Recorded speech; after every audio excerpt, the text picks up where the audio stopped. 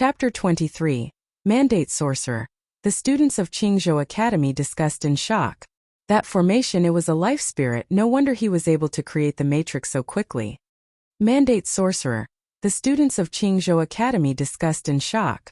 That formation, it was a life spirit, no wonder he was able to create the matrix so quickly. This young fellow was not even 15 years old. Yet his matrix was so powerful that it could be a threat even to aces in the 9th awakening plane, the Unmaker plane. Qingzhou Academy students were feeling threatened. With the two people before, they could still confidently say that Qingzhou Academy had students who were able to stand up to them, but with this fellow, it would be difficult to find someone on his level. I heard that your academy just had fall quarter examinations. Who took first place? The youth asked arrogantly.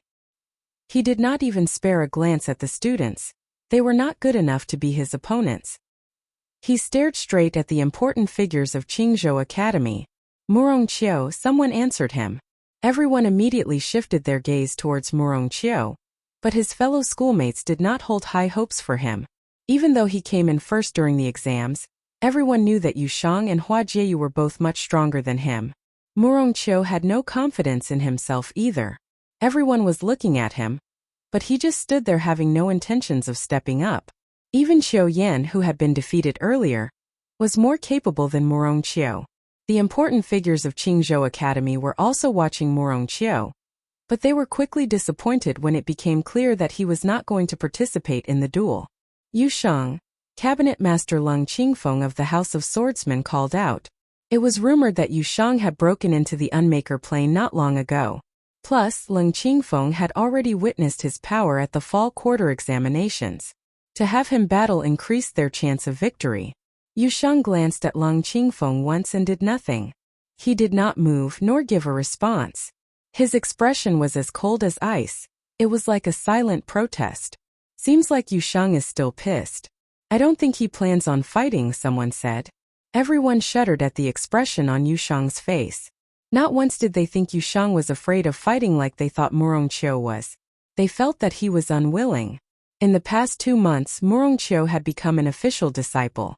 Even Yang Xiu joined the School of Divination Arts, but not Yushang. No matter how many times the schools of martial arts and divination arts tried to recruit him, he never once accepted. Qingzhou Academy knew exactly why. It had something to do with the ban they had placed on a certain student. They knew this made Yushang very angry. Some people even hypothesized that as long as the ban existed, Yushang might ever choose to leave the academy altogether.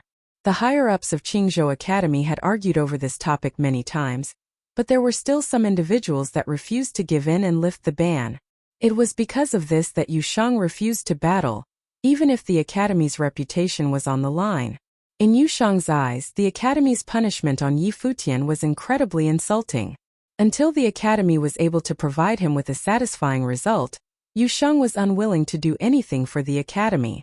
Leng Qingfeng was furious upon seeing Yushang's reaction, but his anger was not directed at Yushang. It was directed at Shizhong. He was extremely ticked off as he looked over at Shizhong. It was Qingzhou Academy that was in the wrong for being unjust. He had no right to punish Yi Futian for the way he had questioned the academy. Yushang is still angry about what happened to you, said Feng Qingxue after witnessing this scene. Yi Futian nodded in agreement. Of course he knew how stubborn Yushang was. If the academy had punished Yushang, Yushang would not have cared one bit. But because it had been Yi Futian, Yushang was bound to hold a grudge. There was no way he would stand up for the academy. Yi Futian would do the same if it had been Yushang who had been punished. Feng Qingxue was disappointed. If Yushang was not going to forgive the academy, there was a slim chance of him forgiving her. Is Hua Jieyu here? Asked one of the school's leaders. Everyone looked around in search of her. One part of the crowd moved to make a path for Hua Jieyu. With something big like this happening at Qingzhou Academy, it did not take long for Hua Jieyu to find out. She had to have come. So beautiful, said the fellow from Haiyan Academy. His eyes glistened at the sight of such a beauty. Hua Jieyu, looks like it's up to you, said the school leader from before. All of Qingzhou Academy anticipated her reaction. In 3 years, no one had ever seen Hua Jieyu in action. Would she be able to defeat this genius from Haiyan Academy? How can I possibly fight such a beautiful lady? The prideful youth was smiling as he looked at Hua Jieyu. We're not too familiar with the city of Qingzhou. Why don't you keep us company, beautiful? I can let Qingzhou Academy off the hook for today." Hearing his words, his companions from Haiyan Academy began to laugh. Someone chimed in, "Junior brother has a point. Being accompanied by a beauty is a great thing. It could turn into a beautiful story for both academies." "How presumptuous," said someone from Qingzhou Academy. This group of assholes, everyone from Qingzhou Academy joined together to curse at their rivals. They were furious. Hua Jieyu was the perfect being to all of them, and she was now being insulted by these jackasses from Haiyan Academy. "Shut up, you group of losers. If you don't like the things we say, then come stand up to us," said the young fellow. He was dripping with pride. The students of Qingzhou Academy felt deeply insulted, but they knew that they could not fight against him. On the other hand, Hua Jieyu seemed to be at peace. She did not step up like the elders had hoped she would. She smiled and turned, her gaze falling on a certain someone. It was Yi Futian. Not only did she see Yi Futian, she also took notice of Feng Qingxue beside him. She smiled and said softly to Yi Futian, "They're picking on me." When she turned toward Yi Futian, everyone was confused. The moment she spoke to him, their hearts broke. "They're picking on me." It was such a gentle voice. Their perfect goddess was whining so cutely to Yi Futian. It was a cute, flirtatious whine. If she had said this to any of them, they would have fought to their deaths. But her words were sadly not for any of them. "My heart hurts," someone said. Everyone saw Feng Qingxue standing beside Yi Futian. First he had teased senior sister Qin Yi. Now he was with Feng Qingxue. He was surrounded by so many beauties. Why him? Feng Qingxue was shocked by Hua Jieyu's words. Feeling the countless pairs of eyes on herself, Feng Qingxue lowered her head and began to pick at the corner of her clothes. This was Hua Jieyu that she was up against. Yi Futian could feel all the gazes on him. He rubbed his forehead. It really was impossible for him to keep a low profile. Everyone from Haiyan Academy looked at him as well. They were trying to figure out what made Yi Futian so special that a beauty like Hua Jieyu would act that way towards him. Yi Futian took a step forward. The people of Qingzhou Academy thought that he was really going to try his best to stand up for Hua Jieyu. But then again, any of them would have done the same had they been in his shoes. However, their results would probably have been much worse. The prideful youth watched Yi Futian's figure. The corners of his lips lifted in a smirk as he said, "I think it would be best for you to rethink your choice. Standing up for a girl, how corny. You better be prepared for the consequences." Yi Futian pretended not to hear him and said, "First, slap yourself a couple times and then apologize. Maybe after that I'll decide to let you guys leave Qingzhou Academy unscathed." This. Everyone's eyes widened. They couldn't believe what they had just heard. Even if you were trying to stand up for a girl you liked, you didn't have to be so arrogant. When he was completely defeated by their rivals, all of Qingzhou Academy was going to look so bad. The hearts of the Qingzhou students continued to ache. How could a person like this get a girl like Hua Jieyu? What was wrong with the world? Even the important figures of the academy could not bear to listen to Yi Futian. This rascal was exaggerating a little too much. Even though his gifts were not bad, his opponent was a mandate sorcerer. And if I refuse? The prideful youth was looking at Yi Futian as if he were a moron. There was definitely something wrong inside this guy's head. Well then, Yi Futian took another step forward. Everyone was still watching him. Just when they thought he was about to make a move, Yi Futian called out loudly, "Yu Shang." Dead silence. Wide-eyed, everyone continued to stare at Yi Futian. This was so like Yi Futian. Even Hua Jieyu was wide-eyed. This was embarrassing for her. The ground shook. Snow flew around on the ground as Yu Shang's large body approached the center of the crowd. His arrival was a threat in itself. It did not matter whether you liked Yu Shang or not. There was no way you could deny that he was a natural-born warrior. The expressions on some of the faces from Haiyan Academy darkened upon Yu Shang's arrival. Just from his aura one would feel suffocated by his power. He was definitely stronger than any of the other Qingzhou Academy students. The important figures of Qingzhou Academy felt embarrassed. They could not get Yu Shang to budge. Yet 2 simple words from Yi Futian had been enough. It was really a slap in the face for them, but at the same time they were relieved that he was finally stepping up for battle. Yu Shang looked at Hua Jieyu and said, Leave it to me, sis-in-law. Huh. Everyone was confused. Smart guy. Yi Futian complimented him in his mind. Yu Sheng had changed. He had become so understanding. Yu Sheng pointed at the prideful fellow from Haiyan Academy and said emotionlessly, "Scram. Let someone of a higher level come out. I don't want people to say that I pick on the weak. He's so cool." Everyone from Qingzhou Academy complimented him. This was crazy. Not long ago, someone else had also done something crazy like this, but everyone had thought it was embarrassing. It was the complete opposite with Yu Sheng. A shameless jerk like Yi Futian could never compare to Yu Sheng. Chapter 24. Yun Tianhao was mad. He was already arrogant enough about being a mandate sorcerer that he didn't expect there to be someone more arrogant than him. Yun Tianhao was mad. He was already arrogant enough about being a mandate sorcerer that he didn't expect there to be someone more arrogant than him. However, the truth was these two new challengers were the source of this feeling. Fools, Yun Tianhao spoke in a cold voice. The spiritual qi started to surround his body, but Mu Jiang stepped up and stopped him. "Let me take care of him," Mu Jiang said. He then moved directly towards Yu Sheng to challenge him. He faintly felt that Yu Sheng was a threat, and he wanted to take matters into his own hands to prevent Yun Tianhao from a sudden failure. Yun Tianhao was the pride of Haiyan Academy, and they couldn't afford to lose this pride. "Sure, take him down for me." Yun Tianhao nodded and stepped back. Mu Jiang started to control the frost energy from his surroundings, and he vibrated with all the power around him. "Yu Sheng, make sure he has to be carried out." Yi Futian was mad about being called a fool by Yun Tianhao. Of course, Yu Sheng nodded, then stepped forward firmly. The earth was shaking from his sheer strength. Mu Jiang stared at the huge guy in front of him and started to get concerned. He could feel a horrifying mass of coldness flowing in front of him, forming a storm to attack his enemy. Yu Sheng stomped the ground and started to attack. Mu Jiang also initiated his spell. All of a sudden, an ice storm appeared out of nowhere, and Yu Sheng's body was covered with frost. Mu Jiang was trying to confine his enemy by trapping him in a prison of ice. That was the spell, Ice Imprisonment. Look how powerful he is. People noticed that the ice on Yu Sheng's body was growing thicker.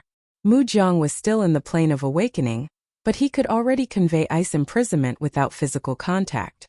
This ability usually belonged to those in the glory plane. However, a golden glow burst out of Yu Sheng's body, and suddenly the ice shell started to shatter. He now looked like the Almighty in this golden glow, and he was unstoppable as he reached closer to Mu Jiang. "Imprison him!" Mu Jiang shouted, and another stronger ice storm burst out from his body. Yu Sheng was engulfed by the storm in a second. Qiu Yan had been defeated by the same tactic. Yu Sheng was not affected at all. He got rid of the ice on his body by merely shaking his hand. A golden glow flowed down his arm. Mu Jiang tried to retreat. As a mage, when he led a warrior into his melee range and failed to attack, he could do nothing but retreat. Unfortunately, he was just not fast enough. Yu Sheng's hand had already clamped onto his neck, and Mu Jiang's entire body was lifted into the air. People were in awe to see that Yu Sheng did this with such ease. "Let him go," Yu Tianhao shouted at Yu Sheng. However, Yu Sheng ignored his words. He threw Mu Jiang to the ground and smashed his whole body. After a booming noise, Mu Jiang was screaming in extreme pain, and it sounded like his bones had been shattered. Futian wanted the guy to be lifted out, so he obviously couldn't be allowed to walk. People were awestruck and fell silent. All eyes were drawn to the young man who was just as strong as the Almighty himself. That is some real power. The Qingzhou Academy students felt excited. "So hot!" some girls exclaimed. Mu Jiang, one of the arrogant intruders from Haiyan Academy who had defeated Qiu Yan in a second and intimidated Murong Qiu, the first-place student in the fall quarter exam, had just lost to Yu Sheng in such an embarrassing way. He was smashed with one hand. What an overbearing gesture Yu Sheng had made. "Yu Sheng is going to attend my college. Whoever tries to take him away is going to be my enemy for sure." The director of the College of Martial Arts glanced at the other directors around him. He liked this young man so much that he believed he was meant to go to his college. "So count me as your enemy. I want him." The director of the Hall of Metal Element ignored his threat. He also believed that Yu Sheng would be a perfect student.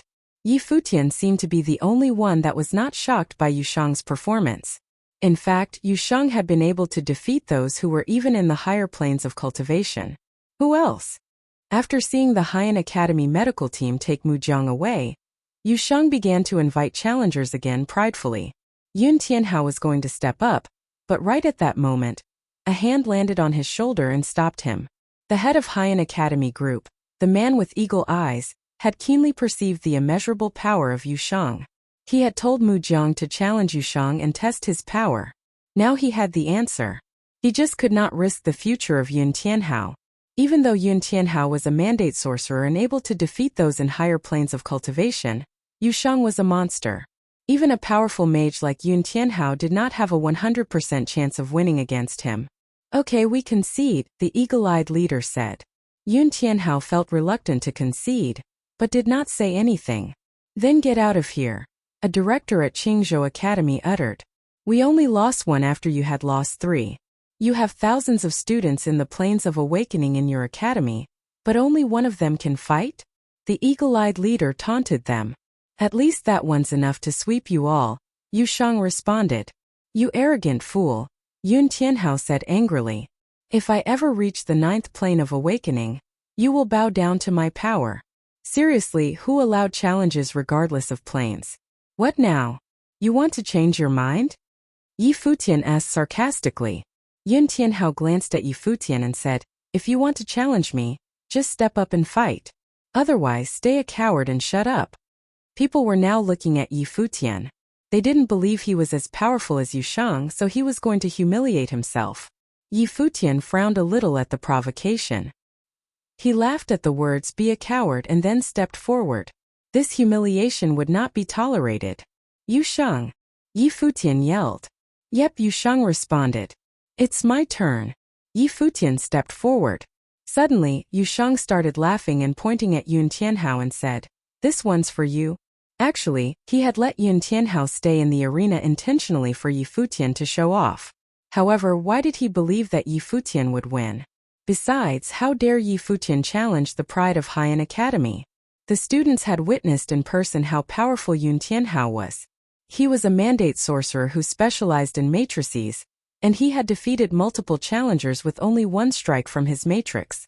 Yi Futian continued stepping forward until he was standing in the middle of the arena. Feng Qingxue looked at him, and she experienced a moment of déjà vu. The exact same thing had happened during the fall quarter exam. He had been the underdog of all the students, but he had ultimately defeated Ling Xiao and Yang Xiu, the top-ranked students. However, he was now challenging someone even more powerful, a mandate sorcerer from Haiyan Academy, and the pride of all the students there. Yi Futian made a peaceful introduction. I am in the 7th plane of awakening, the mystery. Only 7? Yun Tianhao was surprised for a moment, then responded, you are too weak to challenge me. He had a strong enough talent to say that. After all, he was a mandate sorcerer who had never lost a challenge from anyone in the same plane or lower. I feel the same way about you, but since you're asking for it, I'll give you the humiliation you deserve. Yi Futian peacefully conversed with him. I don't mind if you take the challenge or not. All of you can take this challenge. You can take me on one-on-one, or you can take me on all at once. What the? The Qingzhou Academy students were shocked. He didn't have to show off in such a dangerous way, did he? Yi Futian had repeated the intruder's own words. But what if he lost? The students of Qingzhou Academy dared not think further. That's not funny at all. Yun Tianhao believed that Yi Futian was imitating him to mock him. Words are just words. Now you're the one acting like a coward. Yi Futian kept speaking, with an odd sense of confidence. He had his hands in his pockets and looked like he despised all of the Haiyan Academy group. Yun Tianhao was incredibly mad at this gesture. He had never seen anyone act so arrogantly in front of him. However, he had seen 2 arrogant fools today, and the one talking now was only in the 7th plane of awakening. How dare he talk like that to a mandate sorcerer? I'll take him on. The swordsman who had defeated Li Qingshan with 3 strikes stepped up. Yun Tianhao nodded and backed down. Take him down. Remember, never let him forget this fear. For sure I will.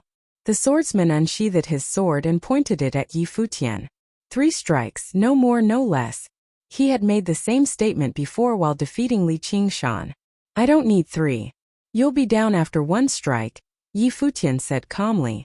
The students of Qingzhou Academy were already used to his arrogance. They were just curious as to how this would eventually end. The swordsman started laughing, and wind gathered over his body. He had specialized in both sorcery and martial arts, and was in the 8th plane of awakening, the metamorph. How could he ever lose to a cultivator in the 7th plane of awakening? The swordsman took the form of a shadow and disappeared. Snow was raging, and the attack was initiated. At the same time, Yi Futian closed his eyes. The students of Qingzhou Academy were dumbfounded. Had he lost his mind? He had just closed his eyes while facing an imminent attack? Even though most of the students hated Yi Futian, they didn't actually want to see him die. They had had a faint hope that this guy would save the pride of their academy, but it seemed that Yi Futian had just given up. Thunder started gathering around Yi Futian's body, and a roaring sound burst out of him. The sound was almost like a dragon. He stayed still and let his power take care of the fight. The blade was fast approaching his neck. However, Yi Futian seemed to be ignoring this attack. His eyes were still closed, and his body had not even moved an inch. The blade came within inches of Yi Futian without actually hurting him. This attack was a diversionary attempt to draw away his attention, but Yi Futian just didn't move at all. Die, you fool! The swordsman was agitated by Yi Futian. He had been counting on him to flinch and move to the side so that he could make the second attack, which was solid. However, the arrogance of Yi Futian made him change his mind. Now the blade was rushing right toward Yi Futian's throat. Right before the blade touched his throat, Yi Futian started moving. He turned a little bit to his left, so subtly that the sword came through the air in front of his face. The audience was holding their breath at this evasion. How had he done that? Was it a reaction or merely luck? The swordsman frowned. His attack combo had been changed, and there was no way he could further adjust his attacks. In other words, he could no longer win this fight. However, right after Yi Futian turned away, his hand reached for the neck of his opponent. A thunder dragon was roaring and burst out of Yi Futian's palm. The dragon wrapped around the neck of swordsman and lifted his body into the air. Seriously, people were shocked by what they saw. Yi Futian had not touched his opponent at all, but he was in complete control of the thunder dragon that was totally overtaking the swordsman. Chapter 25. The Hand of the Dragon. From the release of the Dragon Power Book of Battle Tactics, formed from the artistic conception of martial arts, said someone in the crowd. The Hand of the Dragon. From the release of the Dragon Power Book of Battle Tactics, formed from the artistic conception of martial arts, said someone in the crowd. The elders shuddered. Having the artistic conception of martial arts meant that sorcery had started blooming outside of his body. Cultivators in the Unmaker plane were able to do this, but nobody expected Yi Futian, who was 2 planes behind in the mystery plane, to be able to do this as well. What was even more shocking was the fact that he was using the Hand of the Dragon. At that moment, many people were reminded of the fall quarter examinations when Yi Futian defeated Ling Xiao and Yang Xiu with great ease. It seemed now that Yi Futian did not give it his all. He stepped off the battlefield and made Yusheng fight. This seemingly shameless move was not because he was afraid, but because he wanted to let Yusheng shine. It was also because of this that Yi Futian reacted the way he had when it was announced that Murong Qiu had gotten first place over Yusheng. Almost everyone had underestimated Yi Futian. Yi Futian took a look at the young swordsman in training who had fallen into the grasp of the Hand of the Dragon and spoke lightly. Haiyan Academy came so far to pick a fight, but is this all you guys have? All the disciples of Qingzhou Academy looked at Yi Futian. Even though he was still being as pretentious as always, it did not bother them as much as usual. After the 3 previous losses, Qingzhou Academy was utterly humiliated. Now they were going to gain back some honor with the help of Yusheng and Yi Futian. The young swordsman gave Yi Futian a dead stare. He still could not understand how Yi Futian managed to have such quick reflexes despite having his eyes closed. Next, shouted Yi Futian. The loud roar of a dragon accompanied the movement of his arm. With one quick, simple swipe, the young man was thrown back into the group of his peers from Haiyan Academy. Nobody in that group looked too good. They had sent out 3 people and gotten 3 consecutive wins, but now 2 of those 3 people had been defeated in the blink of an eye. If this was the result they left with after having come such a long way, it would be really embarrassing. Yun Tianhao stepped up, looking more serious than before. He looked at Yi Futian and said, "You're worthy enough for me to step in personally." Worthy enough? Yi Futian looked at him in disbelief. Yun Tianhao was more arrogant than Yi Futian. "Make your move," said Yun Tianhao. "You should make the first move. If I go first, you won't have a chance to do anything." After hearing Yi Futian say this, Yun Tianhao's expression darkened. He then released his life spirit and took a step forward, a matrix forming underneath him. It was a fire matrix, able to endlessly absorb the world's fire elemental spiritual qi. Frightening fire boas revolved around the matrix. Yun Tianhao stood at the center pompously. "How dare you act so presumptuously in front of a mandate sorcerer?" asked Yun Tianhao. As he finished speaking, a fire boa broke free from the matrix and raged toward Yi Futian. Everyone from Qingzhou Academy had a change in expression. Yun Tianhao was able to control his sorcery outside of his body in the awakening plane. What's more, his spells were very powerful, perhaps even one of the most powerful in the awakening plane. Despite what everyone thought about Yun Tianhao's powers, Yi Futian walked up to the fierce fire boa nonchalantly. No matter how strong Yi Futian was, wasn't he being a little too cocky disregarding its powers? The fire boa approached, ready to engulf Yi Futian in flames. There seemed to be something clutched in his hands, and the next moment a force enveloped Yi Futian. Lightning and thunder surrounded him. When it collided with the fire boa, they both dissipated into the air. "It's a spell scroll," said someone in the audience.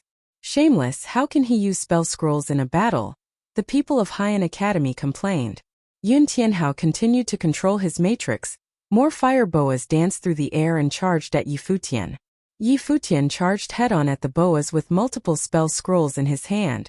With a sly smile on his face, he threw the scrolls into the air, and more of the boas disappeared in the cloud of lightning. Yun Tianhao growled in anger and continued to manipulate the matrix. More and more fire boas appeared in a frenzy. Suddenly, Yi Futian was holding a handful of scrolls on each side. People from both academies were dumbfounded. "I guess that's one way to go about the situation." "Stop." Yun Tianhao was not impressed. Yi Futian stopped what he was doing and looked at Yun Tianhao, who was still standing in the middle of the matrix. "You finally realize that you can't beat me and want to give up?" Yun Tianhao had no words for Yi Futian. He stared at the spell scrolls in Yi Futian's hands and felt an urge to curse him out. Was this even a battle? How could Yi Futian be so shameless? How were they supposed to have a fair fight when he had fistfuls of top-grade spell scrolls? How did Yi Futian even have the nerve to ask if Yun Tianhao wanted to give up because he was unbeatable? As a disciple of Qingzhou Academy, don't you think it's disgraceful to use spell scrolls in a battle?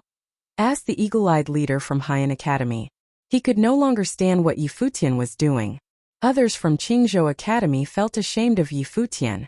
Their opinion of him had changed not long ago, but now they realized that he truly was just shameless. However, Yi Futian did not seem to notice anything wrong. He remained arrogant as he stared at the eagle-eyed leader. "If he can use a matrix in a battle, why can't I use spell scrolls? If you guys know that you can't win, then just leave. Stop throwing a tantrum." He created the matrix himself. It's one of his abilities, so of course he's allowed to use it in battle, reasoned the eagle-eyed leader. "Well, I also inscribed these spell scrolls myself, so it's part of my abilities as well. If he can use a matrix, then why can't I use spell scrolls?" Yi Futian retorted. Eagle-eye's expression darkened. He was speechless. Yi Futian's shamelessness was on a different level. The people of Qingzhou Academy were dumbfounded. Had he just said that he had inscribed the spell scrolls? How could a 7th plane cultivator in Awakening produce top-grade spell scrolls such as those? Wasn't Yi Futian exaggerating a little too much? Yun Tianhao had also created a top-grade matrix, but it was because he was a mandate sorcerer. His life spirit was the matrix. It wouldn't matter if you did personally inscribe those spell scrolls. "I created my matrix during the battle, but you came onto the battlefield with pre-inscribed spell scrolls. How could these be comparable?" said Yun Tianhao. He thought that Yi Futian was simply spewing nonsense. "Since you won't admit defeat, I'll just have to continue to fight you until you accept it," Yi Futian spoke lightly. He then turned to the elders of Qingzhou Academy. "Will you please ready a pencil and some scroll paper for me?" The higher-ups were surprised.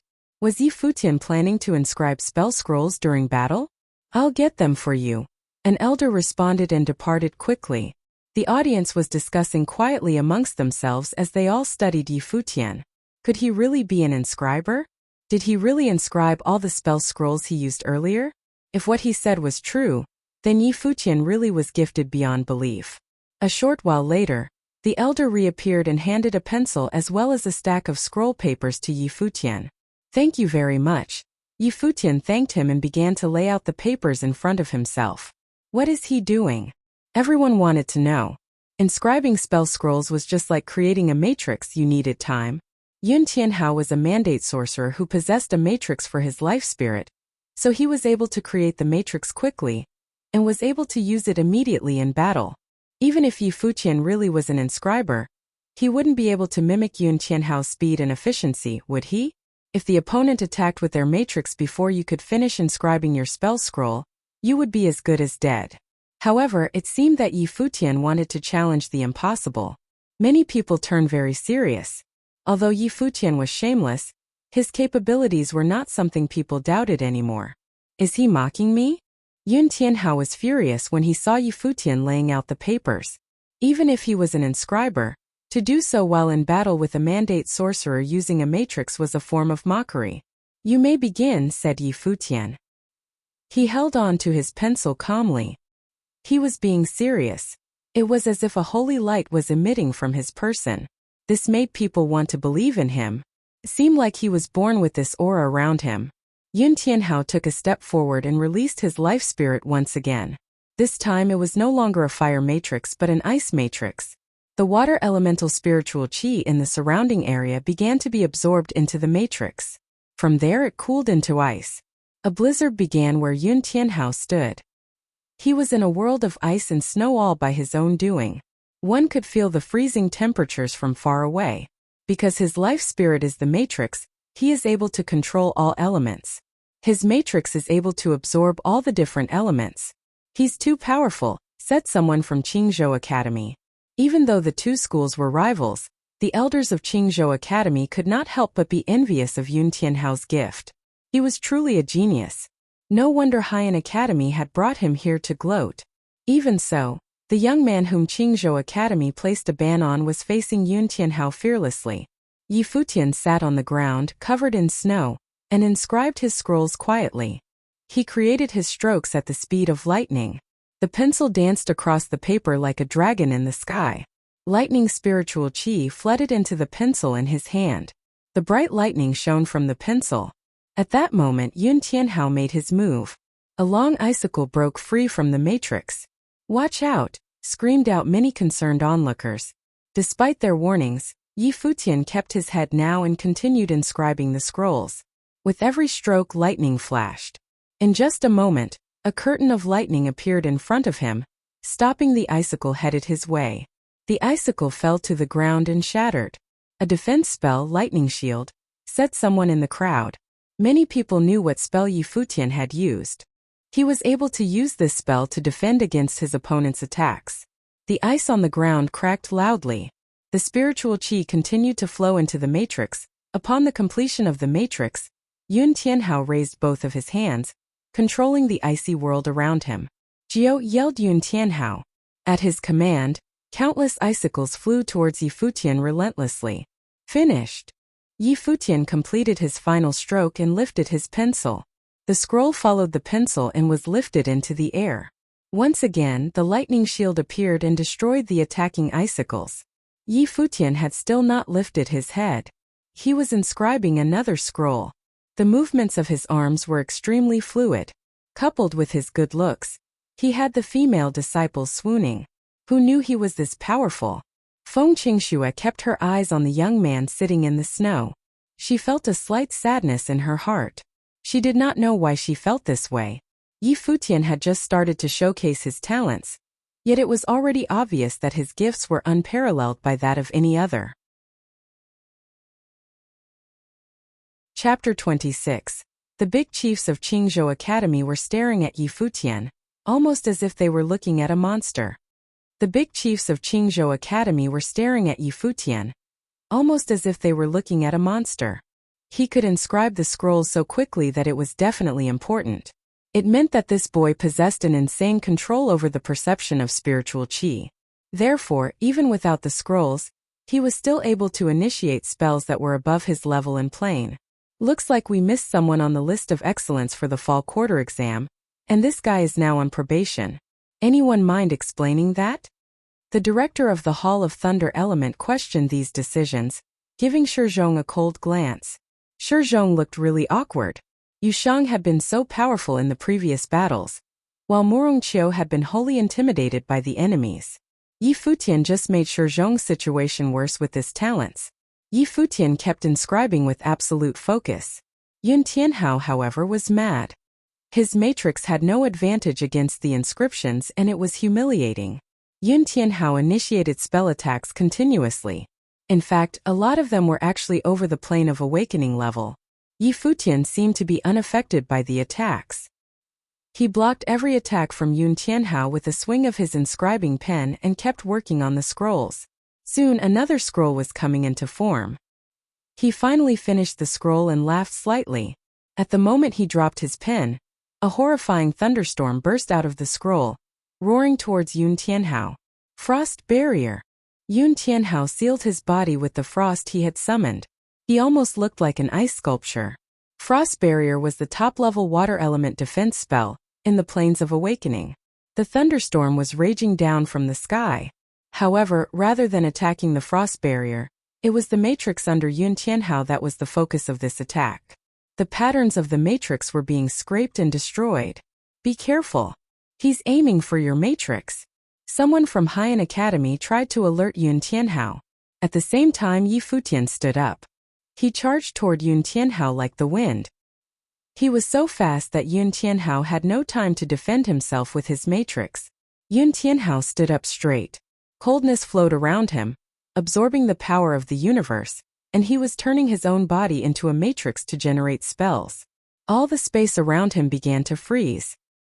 His hair began to turn gray and white, along with his eyebrows. He looked directly at Yi Futian as frost condensed into sharp lances right in front of his body. Die! Yun Tianhao had lost his mind.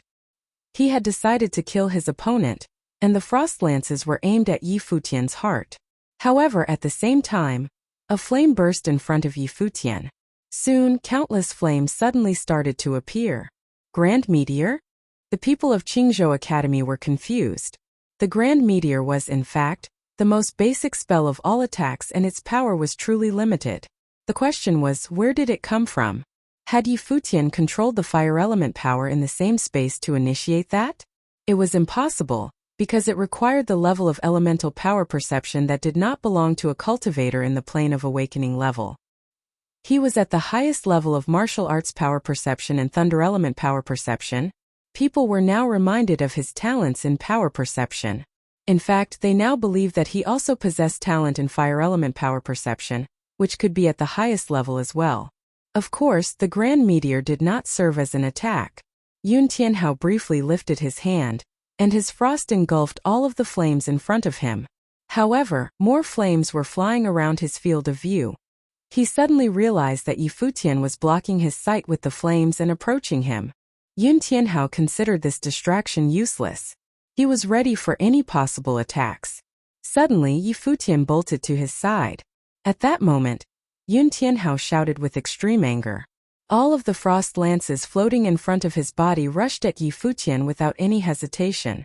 While he attacked, Yi Futian's entire body was bathed in fire, and he almost looked as if he was glowing like the sun. All of the frost lances melted and vaporized the moment they reached his body. Yi Futian's body was more than a furnace that evaporated all coldness. Water elements could counter fire elements in a fight. However, when the flame was hot enough, it worked the other way. No! Tianhao, go back! The eagle-eyed leader yelled at Yun Tianhao. However, Yi Futian was just too fast. His body pounced into the air. Then he rushed at Yun Tianhao with all the flames around him, like a roaring fire dragon. A fire dragon seemed to possess Yi Futian's body during this attack. All the frost defense was gone. Yun Tianhao realized that there was nowhere he could escape to. The matrix on his body started to absorb any surviving frost power around the area to cushion the inevitable attack. A dragon roar shattered through the space and the frost barrier. Yun Tianhao was thrown into the air by this attack. The flame even penetrated his skin, and his whole body was scorched. An influential member of Haiyan Academy rushed forward and caught Yun Tianhao's body. Soon many others gathered around this boy. They all looked incredibly nervous. A flow of blood gushed from his mouth. He felt a bit better and mumbled to the people surrounding him, "I won't die." His arrogant eyes looked toward Yi Futian coldly. He had actually lost to someone in the same plane of awakening. Yi Futian was also looking at him. He started talking calmly. "Someone once told me, a mandate sorcerer never loses, right?" Another gush of blood flowed out. Yun Tianhao had been considered the pride of Haiyan Academy since he was a kid and had never been humiliated like this. However, he had lost anyway. He could not deny this fact. "Who are you?" He stared at Yi Futian with all the strength left in his body, as if trying to etch this boy into his memory forever. "I am Yi Futian." The eagle-eyed leader frowned and asked, "I knew all the names that were listed on the lists of excellence for the spring and fall quarter exams during recent years. Why were you not one of them?" He believed that something must be wrong for a powerful mage like Yi Futian to be a nobody in Qingzhou Academy. The big chiefs of Qingzhou Academy felt uncomfortable about this question. Something was going on behind the scenes that had caused Yi Futian to be excluded from the list of excellence. However, they could not answer the question with the truth. Yi Futian took this opportunity to mock the big chiefs of Qingzhou Academy. "You know what? Not only am I not on the list of excellence, but I am actually on a probation list now. You're the winner, but you don't have to humiliate me in such a manner." Yun Tianhao stared at Yi Futian. He thought Yi Futian was joking to make fun of him. "He's telling the truth," Yu Shang said.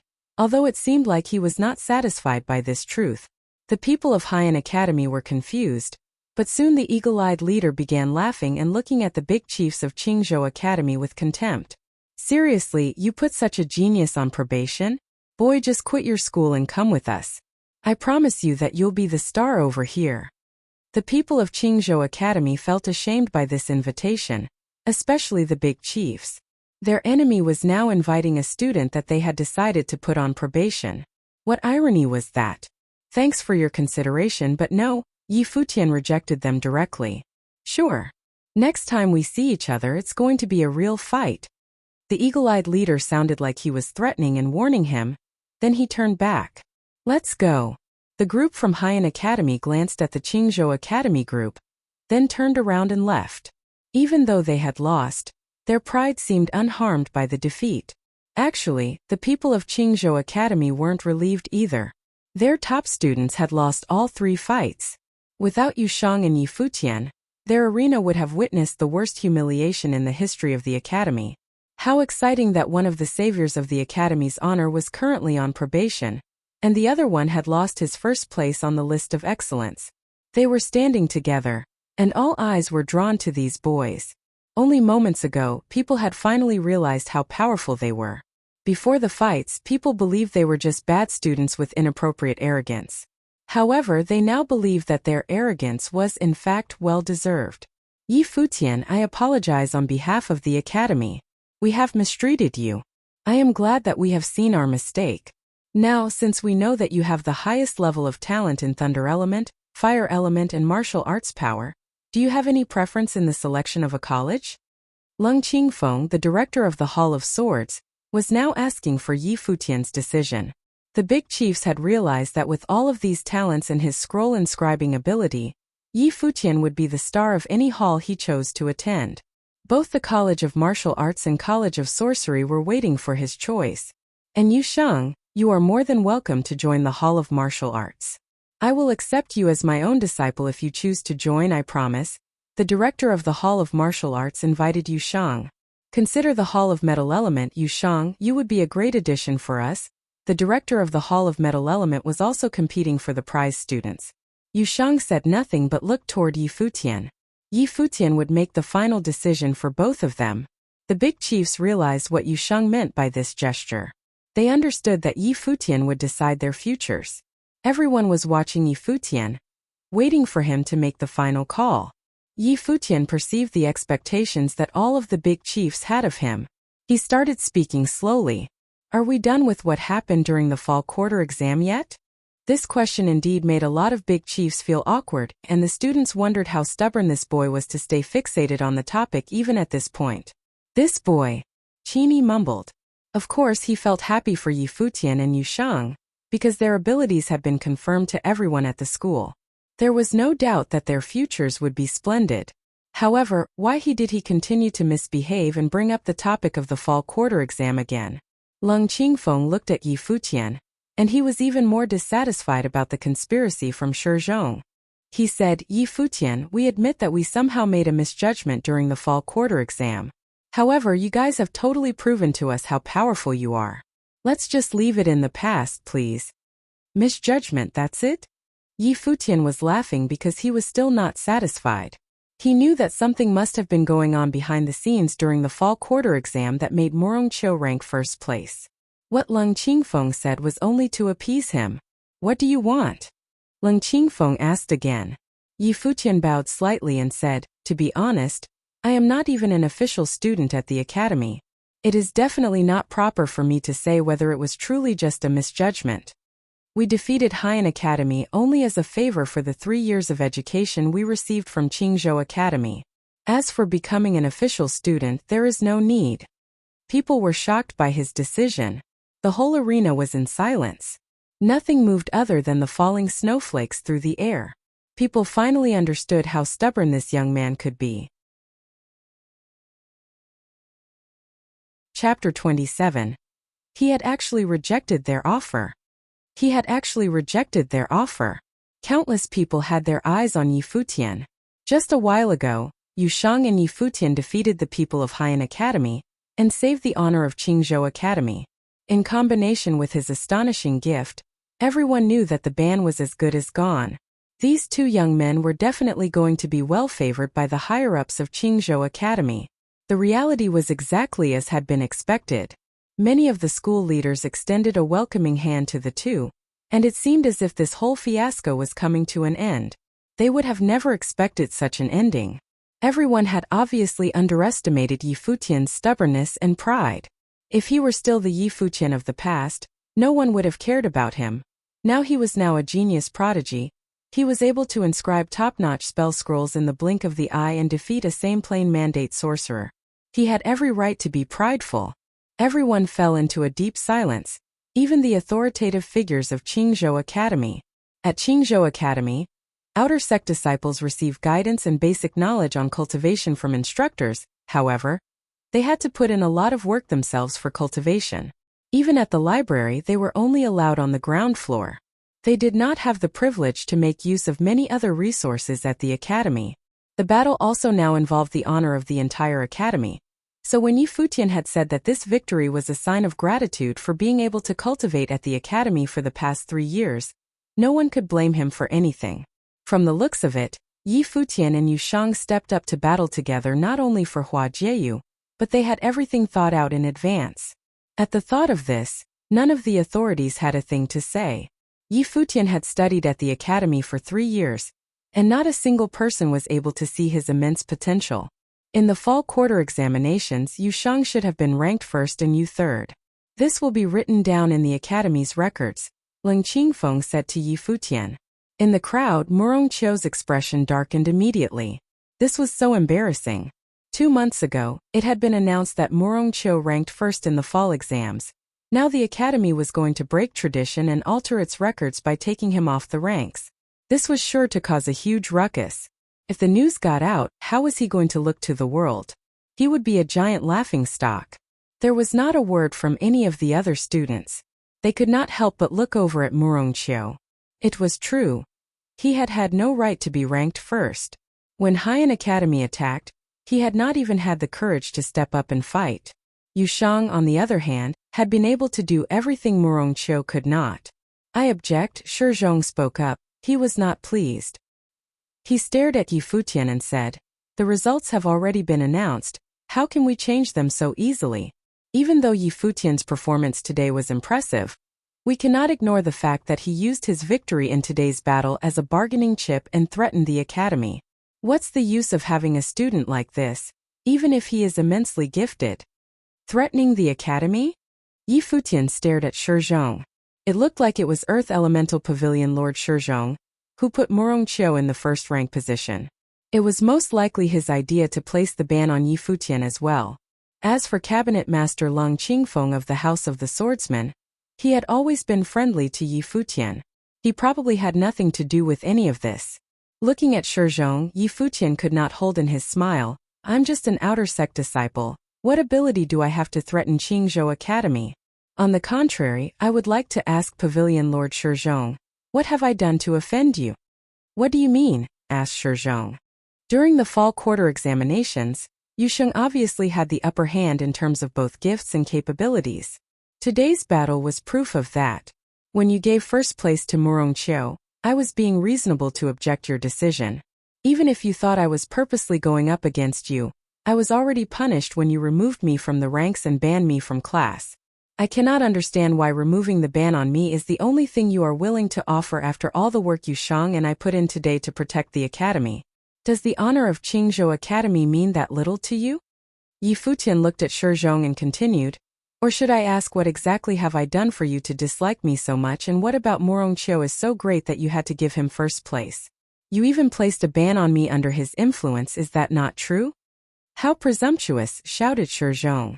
His eyes shot daggers at Yi Futian, utter nonsense. Is this the attitude you use when speaking with your elders?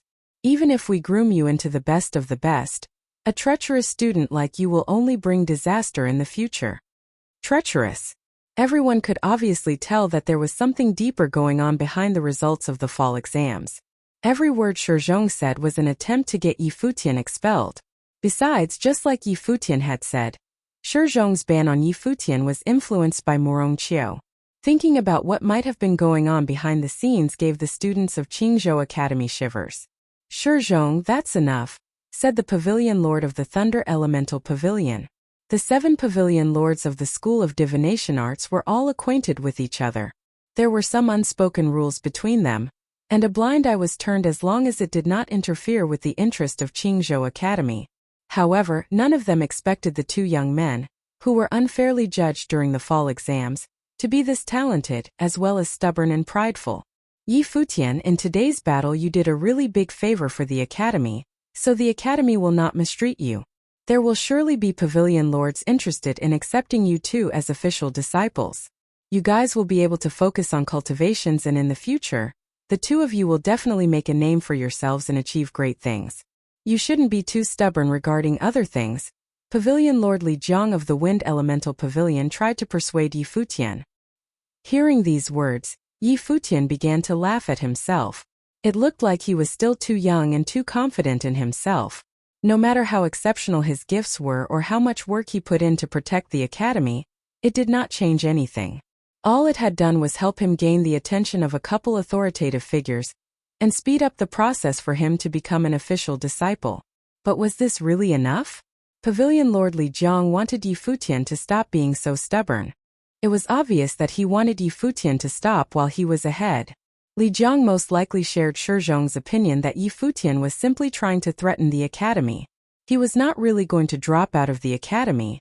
After all, Qingzhou Academy was the holy land for cultivators in the city of Qingzhou. Should Yi Futian really just forget about the events of the fall quarter examinations? Was there really going to be no explanation for his punishment and the ban on him? As for the secrets behind the exam results, it seemed to be forbidden to expose. Maybe he was just too young, too naive. But there was one advantage of being young: you had the right to be stubborn. At the thought of this, Yi Futian smiled and lightly bowed to the academy elders. Everyone watched him. What was the meaning behind his actions? I will remember everything Qingzhou Academy has taught me in these past 3 years. I will take my leave now, Yi Futian said with a smile. Yusheng, he shouted after. Beside him, Yusheng hummed in response. His eyes stared coldly at the elders, evidently unhappy. Let's go, said Yi Futian as he turned to leave, stepping into the white snow. Yusheng stopped his staring and followed closely behind Yi Futian. In that instant, Their backs looked lonely but their footsteps determined. From this it was possible to feel the pride they had. They were really leaving. The elders were all dumbfounded. They did not expect Yi Futian to take this so seriously. The house master of the battle house, the cabinet master of the house of the swordsman, and multiple pavilion lords stared coldly at Shi Zhong. The looks on their faces said it all. This caused Shi Zhong's expression to darken and he called out reluctantly, "Wait." Yi Futian's steps halted and he turned around to look at the person speaking to him. "Is there anything else you need from me, Pavilion Master Shi Zhong?" "What kind of place do you think Qingzhou Academy is? Coming and going as you please," said Shi Zhong. Yi Futian squinted his eyes in confusion and asked, "What exactly are you trying to say?" "You're rebellious by nature and hold a grudge against Qingzhou Academy. Now that you're leaving the academy, do you plan to join Haiyan Academy to get revenge on Qingzhou Academy?" Shi Zhong asked. The temperature dropped at his words. Everyone could feel the iciness in his voice. Was Shi Zhong trying to give Yi Futian the death sentence by saying this? Haiyan Academy and Qingzhou Academy were rivals. Therefore, as soon as Shi Zhong instilled the thought in everyone's heads that Yi Futian and Yu Shang could betray Qingzhou Academy, what awaited them was not a pretty ending. Pavilion Lord Shi Zhong, Yi Futian had already rejected Haiyan Academy's offer. "It's impossible that he would go join them," Qini said with worry. Yi Futian's performance today really surprised her. But his stubbornness left her speechless. However, she felt that she must speak up against Shi Zhong right now. "Of course, he wouldn't accept the offer in front of all of us, but how about when he steps outside?" asked Shi Zhong. Beside him, Ling Qingfeng observed him. Shi Zhong was trying to force Yi Futian into a dead end. Even if Yi Futian had no such thoughts, the consequences of Shi Zhong's words had already been placed into action. "What do you want?" asked Yu Shang. The rage he felt radiated off of him. "Rid yourself of all the powers you gained in the past 3 years, Shi Zhong said. It was dead silent once again. Everyone was stupefied. No one was able to make a sound. It was a long while before soft steps could be heard. A perfect silhouette appeared like a goddess descending from heaven. It was Hua Jieyu. She stopped beside Yi Futian and took a look at him. This made Yi Futian lose his train of thought. She really was a fox. Hua Jieyu then shifted her gaze toward Shi Zhong and smiled lightly. "I think it would be best if you took back the words you just said." Her voice was so soft and peaceful, it was almost able to put everyone under her spell. Was she threatening the Pavilion Lord of the Earth Elemental Pavilion? A while ago, it was Yi Futian who had stepped up to protect her. Now it was her turn to protect him. Many people in the audience were envious and jealous of Yi Futian right now. In the snow, Yi Futian and Hua Jieyu stood side by side. The Holy Qingzhou Academy did not seem so impressive anymore. Chapter 28. The snowflakes still flew around Yi Futian and Hua Jieyu. The snowflakes still flew around Yi Futian and Hua Jieyu. No one had anticipated that Hua Jieyu would stand up for Yi Futian this time. Not to mention the fact that she had protected Yi Futian by directly threatening a director in the academy. So many hearts broke. Were they already dating? However, their viewpoints had changed slightly. They didn't feel pity for Hua Jieyu. In fact, they understood that Yi Futian was the only boy qualified enough to become her partner. Subconsciously, their views about Yi Futian had transformed entirely after the fight. He now symbolized dedication and talent in their minds. Even Yang Xiao and Ling Xiao, who used to look down upon Yi Futian, had changed. The one they once ridiculed was the only one able to defeat a mandate sorcerer, challenge the rules of the academy and utterly reject the idea of becoming the disciple of a hall director. He had never taken them seriously before. Feng Qingxue was also staring at Yi Futian and Hua Jieyu. It looked like she had tears welling up. She thought maybe the goddess of this academy was the only one that deserved a boy as great as Yi Futian. She had used to believe she was out of his league, but now she knew that it was the other way around. Shi Zhong had not expected to see Hua Jieyu stand up for Yi Futian. She had even threatened him for this boy's sake. He couldn't help swearing to himself. Undoubtedly, love among young people was so consuming that even a girl as wise as Hua Jieyu could get lost in her feelings. "Hua Jieyu, this is none of your business. Step away," Shi Zhong spoke gently to her. He knew how powerful this girl was and how influential her family was, so he didn't dare act harshly to her. even after being obviously threatened. You don't get my point, do you?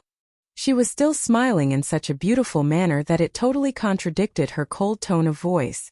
She was utterly humiliating Shizhong in public.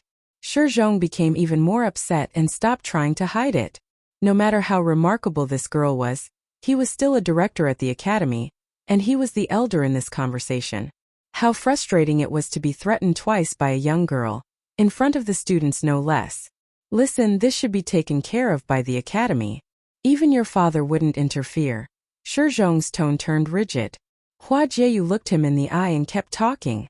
So you're telling me that you'll never regret the decision you just made, right? Of course, Shizhong responded. Yi Futian betrayed this academy with all the powerful talents he gained there. If he ever attended Haiyan Academy and turned his back on us, the damage could be tremendous.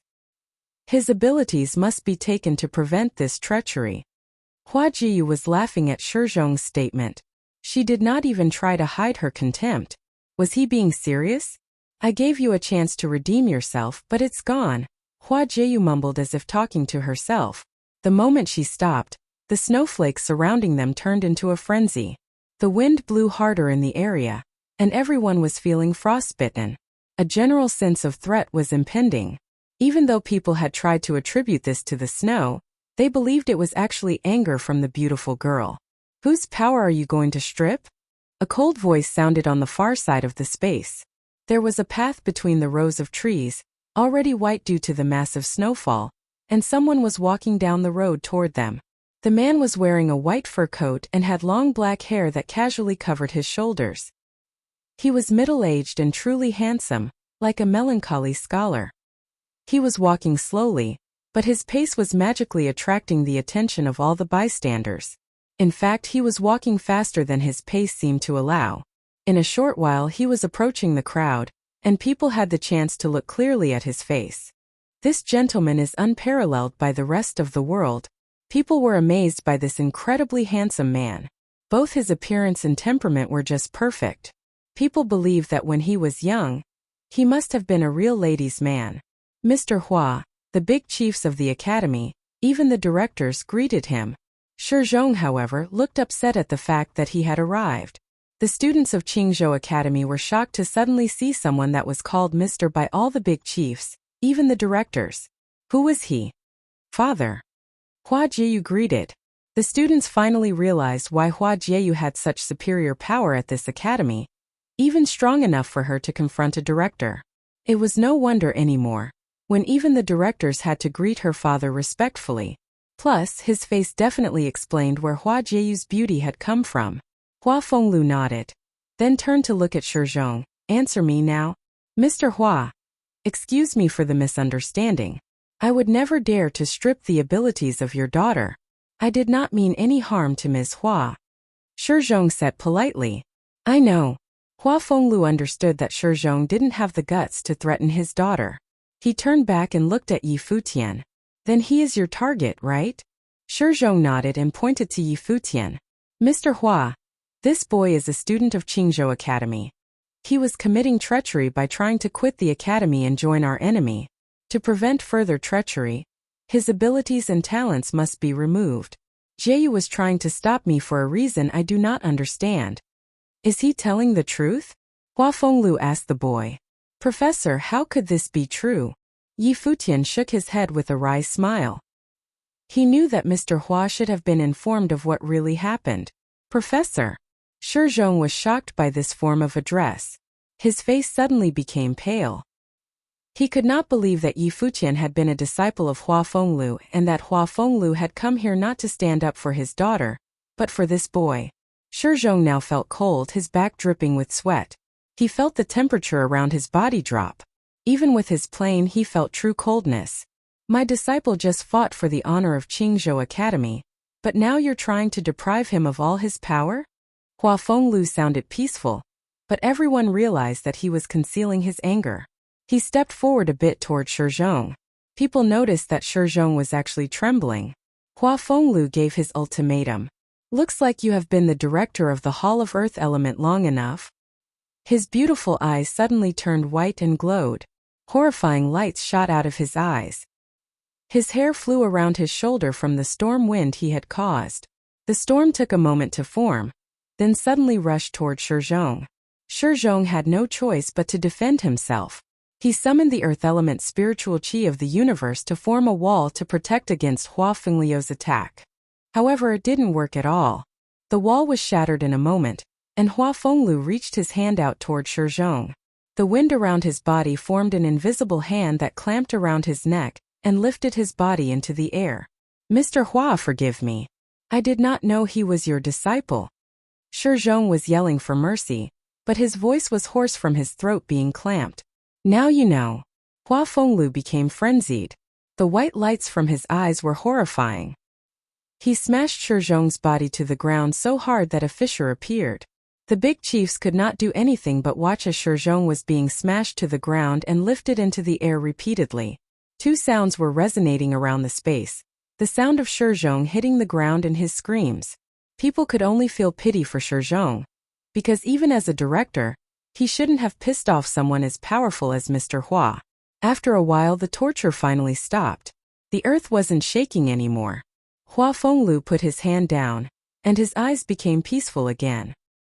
He explained to those who were still shocked by what had happened, "Sorry, I have bad temper." Yi Futian's eyes widened, and he couldn't stop looking at Mr. Hua. He had never imagined that a gentleman like his professor could be as violent as this. However, he believed it was cool for a real man to switch between being calm and collected to as violent as Mr. Hua was. Other directors of Qingzhou Academy could only smile wryly. Leng Qingfeng started speaking. "Mr. Hua, I feel so sorry for our mistakes. We will definitely make compensation to Yi Futian for our errors in the future." Future? There is no future. This academy does not deserve him. Mr. Hua sounded peaceful again. Leng Qingfeng stopped talking because he understood that as long as Mr. Hua had already accepted Yi Futian, it would be unnecessary for Yi Futian to become an official student at the academy. But in this case, there was also no way Yi Futian would betray this academy. They just wondered when Yi Futian had become his disciple. Soon, Leng Qingfeng was reminded of a past occurrence. Before the fall quarter exam, there was a dragon wandering in Mount Tianyao. They heard that a daredevil boy had gone deep into the mountain and was attacked by the dragon. Later, the boy was taken away by Hua Fengliu. People were focused on dealing with the dragon since it was so late at night, and didn't pay attention to who was attacked. When they finally tried to find the boy, he was already gone. It had been months and people had forgotten about this. Now they finally realized that Yi Futian was the boy who was attacked by the dragon. "Let's go," Hua Fengliu said. "Okay." Yi Futian nodded. Then Hua Jieyu, Yushang and him left with Hua Fengliu. "That was just awesome, Professor. What was that? A spell or a martial arts technique? Why have I never seen that before?" Yi Futian kept asking. "You will know in the future." Hua Fengliu smiled at him. Yi Futian could not stop his curiosity. He looked at Hua Jieyu and asked her, "Fox, mind telling me?" Hua Jieyu smiled back at him. "Sorry, no comment." "Phew." Yi Futian sighed and mumbled. "I thought you were in love with me when you stood up for me. Am I wrong?" The smile on her face was suddenly gone. She gave Yi Futian a malevolent look, then ran to her father. However, Yushang was looking at Yi Futian with admiration. This guy had just flirted with the daughter of his professor. He believed the professor would become Yi Futian's father-in-law someday in the future. Chapter 29. Even after Yi Futian departed with Hua Fengliu, the people of Qingzhou Academy were still unable to calm down. Even after Yi Futian departed with Hua Fengliu, the people of Qingzhou Academy were still unable to calm down. It was going to be difficult to forget the image of a determined Yi Futian. Yi Futian and Yushang did not say much about being treated unfairly during the fall quarter examinations, nor did they say anything when the academy decided to punish Yi Futian. Despite receiving unfair treatment from the academy, it was the two of them who still stepped in to protect the honor of Qingzhou Academy. However, they were resolute in their decision to leave after gaining the attention of the most influential people at the academy. Finally, the relationship between Hua Jieyu and Yi Futian was clear, and the hatred that everyone felt for Yi Futian in the past disappeared. Everyone used to think that Yi Futian was unworthy of a goddess like Hua Jieyu, but now, He was the only person of the outer sect disciples that was worthy of standing by her side. Naturally, this only made the hate Morongqiu felt for Yi Futian grow stronger. Pavilion Lord Shizhong of the Earth Elemental Pavilion was badly hurt, but only one of his colleagues went over to help him up. The others just left, obviously unhappy with him. As a result of his actions, Qingzhou Academy might lose 3 of their most gifted students. If the 3 of them made a name for themselves, would Qingzhou Academy be able to tell the world that they made any contributions to their success? Yi Futian returned to his master's residence, where he had left just a little while ago. It felt weird to be here again. Yi Futian called out Hua Fenglu as he took his seat. Master, replied Yi Futian. He was still trying to figure out his master's true identity. This was most likely the doing of Shizhong alone, as he harbors bad intentions. I will have Qingzhou Academy deal with him. Qingzhou Academy has contributed so much to the city of Qingzhou. There's no need to harbor vengeance against them for the doings of one person, Hua Fenglu reasoned. Yes, master. I understand, nodded Yi Futian. I am confused as to why you're so adamant about leaving the academy. If you choose to stay, then it would only be a matter of time before one of the pavilion lords set their sights on you. You would be highly valued, Hua Fenglu asked, puzzled. I know the other pavilion lords are different from Shizhong, but still, none of them prevented his actions toward me even though they knew what he did was wrong. It's obvious that they were not willing to make an enemy of Shizhong for a mere outer sect disciple like myself. One might say that it was because I was not worth fighting for back then, but even after today's battle they were still unwilling to help Yushang and me. I can't tolerate this, so naturally I made the decision to leave the academy. Besides, now that Shizhong has a bone to pick with me, staying will only make things harder for myself. Should I have to fight against a pavilion lord while in the awakening plane? Explained Yi Futian. Yi Futian continued, a bit confused himself. As for being valued by the pavilion lords, none of them can surpass you. Under master's guidance, would I even need them? This. Yushang listened from behind Yi Futian. He was impressed. With this level of brown-nosing, no wonder Yi Futian was able to turn his master into his father-in-law. Hua Jieyu looked at Yi Futian with disdain. At the same time, she could see that her father was nodding in agreement with Yi Futian. Hua Fenglu looked very satisfied at his response and replied, You have a very good point. Yusheng widened his eyes. Hua Fenglu was definitely not the modest type. Master, the outside world is too dangerous. A small issue is enough to warrant a request to rid me of my powers. I think I should just stay here by your side and cultivate from now on. Yi Futian saw an opportunity and took it. No. Hua Jieyu opened her mouth before her father could say anything.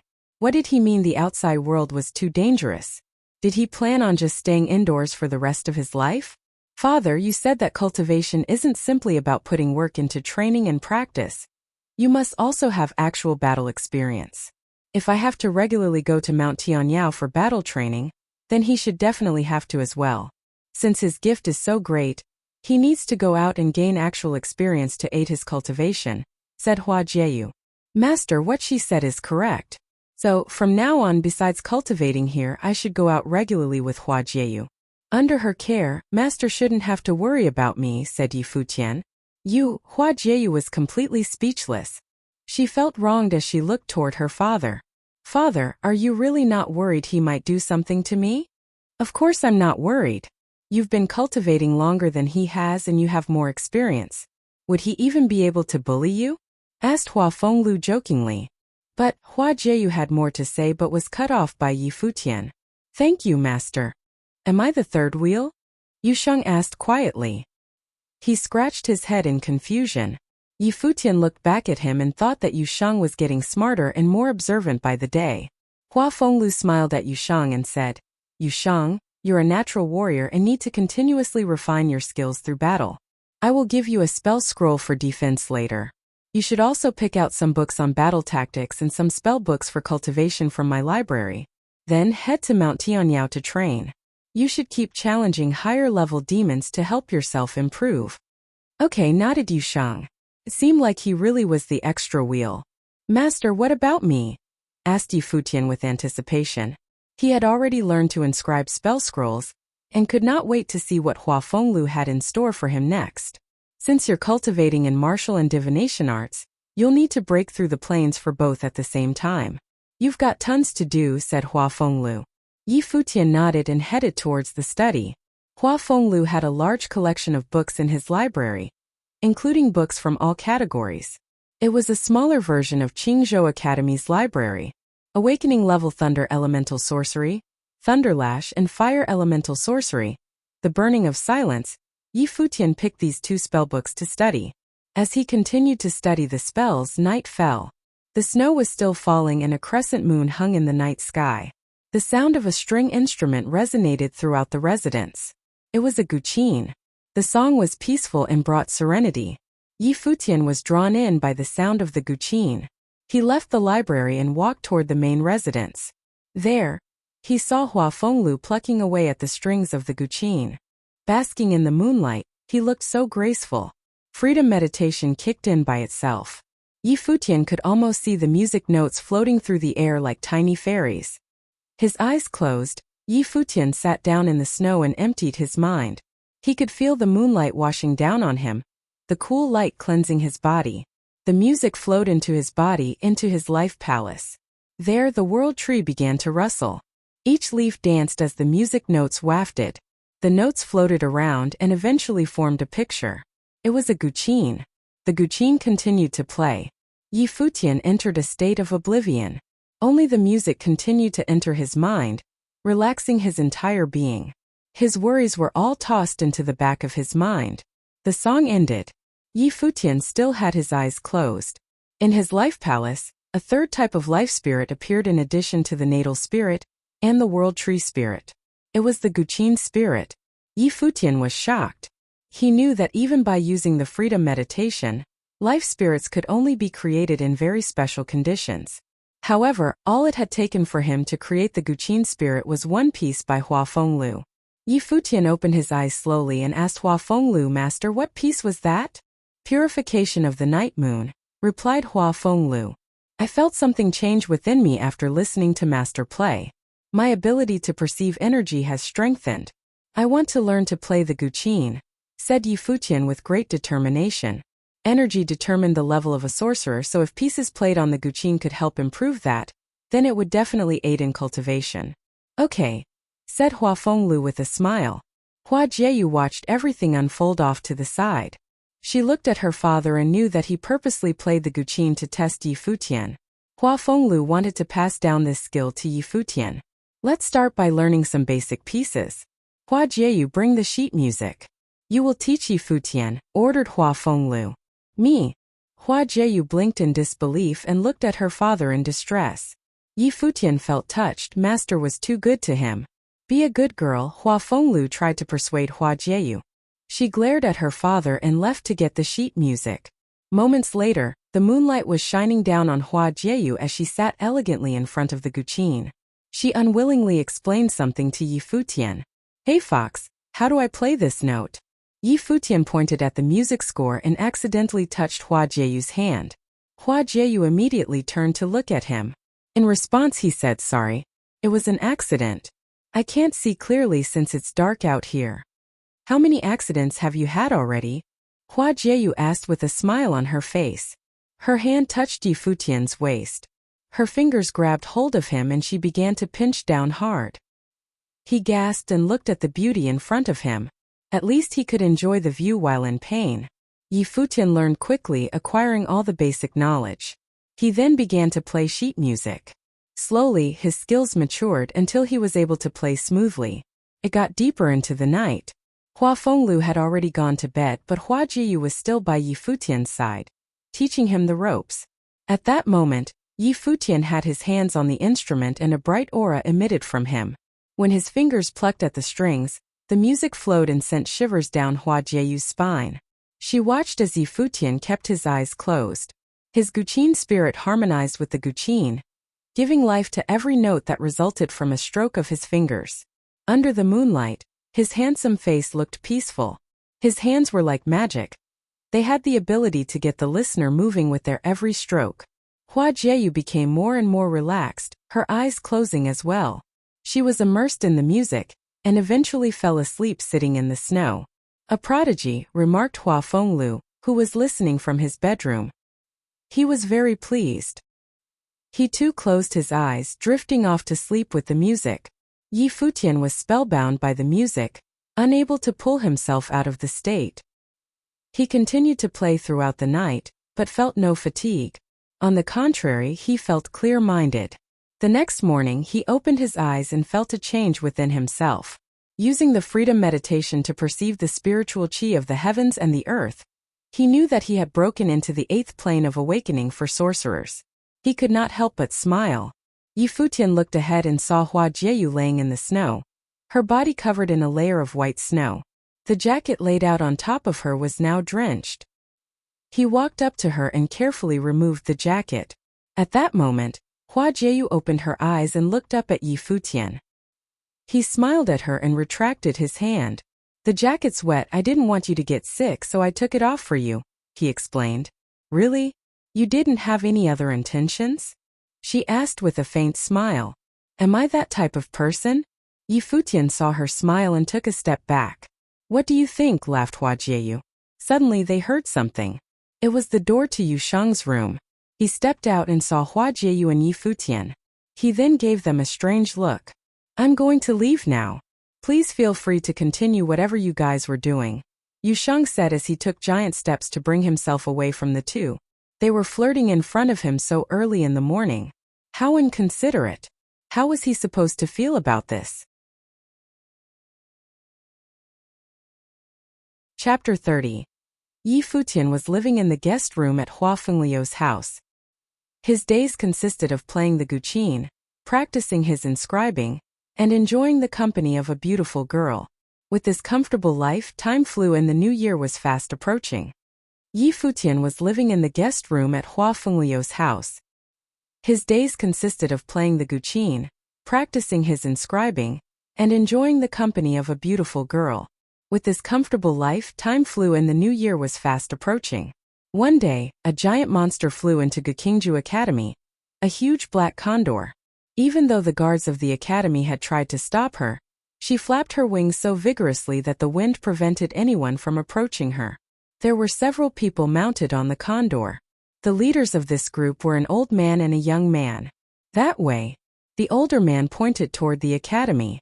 The huge black condor flew as directed, and on the way the director of the Hall of Earth Element, Shizhong, showed up trying to stop this monster. "Stop right now." However, the condor just ignored the warning, and so did the people on top of her. The wind from her wings was so intense that the fierce power knocked Shizhong yards away in a second.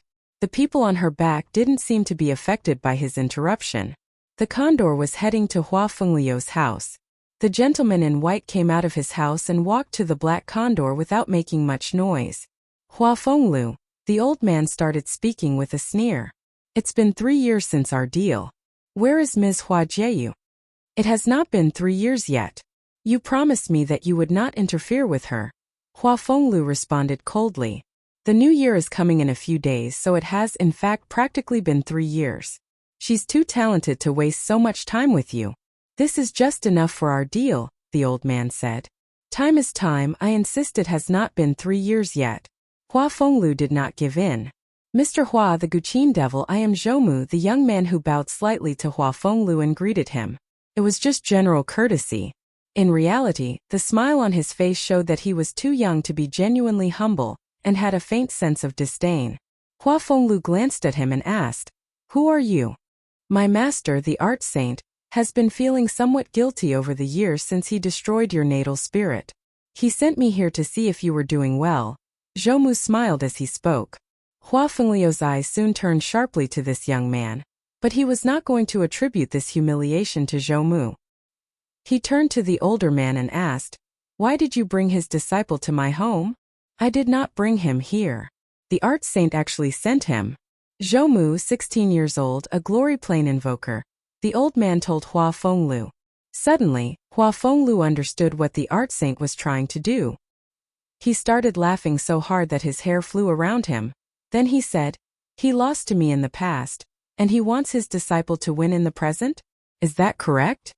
My master destroyed your natal spirit, and banned you from entering the city of Donghai forever. How did he lose?" Zhoumu rejected. A win or loss is not judged by you. Young man Hua Fenglu said with a smile. Just go back, I do not have time for this. Then I will come back for Hua Jieyu after the new year. If you try to stop me at that time, my family will not make it easy for you. The old man sneered. And suddenly the black condor swayed upwards and flew away. Hua Fenglu looked at the shrinking image of that black spot and laughed. You already lost in the past, and now you're putting your hope onto your disciple? That's not going to work. In the guest room, Yi Futian had finished a song. He opened his eyes, but the feelings from that song were not gone. Mr. Hua had not taught him any songs other than the purification of the night moon. Yi Futian's activities these days were just cultivation and music practice. In fact, his plane of martial arts had reached metamorph, the 8th plane. His plane of sorcery had broken through 2 planes directly, and now he was in the 9th plane of awakening, the Unmaker. Yi Futian understood that the purification of the night moon played an essential role in this fast improvement. At this time, Hua Jieyu was inscribing. Yi Futian went to her side and asked her gently, Fox, do you want me to keep playing? No. Hua Jieyu did not even look at him. Then I guess it's time for us to have a couple's talk. Yi Futian kept teasing her. Hua Jieyu put down the pen and started smiling at Yi Futian. However, the spiritual qi around her gathered, almost like she was going to attack. Yi Futian stepped away and said, Gentlemen fight with words rather than actions. I am a gentlewoman, thank you. Hua Jieyu condensed the power into a wind element spell and sent it toward Yi Futian. Don't kill your boyfriend. Yi Futian ran away quickly. Hua Jieyu was already a mage in the glory plane. There was no chance he could take that damage. Hua Fenglu came in from outside and saw the scene. Jieyu, stop it. Hua Jieyu stopped according to his demand. She glared at Yi Futian and complained, Dad, this guy keeps picking on me every day. Hua Fenglu ignored the complaint and asked them to come with him. Just follow me. Yi Futian understood that there was something serious going on for Mr. Hua, and he stopped his joking attitude at once. Hua Jieyu and Yi Futian followed Mr. Hua to a room. Hua Fenglu led them to his own book collection room. There were shelves in his book collection room and a chamber that was concealed in the wall behind them. Yi Futian was surprised when Mr. Hua opened the chamber and took out something that seemed to be very important. There were some books in the hidden chamber. Hua Fenglu took them out and handed them to Yi Futian. Futian, they are all yours now. Yi Futian knew that these books were the true treasures. He took the books and read the names on them. Dragon Roar in the Mountain, The Fiend's Carnival, The Dance in Flamboyant Feathers. These books were actually Guqin music sheets. Professor, these are all music spells, am I right? Yi Futian asked. Okay, so you do know what they are. I used to be good at this specific kind of spell and, in fact, when I was young, people gave me the title of the Guqin Devil because my natal spirit was a Guqin.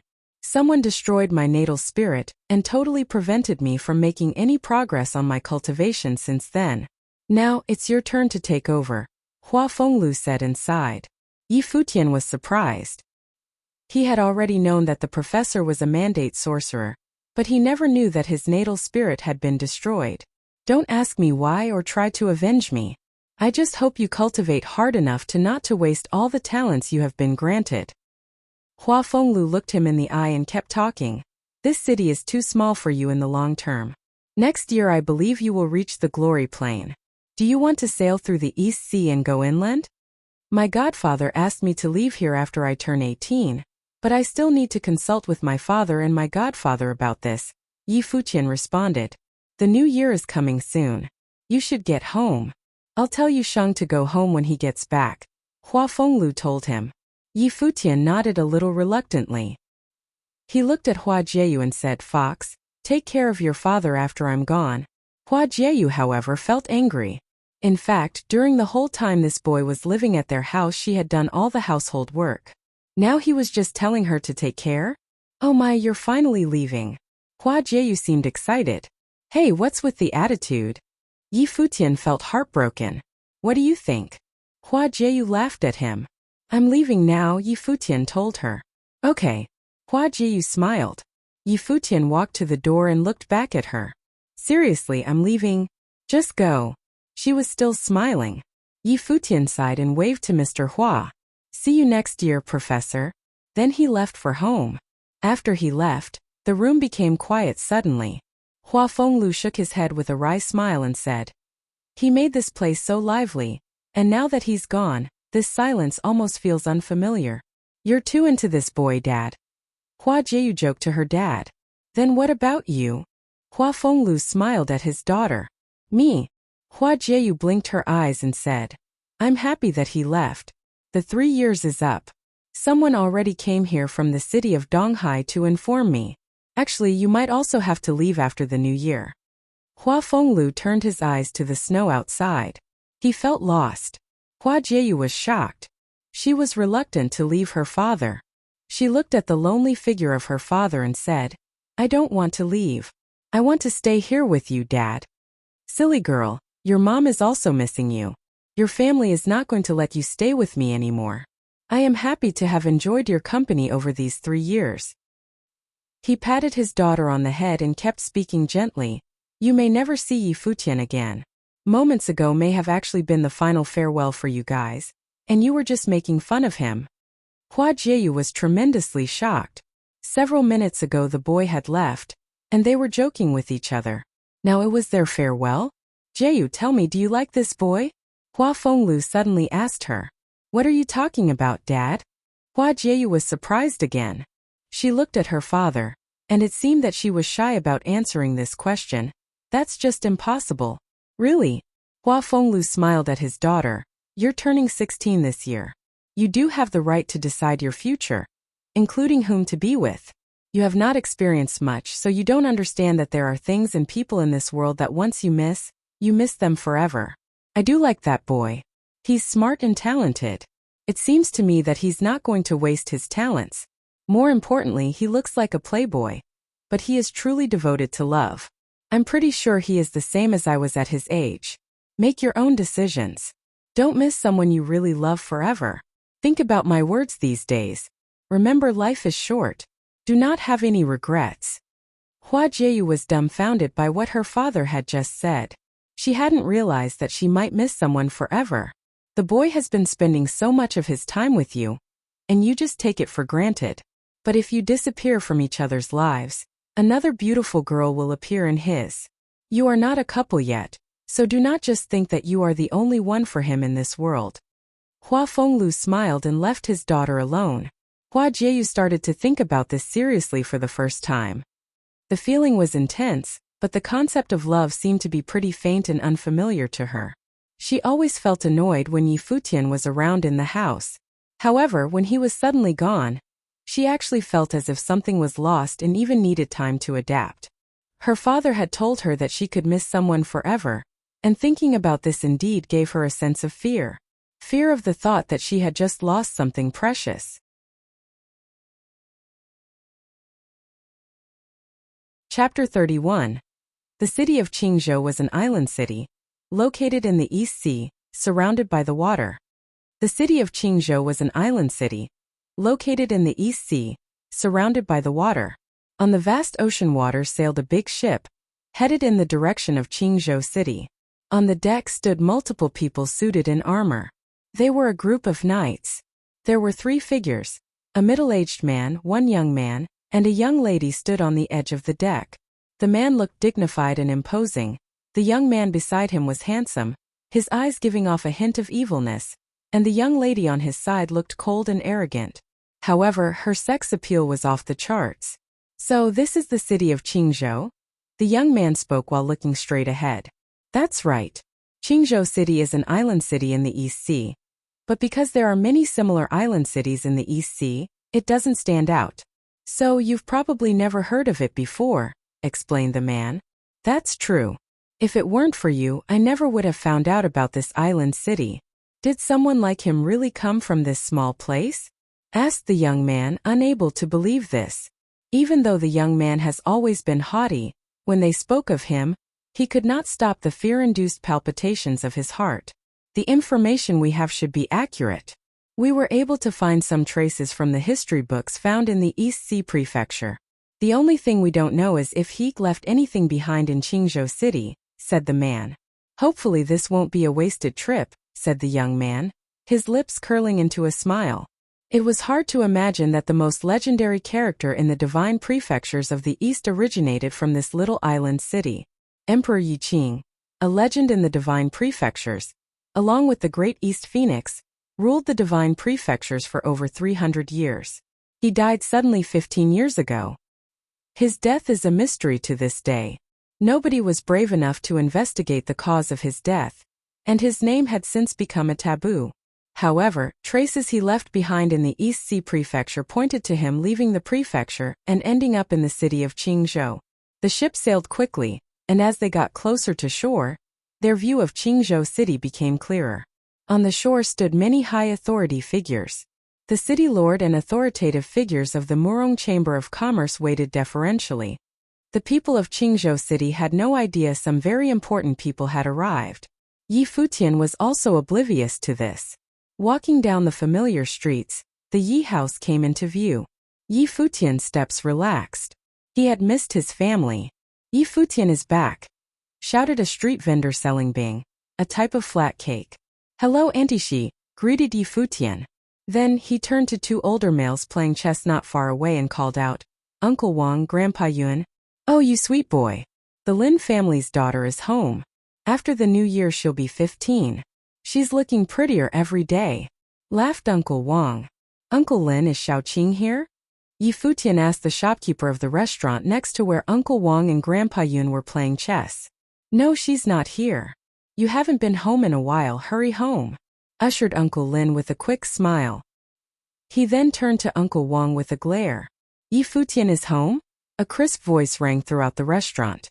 Go back to work, you brat, the shopkeeper reprimanded lowly. Yi Futian smiled and was on his way. He waved as he left. Xiaoqing, I'll come hang out another day. After he left, Uncle Wang said to shopkeeper Lin, Hey Lin, Yi Futian is the young master of the Yi family. Shouldn't you be glad that he wants to hang out with your daughter? Excuse me, that little devil has never taken anything seriously. How many girls around here have fallen for his words already? How can I let my daughter be around him? Shopkeeper Lin looked worn. He pitied the man whose daughter would fall in love with that little devil. Yi Futian weaved through the streets and came upon a private residence, separate from other buildings. Yi was engraved on the plaque above the main entrance. Two people stood guard on either side of the entrance. By the door was a white-haired, hunched figure. He looked out onto the streets and when he saw Yi Futian, his eyes lit up. Godfather, Yi Futian greeted the man. He made his way to the entrance of the residence in a light jog. What are you doing here, Godfather? Although his face did not look old, his white hair and hunched body made Yi Futian's godfather look oddly aged. He smiled at Yi Futian and said, It's already December. I thought it was about time you came up, so I was waiting here for you. By the way, why don't I see Yu Sheng with you? Yu Sheng is training on Mount Tianyao, explained Yi Futian. He walked closer to hold the older male by his arm. Godfather, your white hair has grown out even more. That's fine. I'm just happy and honored to see that you have grown up, smiled the old man. Godfather, you're talking nonsense again. Yi Futian did not know what to say when his godfather used the term honored. What do you mean nonsense? A day will come when you understand what I mean, said the old man. He smiled and continued, Come now, let's go home. Okay, let's go, answered Yi Futian. With a skip in his step, he arrived at the courtyard. His father Yi Bacon said, You brat, you have finally come home? Is it already the end of the year? Where have you been? Picking on girls? Yi Futian was speechless. Pops, I just got back. Can't I get some fatherly love? Yi Futian, don't mind your father. Let me take a good look at you. A beautiful and elegant woman walked out. It was Yi Futian's mother, Yiro. It was said that Yiro was not originally from Qingzhou city. She had met Yi Baichuan when he was traveling around to gain experience. Later, when she had gotten pregnant with Yi Futian, they came back to Qingzhou city together. I don't know how you lucked out and ended up with such a beautiful genial woman, sighed Yi Futian as he looked at his father. Do you want to get beaten? Let's see if you're capable of bringing home a woman as great as your mother, Yi Baichuan said as he walked up to stand next to his wife. That's an easy enough task for me. It's just that I don't want to do it, said Yi Futian without shame. Yi Futian, you're boasting again, A beautiful girl said from outside. She looked to be a little younger than Yi Futian. She walked towards Yi Futian and his parents. She was an equally beautiful woman. It was Yi Baichuan's younger sister, Yi Rong, and her daughter Yi Shaoqin, who had taken her mother's surname. Behind the two females were two more people. A middle-aged man was leading a young boy around the age of 13. They were Yi Baichuan's younger brother, Yi Donglu, and his son Yi Mo. Uncle, Auntie greeted Yi Futian. Then he looked at the smiling girl and said, "Are you itching to get hit, Yi Shaoqin?" Yi Shaoqin hid behind her mother. "You're bullying me again. Don't forget, your dad is watching you." The whole lot began to laugh. Yi Mo stepped up and said, "Yi Futian, your dad said that you're really powerful now. Is that true?" "Of course it's true. I've been cultivating in martial and divination arts. I'm approaching the glory plane, and countless people at the academy look up to me," Yi Futian said with a smile. Yi Mo looked at Yi Futian with distaste as he said, "I almost believed you." Same Yi Shaoqin chimed in. "Yi Futian, enough with your lies. When are you going to bring a girl home? You better keep an eye on Feng Qingxue. She's pretty and talented. You might lose her to someone else," teased Yi Rong. Feng Qingxue. Yi Futian shook his head with a bitter smile.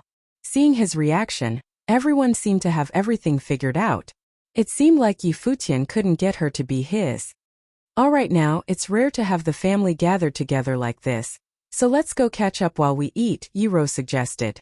Everyone nodded in agreement, and they all headed for the dinner table. They chatted happily over a delicious meal that night. After dinner, people made their way back to their own homes. Yi Futian asked his father for a guqin and headed back to where he was staying.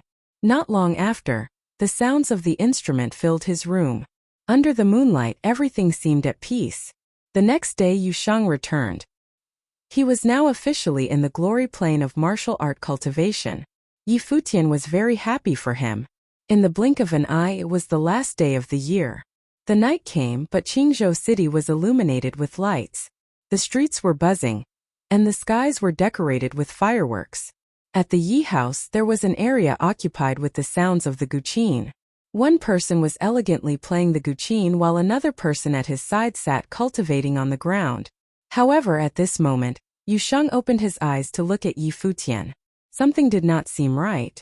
The music stopped and Yi Futian lifted his head to stare at the moon. His mind was not at ease. Yi Futian, a white-haired elder, walked in from the outside and looked at Yi Futian. "This piece can put the mind at ease, yet you are restless. A messy mind results in a messy performance." "I don't know what's going on either," said Yi Futian with a bitter smile. "From your music I could feel happiness, longing, and melancholy." "You have truly grown up now," the elder said lightly. "Who's the girl?" "Godfather." Yi Futian was shocked. He looked to Yu Sheng, only to see him shake his head in denial. He had not told his father about Yi Futian. "So there really was longing?" questioned his godfather.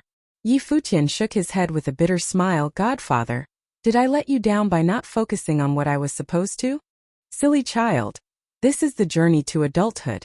Who in history hasn't been troubled with matters of love?" asked the white-haired elder. He approached Yi Futian's side and continued, "I'm not opposed to you dating, but she should be worthy of your love. You must remember, your other half will become a motherly model to the nation in the future." Yi Futian lifted his head to look at the elder. Naturally, Yi Futian knew that his godfather held high hopes for him since childhood. His hopes for Yi Futian were so high that they exceeded his own expectations. "Godfather, I'm afraid of letting you down," Yi Futian said quietly. "Believe in yourself just like I believe in you," the elder said as he patted Yi Futian's shoulder. "Let's go, your family is waiting for you. The guests from the Feng family have also arrived." "Okay. Yu Sheng, let's go together," Yi Futian said to Yu Sheng. "Yu Sheng, you stay. I have something I want to talk to you about," said the elder. "All right." Yi Futian nodded and left the quarters. After his departure, a gust of wind shut the doors of Yi Futian's living quarters. The elder looked at Yu Sheng. "Show me your life spirit." Yu Sheng stood and focused. His eyes glowed fearfully with a bright light and a course of energy radiated from his body fiercely. The spiritual qi in the surrounding area began to flow crazily. A suit of armor appeared on his body and his life spirit appeared. Right now Yusheng was godlike. That's good enough, nodded the elder. Yusheng withdrew his life spirit. The look in his eyes returned to normal. Yusheng, you must remember. You will forever be Yi Futian's deadliest weapon and his sturdiest shield. There will come a day when your name will be written down in the history books, urged the elder. Yusheng was not sure he completely understood his father's words.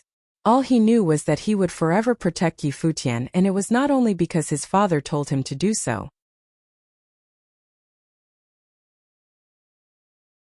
Chapter 32. The Yi family gathered to spend New Year's Eve together with a feast. Feng Ruhai's family came to visit as well. Even though the two families had been good friends for decades, it was the first time Feng Ruhai had come to visit on New Year's Eve. The Yi family gathered to spend New Year's Eve together with a feast. Feng Ruhai's family came to visit as well. Even though the two families had been good friends for decades, it was the first time Feng Ruhai had come to visit on New Year's Eve. Uncle Feng, Yi Futian greeted Feng Ruhai, then sat in between Yi Shaoqin and Yiamo. You will officially be 16 years old after tonight, Yi Futian. You look more and more handsome, Feng Ruhai complimented. As a result of the constant cultivation that Yi Futian was going through, he now looked more charming than ever. He had become a thin young man with a handsome face like a model. Feng Qingxue kept looking at Yi Futian from afar. She still couldn't forget what had happened at the academy 1 month before, when the young man had been standing with another beautiful girl in the snow, and they fought against the authority together. Yi Futian had used to make fun of her all the time, and she had believed that this boy would be around her forever. But now there was a certain distance between them. What if she had never talked to Yi Futian in that horrible manner? This boy has only inherited about 30% of my looks, Yi Baichuan said. But Qingxue is growing ever more beautiful. She's just too gorgeous to be your blood, Yi Baichuan joked. Feng Ruhai was speechless, so he gave Yi Baichuan a stare. Stop boasting. Why have these kids not gotten engaged? Yi Rong, Yi Futian's aunt, smiled and cut into the conversation.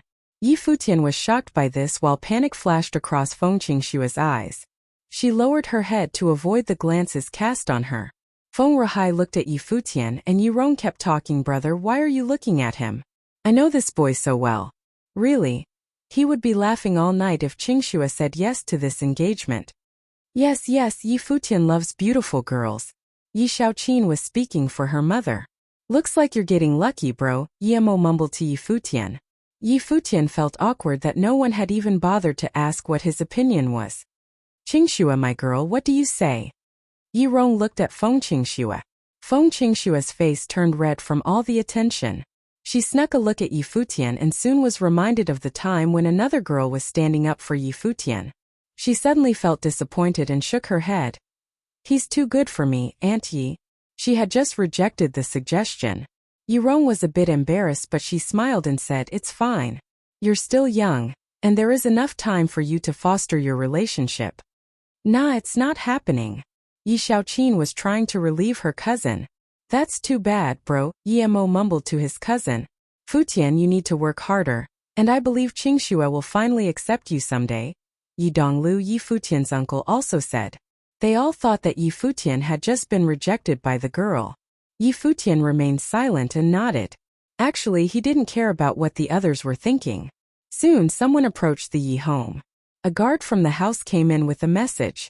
Someone is looking for Mr. Yi Futian outside the door. For me. Yi Futian had no idea who it was. Go ahead, Yi Baichuan told him. Sure, Yi Futian nodded and followed the guard. After he left, Yi Rong started talking with Feng Qingxue again. Qingxue, you guys have grown up together for so many years. Just give him some time and a chance to prove himself. Feng Qingxue was now even more embarrassed. Still, she was curious about who was waiting outside. Right at that moment, Yi Futian stepped out of the door. He recognized the gorgeous figure waiting outside quietly. He was so surprised that suddenly a bright smile showed up on his face. Wow, you missed me? Hua Jieyu glared at him and said, Dad told me that the city would be lively tonight, so I thought I should go out for a walk. I noticed that this is the Yez place, so I was wondering if it was your home. It looks like I guessed right. Wow, such a coincidence. Yi Futian fluttered his lashes. and he looked at the girl with a weird expression like he was concealing his laughter. Deep inside, he felt really surprised by this unexpected visit. Mind if I join you for the walk? Yi Futian asked. I'm right outside your home. Why don't you be a friendly host and invite me inside? The cute manner in which Hua Jieyu asked the question almost melted Yi Futian's heart. Yi Futian was surprised by this offer. Bringing a girl home on New Year's Eve was like meeting the parents for an engagement? You're not willing to? Hua Jieyu asked with a smile, sensing the boy's embarrassment. How could I say no? Even if you're ugly, I would still be willing to bring you to meet my family. Yi Futian was picking on her, and Hua Jieyu pretended that she was mad about the joke. She smiled at Yi Futian and condensed the power around her again. Ugly? Huh. Gentlemen never fight. Yi Futian felt the threat in her gesture. He turned back and ran. Am I ugly? Tell me. Hua Jieyu chased after him, laughing. Fine, what if I call you my pretty wife? Yi Futian responded. Yi Futian. They ran away. The guards exchanged glances. One said with awe, Jesus, he's so good with girls. Too good, another guy agreed. This fairy-like girl just asked to meet the parents? They realized that being shameless was somehow attractive to girls, even beautiful ones like Hua Jieyu. Hua Jieyu and Yi Futian walked into the feast together. Hua Jieyu asked him, Is your whole family here for New Year's? Yes, it's our tradition. Yi Futian nodded, and soon they were beside the table. People in the room were quite shocked that Yi Futian had brought a gorgeous girl to the table at this specific moment. What a beautiful girl. Yi Mo was shocked by his cousin. Yi Rong blinked. She looked at Hua Jieyu, then Feng Qingxue. She had to admit that the newcomer was so much more beautiful. Feng Qingxue had never imagined that Hua Jieyu would just show up at the Yi family's home at that particular moment, in such a meaningful situation. She felt extremely disappointed. She lowered her head and clenched the hem of her skirt in her hands. Futian, introduce the girl please, Yi Rong said. This is Hua Jieyu. Yi Futian started introducing. She is my professor's daughter. Professor's daughter? The people smiled and some type of understanding showed in their eyes. Hua Jieyu's cheeks turned a bit hot, and even felt a little panic, but she did not reject this feeling. In fact, she even felt happy about it. Why are you still standing there? Come have a seat. Yi Baichuan soon recognized who she was. He had a feeling that something was going on between this girl and his son when they had met after the fall quarter exam. However, he never anticipated that his son was good enough to successfully bring her back home in such a short time. Yi Mo gave his spot to Hua Jieyu so that she could sit next to Yi Futian. After the introduction, Hua Jieyu started greeting the family members one by one in a sweet manner. Yi Futian was surprised. She had never treated him in such a manner before. Hey Yi Futian, how did you manage to trick her into coming here? Yi Shaoqin asked her cousin. My amazing looks, obviously. Yi Futian smiled at his cousin. Yi Shaoqin looked at her cousin with contempt. No matter how handsome he was, the girl sitting next to him had no match. In fact, Yi Shaoqin never imagined that there could be a girl as beautiful as Hua Jieyu. After sitting down, Hua Jieyu did nothing but sit there quietly.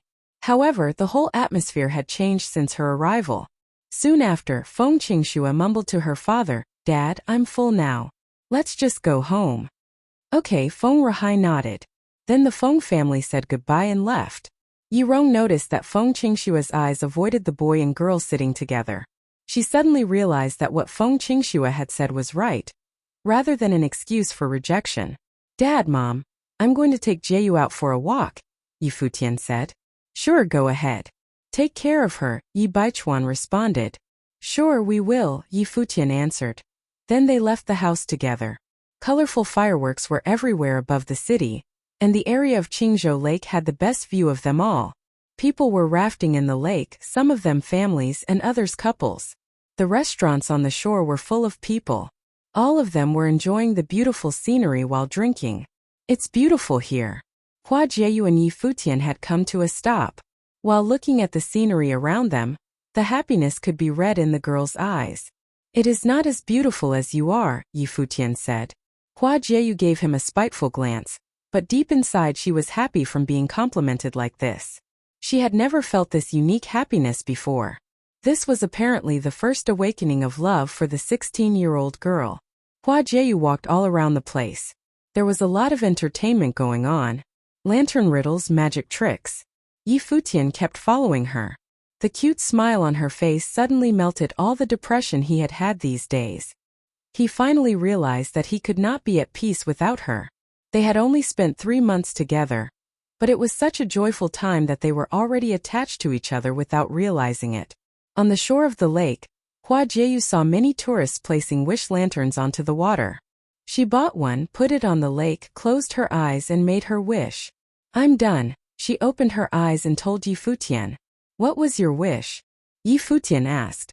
"I'm not telling you." Hua Jieyu smiled at him. Then she looked at the sky, where the bright fireworks show was going on, and mumbled to Yi Futian, "Are we in a relationship now?" Yi Futian hesitated. He had not expected to be asked like this. What kind of relationship?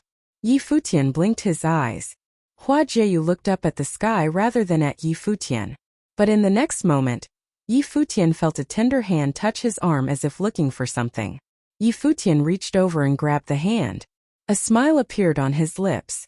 Feeling the softness of the hand, he squeezed it a little. Hua Jieyu blushed. She mumbled, "That kind of relationship." Yi Futian closed his eyes, then opened them again. Together they enjoyed the bright fireworks together, holding hands like all happy couples would do.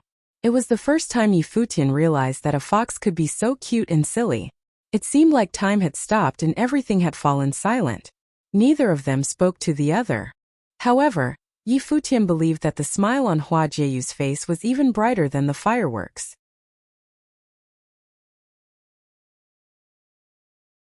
Chapter 33. The 2 coasts of Lake Qinghai were where the best restaurants in the city were. All of them had a picturesque view of the water. The 2 coasts of Lake Qinghai were where the best restaurants in the city were. All of them had a picturesque view of the water. There was a group of people seated at the best table in one of those restaurants, enjoying the beautiful sight. Murongqiu sat amongst this group. However, he was just a side character. Seated at the same table were people of a higher position than him. At the head of the table was a young man, Xiaofan. He was a big character from the East Sea Prefecture, and beside him sat the son of the city lord, Wei Feng. "Murongqiu, any news from Mount Tianyao?" asked Xiaofan. "Our people are still clearing the mountains. We got some news this afternoon saying that they found a mysterious area. It's possible that something could be hidden there," Murongqiu reported. "If this goes on, my people will have to be buried on Mount Tianyao. Shouldn't both of our groups send some more people over?" suggested Xiaofan. "I will bring it up with my father when I return," said Murongqiu. Wei Feng also nodded in agreement. "Okay," said Xiaofan. He then added, "I hope you were not mistaken. The Pavilion Lord of the Earth Elemental Pavilion is my father's. My younger brother and I took care of everything personally. There's no way I could have been mistaken. There was definitely something that looked like a dragon at Mount Tianyao," Murongqiu reassured him. "All right." Xiaofan turned his attention to outside the window. As fireworks filled the sky, 2 figures by the lake stood out to him. He was captivated by the girl's beauty. He pointed in their direction and asked, "Who are they?" Murongqiu looked over. His face frowned when he saw who Xiaofan was pointing at. Hua Jieyu, the daughter of Qingzhou City's ace, Hua Fenglu, and Yi Futian. He used to be a disciple of Qingzhou Academy, but left after rebelling against the academy. He is now Hua Fenglu's disciple, Murongqiu explained. "Hua Fenglu? As in the Qin devil Hua Fenglu?" asked the man sitting beside Xiaofan. "My father did some research on him. He really is known as the Qin devil in the city of Donghai," Murongqiu replied. "If this is true, then that must be the daughter of Hua Fenglu and her." The man went into deep thought. "He's the one who had his powers disabled by the art saint?" Xiaofan began to show interest. He would never have expected to meet such a legendary character from Donghai City here. "That's right," confirmed the man. "That girl is a member of that family, so it's best if you don't try anything with her. It'll only be trouble." He knew exactly what type of person Xiaofan was, and felt the need to warn him. "I know my limits. Let's go say hello," said Xiaofan. He smiled. then got up and began walking out of the restaurant. The man followed behind him, as did the rest of the group. They all left the restaurant and headed toward Yi Futian and Hua Jieyu. At this moment, Yi Futian and Hua Jieyu were enjoying the view, but something felt amiss. They turned their heads and saw the lot headed in their direction. Yi Futian noticed Murong Qiu amongst them and was curious as to what he was up to. Miss Hua Jieyu, I am Xia Fan of the East Sea Prefecture. Xia Fan stopped in front of Hua Jieyu. His devilish eyes could not hide his admiration for her. No female he had ever met could compare to her beauty. Can I help you with something? Hua Jieyu's tone was cold and aloof. I've always admired the Qin Devil's skills but have not had the honor of meeting him in person. To be able to run into you here is such an honor. Sorry to have disturbed you, but if you are willing, please come join us at the restaurant for a meal, said Xia Fan. His smile was warm and inviting. Yi Futian furrowed his brows. He was completely invisible to this guy. No, said Hua Jieyu. Even though she was smiling, one could feel that she was trying to distance herself. Besides Xia Fan, everyone had a strange look on their faces. Was she really going to be so blunt with him? I shall be excused then. It took a minute for Xia Fan to speak again.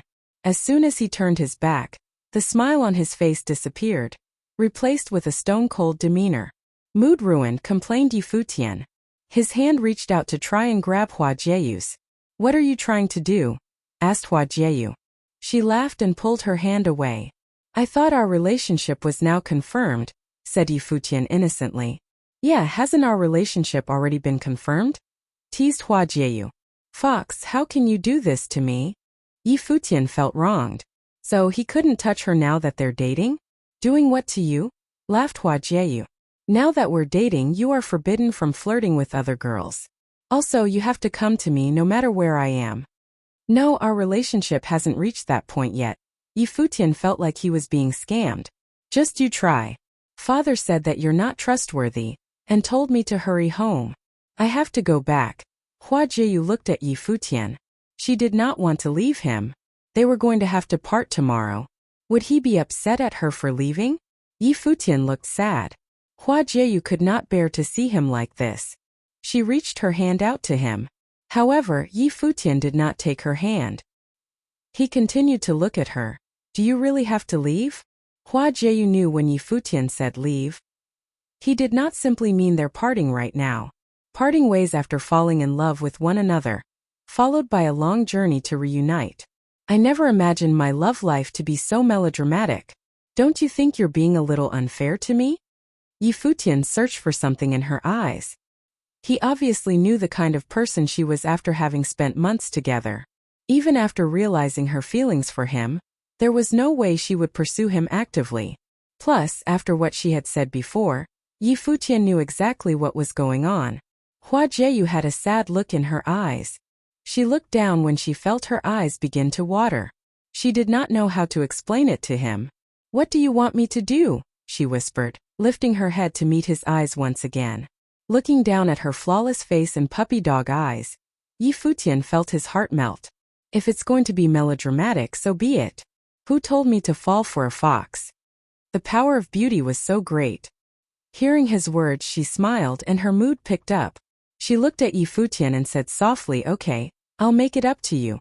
What if I don't leave tonight and stay with you? Aren't we going a little too fast? Asked Yi Futian bright-eyed. Tonight? Stay with him. Upon seeing the perverted look on his face, Hua Jieyu lifted her foot to stomp on Yi Futian. What kind of dirty thoughts are you having? I didn't mean it like that. Like what? Yi Futian blinked at her innocently. I regret everything I just said, she said. Before she could turn to leave, Yi Futian grabbed her by the arm and said, I'll walk you back. Okay. Hua Jieyu nodded quietly, not trying to fight him on the subject. She let Yi Futian take her hand as they walked. Let's go take a boat, said Yi Futian. She nodded again and they walked to the dock. After boarding the boat, they sailed down Lake Qinghai. On the lake were many other boats. The surface of the water reflected the sky, lit up with fireworks. The couple sat next to each other at the front of the boat, leaning on one another like a picture, which attracts such looks of admiration from passengers on passing boats. From across the water, a boat occupied by several people approached them. Two of them were shocked to see Yi Futian and Hua Jieyu. General Qin, senior sister Qin Yi, Yi Futian called out to greet them. General Qin was dressed casually. He looked like any ordinary person spending New Year's Eve with his family. Seeing who Yi Futian was with, General Qin gave him a thumbs up. How romantic, teased Qin Yi. Yi Futian chuckled as if he was caught doing something wrong. Another boat floated past them and they heard someone say, "Senior sister, you have a really nice figure." By reflex, Yi Futian nodded and he hummed in agreement. He realized what he had just done immediately and turned towards Hua Jieyu, only to see her smiling wryly at him. "But I still like you better," he blurted out quickly. She huffed and turned away from him to stare ahead. Next, she felt an arm wrap around her waist. At first, she froze but then her body relaxed, tilting toward him and she laid her head on his shoulder. At that moment, everything was peaceful and beautiful. They felt closer than they ever had. By the time Yi Futian and Hua Jieyu made their way back to her residence at Qingzhou Academy, it was already late at night. Compared to the busy city streets, the campus was dead silent. Hua Fenglu had already gone to sleep. Stepping into her room, Hua Jieyu realized Yi Futian was still following behind her, and her face flushed red. "You're not going to kick me out this late at night, are you? It's dangerous out there." Yi Futian got his words in before Hua Jieyu could say anything. When he saw how hard she was glaring at him, he added, "Do you have the heart to do that?" "You have your own room," she said to the shameless young man. "You're leaving tomorrow. I just want to spend a little more time with you. I don't even know when I'm going to be able to see you again," he told her in a soft voice. Even though Hua Jieyu knew he was just trying to sweet-talk her, her heart still softened. She'd allow this as compensation. Walking next to the bed, she took off her outerwear, revealing her curvaceous figure. Yi Futian's eyes lit up. Hua Jieyu chuckled as she watched him. "How's my figure?" "Perfect," answered Yi Futian, feeling a bit warm. Hua Jieyu felt proud. She then climbed in between her sheets and had her back facing him as she blushed hard. "What a tease," complained Yi Futian. "Women really did hold grudges." "I can't see you this way," said Yi Futian, but Hua Jieyu ignored him. However, she turned around to face him moments later and said, "Stay there, don't come any closer." After that, she closed her eyes and tried to fall asleep. Yi Futian sat there quietly and admired her beauty. Looking at her brought him warmth. It seemed like a long time had passed when Hua Jieyu opened her eyes again to find that Yi Futian was still watching her. Gently, she whispered, "I can't fall asleep. Let me play a song for you," he said lovingly. He left his seat, and seconds later the sound of the guqin floated into her room. It was peaceful and serene. The song flowed beautifully, full of love, but also with a hint of sadness. Hua Jieyu closed her eyes once again and drifted off to sleep. Quietly, 2 streams of tears rolled off her smiling face. So this was love. The warmth of a first love, the fluttering of your heart when he held your hand, and the sadness of parting. Divine Prefecture Calendar, Year 10,000. The morning of the first day of the new year. A large black eagle descended upon Qingzhou Academy. It waited outside of Hua Fengliu's residence. Inside, Hua Jieyu was getting ready. Dressed in a long green dress, she lived up to her name as a goddess. Her beautiful smile never left her face. As she approached the entrance of the residence, she looked back at Yi Futian. He was still playing the guqin. However, his eyes were fixed on her. They looked into each other's eyes and shared a smile. The look they shared bore a million unsaid words. There was no promise to be together forever. No promises of "till death do us part," just one smile. After that, Hua Jieyu left. She settled atop the black eagle and then was off into the sky. Very quickly, they disappeared into the clouds. Yi Futian continued to play his instrument. Beside him, a handsome figure dressed in white stood silently and watched Yi Futian.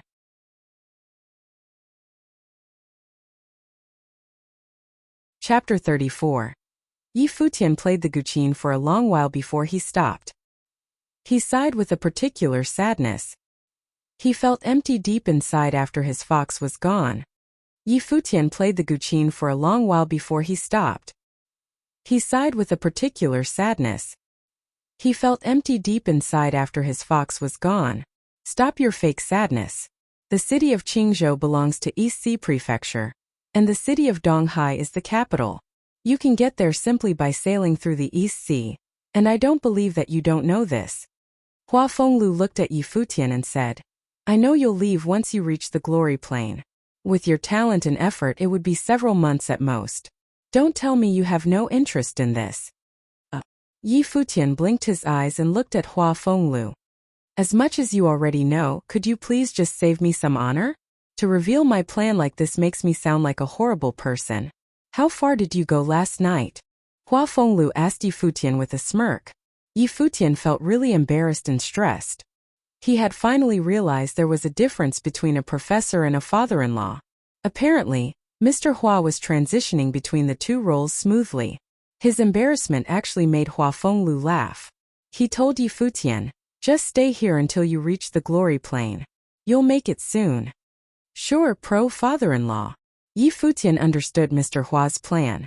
Now his professor was supervising him on behalf of his girlfriend, and the only way to regain freedom was to reach the glory plane.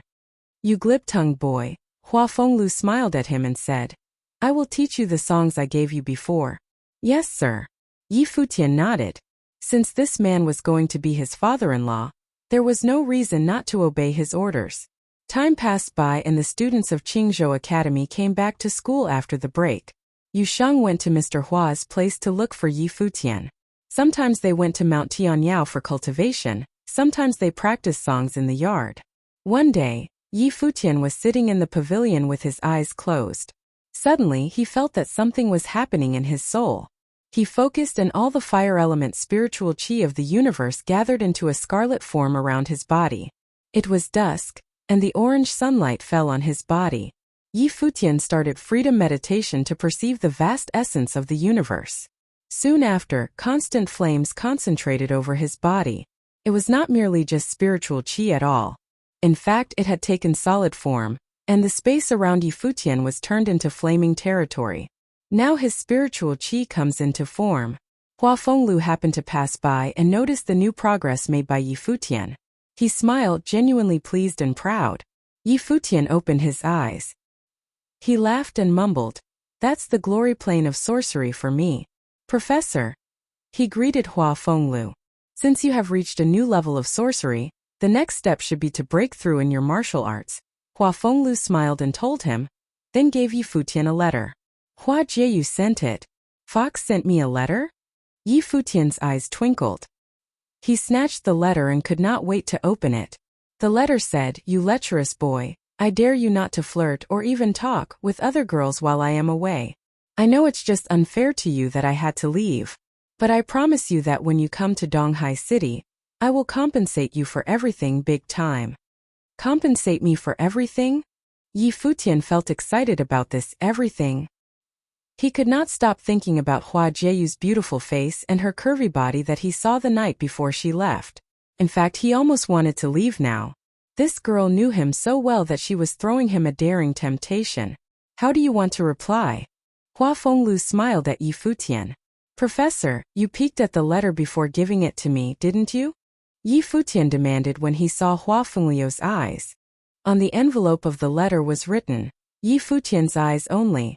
Why do you think that I would do that? Hua Fenglu tried to sound harsh. However, it didn't work at all. The way Yi Futian looked at him indicated that he didn't believe him at all. The messenger bird is still here. Reply soon or I'll let her go. Hua Fenglu changed the topic. Yi Futian was frustrated. His professor was shameless too. Help me reply and just say Fox, wait for me. Yi Futian told Hua Fenglu because he didn't dare add anything else to the reply, since it was apparently being monitored by his father-in-law. Okay. Hua Fenglu smiled and left. This snooping had severely damaged the image of his greatness in Yi Futian's mind. Bang bang. Someone was stomping on the ground outside. Yi Futian felt like it was almost as strong as an earthquake. Soon he saw it was Yu Sheng who was charging into the place. He was running so fast that his harsh steps actually cracked the ground. What's going on? Yi Futian knew that there must be a reason for him to be in such a rush. A monster tide is coming. Yu Sheng was serious. Yi Futian was shocked by this news. According to the historical profile, there had been several monster tides over the course of the city's history, and every one of them had been considered catastrophic. Countless people died because of these disasters. The tide stopped 300 years ago when the nation was unified. In fact, the main reason that Qingzhou Academy was built near Mount Tianyao was to prevent the monster tide. Fortunately, a monster tide had not come once during the last 300 years. It had been such a long time that people had almost forgotten how horrifying it was. Hua Fenglu heard what he said, and he suddenly rushed to Yushang's side. Yushang, are you sure that this is a monster tide? Definitely, Yushang nodded, and it was possibly man-made. I actually saw some powerful sorcerers driving the monster herd. Man-made. Yi Futian and Hua Fenglu felt terrible about this. The people who had started this monster tide were committing such a serious felony. If the monster herd in Mount Tianyao broke out of the restricted area, thousands of people would die. I will inform the academy. Yi Futian, go find General Qin and his daughter, Hua Fenglu commanded. Yi Futian nodded. He knew that the Dark Kylan Knighthood under the command of General Qin was the most reliable force to help guard the city. If there was indeed a monster tide coming to the city, the force of Dark Kylan Knighthood needed to be activated. They didn't even think about seeking any help from the city lord. He had been nominated by the provincial government and was not a native of the city. It was possible he would be the first one to leave when such a crisis came. Hua Fenglu hurried to the academy right after he made the command. Let's move, Yi Futian told Yushang. They left the house, then ran to the location of the Dark Kylan Knighthood. The official students and general students of Qingzhou Academy were located in different regions. The areas for the cultivation of martial arts and divination arts were also separate. The School of Martial Arts was located on the mountainside. The arrival of Yi Futian and Yushang quickly raised a lot of attention. They had become quite famous even among the official students. In fact, most of the students had witnessed the fight when Haiyan Academy intruded and challenged them. Why are you here? Someone asked. I'm here for Ms. Qin. Do you know where she is? Yi Futian said. Looks like it's an emergency. The student looked at Yi Futian, however. Since you have quit the academy, you are not allowed to enter according to the rules. This is urgent, Yi Futian insisted. The student realized that Yi Futian was here to warn of something serious. Then he said, I saw Ms. Qin go to the place of the Dark Kylan. I guess she was going to hone her riding and archery skills. Go ahead and find her. Thanks, Yi Futian responded, then ran to the practice area of the Dark Kylan Knighthood. However, on his way there some people blocked him. Mo Lanshan looked at Yi Futian with contempt and said, This is the School of Martial Arts. You are not allowed to enter this place. Leave now. I have an emergency for Ms. Qin. A monster tide is coming to the city. Yi Futian remembered this guy. The first time his natal spirit awakened, Mo Lanshan had invited Yushang to join the Dark Kylan, and then tried to humiliate Yi Futian badly. A student from the School of Sorcery had once told Yi Futian that Mo Lanshan had feelings for Ms. Qin. It looked like he was jealous now. A monster tide hasn't occurred for more than 300 years in this city. How could this be true without even a slight sign? Even if it was true, how are you the first one to see it coming? Stop trying to look for Qin with such a lame excuse, boy. Mo Lanshan responded in a cold voice. When he was with Qin, he had always talked maliciously about Yi Futian, but what Yi Futian had done just made him look like a total fool. Qin had a bone to pick with him because of his contempt for Yi Futian. What was intolerable for him was that Yi Futian used to flirt with Qin so often. They had even hugged. I have no time for games with you. Back off. Yi Futian meant it. He knew that Yushang would not give a false alarm for such an emergency. If the city were unprepared for the monster tide, buildings would be wiped out, and thousands would die. Mo Lanshan was humiliated by Yi Futian's attitude. He believed that Yi Futian was embarrassing him only because of his contempt in the past. People say that Hua Jieyu has left the city. No wonder you're so desperate. Even someone as talented as you can't be matched with a perfect beauty like her, am I right? And you just changed your target?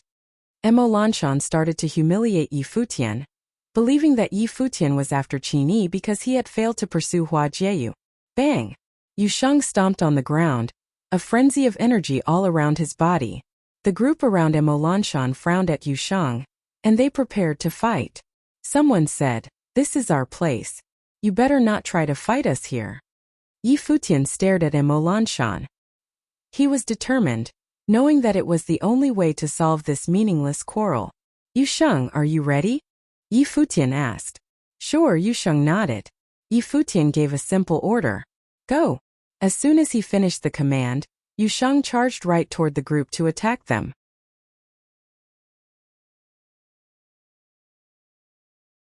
Chapter 35. As Yu Sheng took a few steps forward, a golden force field surrounded him, just like golden armor. As Yu Sheng took a few steps forward, a golden force field surrounded him, just like golden armor. Emo Lanshan and his people looked very serious. Everyone charged at Yu Sheng with long spears gripped tightly in their hands. A loud explosion erupted from a single punch from Yu Sheng.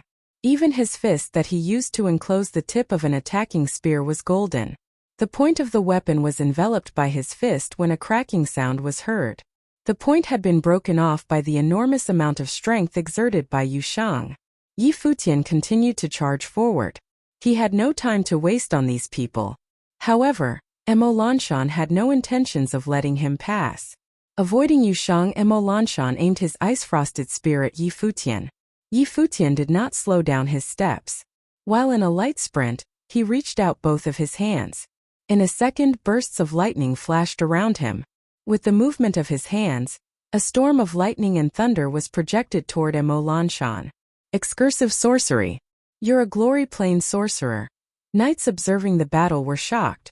The speed in which Yi Futian was cultivating was unbelievable. Sorcerers had a natural advantage in battles with knights. Even though Emo Lanshan was a 3-starred glory plane knight, he still did not dare underestimate his opponents, especially if it was Yi Futian. The intent of battle flowed through the spear, forming a white light around the weapon. Emo Lanshan waved his spear around, and the white light enlarged to cascade around his body, but it was no use against Yi Futian's storm attacks. However, his defensive spear spell was able to create an impenetrable force field around him. Yi Futian still did not stop proceeding. He was closing in on Emo Lanshan. As a sorcerer, he was supposed to keep his distance while battling with a knight, but he chose to ignore this rule. It was easy to tell how confident he was. How presumptuous. Emo Lanshan looked a bit embarrassed. Then he saw Yi Futian swipe downwards. Almost simultaneously, the thunderous force formed into a flash of lightning, cutting straight through his force field. A spell, the Thunder Lash. Even though it was only an awakening-level spell, when used by Yi Futian it was different. It collected an enormous amount of thunderous force and contained the powers of the glory plane. To add to this, Yi Futian was a mandate sorcerer. His ability to perceive these spells was naturally stronger than others. When he applied these things to his spells, every attack he made would be more powerful than that of others in the same plane. The lash continued cutting down. The spear in Emo Lanshan's hand shook and was ready to take on the lash. However, at that same moment, Yi Futian's body became engulfed in flames. Raging flames were radiating off his body and made their way towards Emo Lanshan. Another spell, the Burning of Silence. Although it exhausted a large amount of fire elemental spiritual chi, its destructiveness was frightening. It was considered a close-range spell. The look on Emo Lanshan's face changed drastically.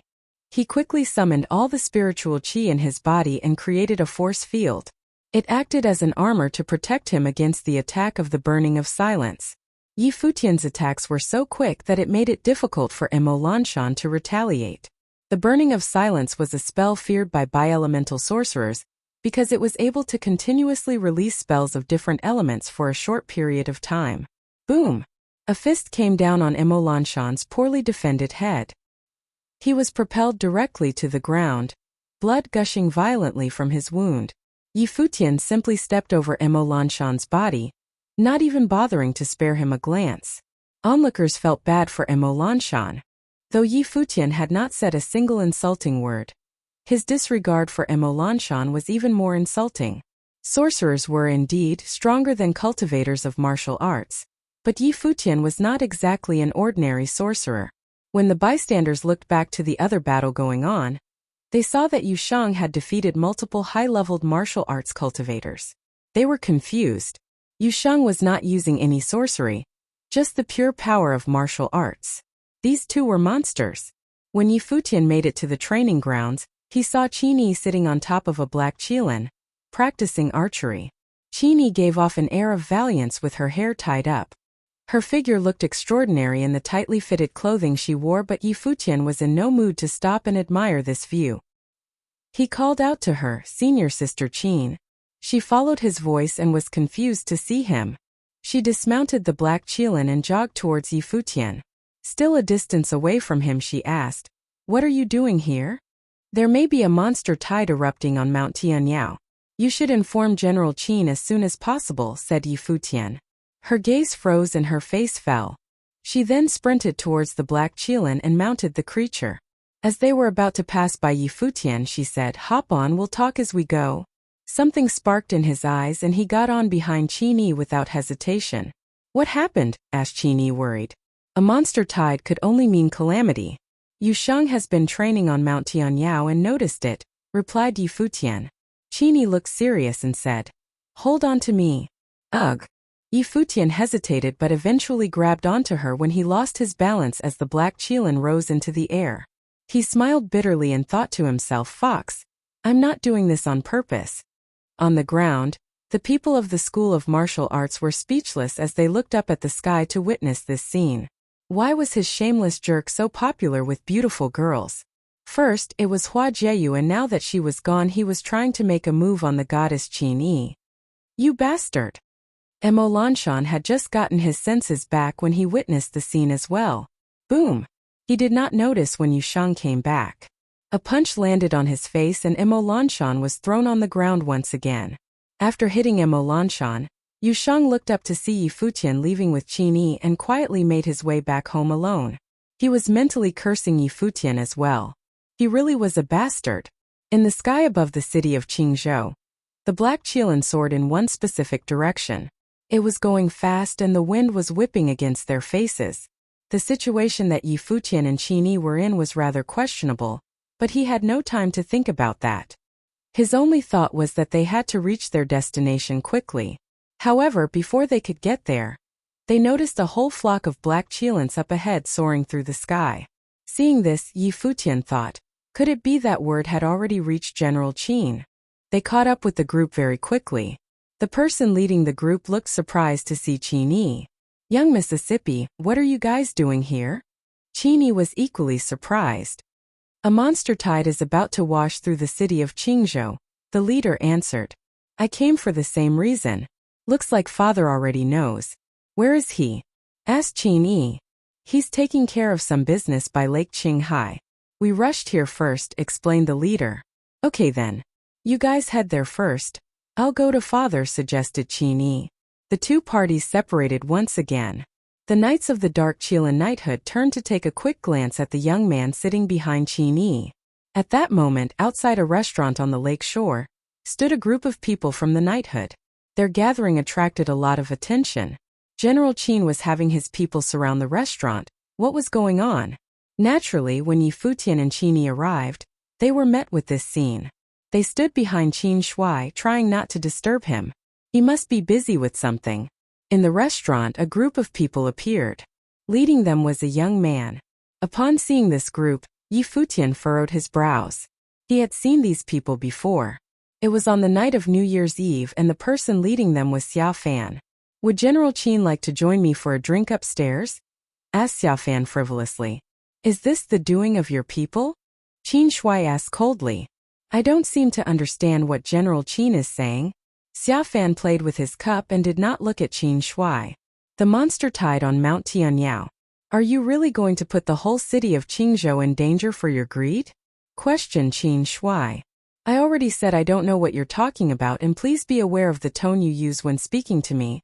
Xiao Fan smiled with his eyes, but his attitude was still as arrogant as before. He did not give a crap about the protector of Qingzhou City. When he finished speaking, the people beside him took a step forward and the tension intensified. "I can't believe that the city lord's office and the Murong Chamber of Commerce had something to do with it too," said General Qin as he looked at Wei Feng and Murong Qiu. His sharp gaze caused them to lower their heads, not daring to look him in the eyes.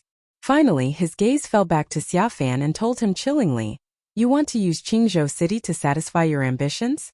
I already sent people to spread the news to all of the East Sea Prefecture, that traces of him were found here. Finishing his words, Qin Shui turned to leave.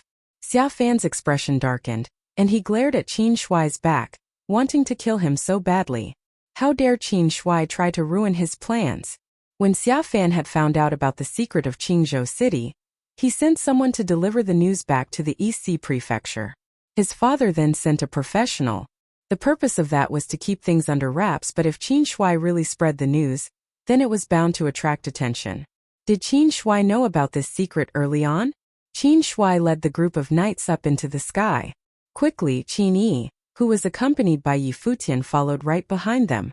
Then she was beside her father. Father, what exactly is going on? Who are those people? Asked Qin Yi. Sweetie, the city of Qingzhou is in danger, and we don't know what is going to happen next, answered Qin Shui. The city of Qingzhou is under the jurisdiction of the East Sea Prefecture, and that person before was the son of the prefecture chief.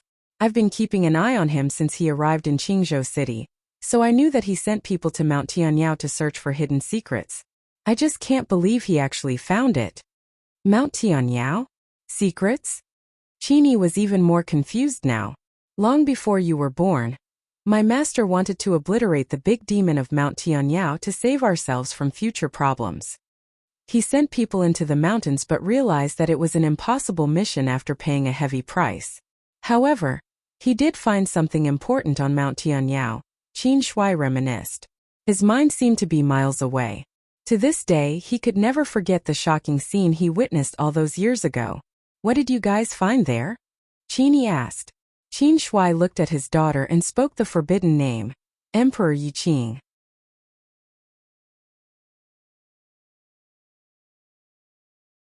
Chapter 36. The ground of Qingzhou Academy kept shaking like an earthquake. The ground of Qingzhou Academy kept shaking like an earthquake. The bells sounded in the academy to call all the disciples. At the same time, along the perimeter of Mount Tianyao, the army of Dark Kailan spread out for the approaching enemy. The words Monster Tide were being spread throughout the whole academy. Now the Dark Kailan knighthood knew that Yi Futian was not joking. A monster tide was seriously approaching this place. Mount Tianyao was such a vast place that no one knew exactly how many monsters were inside. If it was a minor tide, they could still hold it, but if it was a huge tide, the whole city could be destroyed. When Yi Futian and the others arrived, they saw that the battle against the monsters had already begun. Countless monsters were gushing out of the mountain. People from the School of Martial Arts were standing at the front lines, while the School of Sorcery released spells behind them. The whole mountain was nearly engulfed in fire and the earth was fissured from the battle. The guards were just trying to lock down the entire place. However, there were not only monsters running around on Mount Tianyao. A herd of demons was flying to the battleground as well, and they were about to launch an attack. The big chiefs of the academy saw this from a distance, and they now looked extremely nervous. They realized that once the monsters broke through the front lines and attacked the city, they would be unstoppable. The whole city has now entered a state of siege. Inform the major families to protect the city together. Soldiers of Dark Kailan, I command you to spread out and secure the perimeter of Mount Tianyao, Qin Shui commanded. Then the Black Kailan under him flew to the herd of monsters that were flying toward the army. Dad! Qin Yi was worried about her father. Girl, stay away from Mount Tianyao, Qin Shui told his daughter. Qin Yi was still worried about her father, and she was trying to follow him. Yi Futian yelled at her from behind, stay here. If you go with your father, you will just distract him. Qin Yi knew that he was right. She was only in the 8th plane of awakening of martial arts, and she was not strong enough to fight against the monsters. Yi Futian, what should we do now? Qin Yi looked back at Yi Futian. She looked really flustered. They were practically pressed against each other. Yi Futian felt Qin Yi's nervousness. He blinked his eyes and asked, is there anything I can do to help? Qin Yi realized that they were too close and suddenly blushed. She punched Yi Futian's chest with her fist and cursed him. You shameless bastard. She turned around to avoid further body contact. Yi Futian smiled and tried to comfort her. Don't worry. It'll be fine, and so will your father. I know. Qin Yi nodded. She understood Yi Futian was just trying to soothe her feelings. Just get off my side. Her face was still red. Futian actually listened to her order this time. He looked into the distance and he did not feel as assured as he seemed. This was a dangerous monster tide. The most he could do was comfort Miss Qin, but he couldn't help much besides that. All the people in the city had been informed of the monster tide outburst. All the significant families were now deploying their military forces. This fight was related to the survival of the entire city, and no one would survive if they lost. The cultivators were also rushing to Mount Tianyao to help secure the perimeter. If they didn't, once the monsters broke through the guards, their homes would be destroyed. Inside the city, a remarkable troop was marching towards Qingzhou Academy. The troop was made up of foot soldiers and knights. The ground was shaking from the force of their marching, and the people who saw them were shocked. Some of them are the municipal guard of this city, some are the soldiers of the Murong family. But who are the other guys? People were curious about this mysterious army. Some people noticed the symbols on their robes, and suddenly they sensed the danger. They are the powerful warriors and mages from the Haiyan Academy. How could that happen? The city of Haiyan is our nemesis. Why are the municipal guard soldiers with the army from the city of Haiyan? I don't know. People were now extremely nervous about this army. The monster tide was going to attack the city soon, but the Qingzhou Municipal Guard was not protecting the city with the Dark Kylan knighthood. In fact, they were marching with soldiers from the city of Haiyan. The city of Qingzhou truly was in danger. This mighty troop was directly approaching Qingzhou Academy. When they arrived, the people of Qingzhou Academy were still fighting against the monsters with the Dark Kylan knighthood. Such a huge army soon attracted the attention from all the people who were fighting. A lot of students froze when they saw the newcomers on the battleground. Wei Meng. Qin Shui stepped out and stared at Wei Meng, the lord of the city of Qingzhou. His face was ghastly pale. You released the monsters from Mount Tianyao, and are now working along with the people from city of Haiyan. This is your territory. I don't understand you. What I'm doing now is completely under orders, Wei Meng said in a cold voice. Xia Fan, what are you doing exactly? Qin Shui noticed that Xia Fan was in the crowd. An evil light flickered across Xia Fan's eyes. He was looking at Qin Shui with contempt.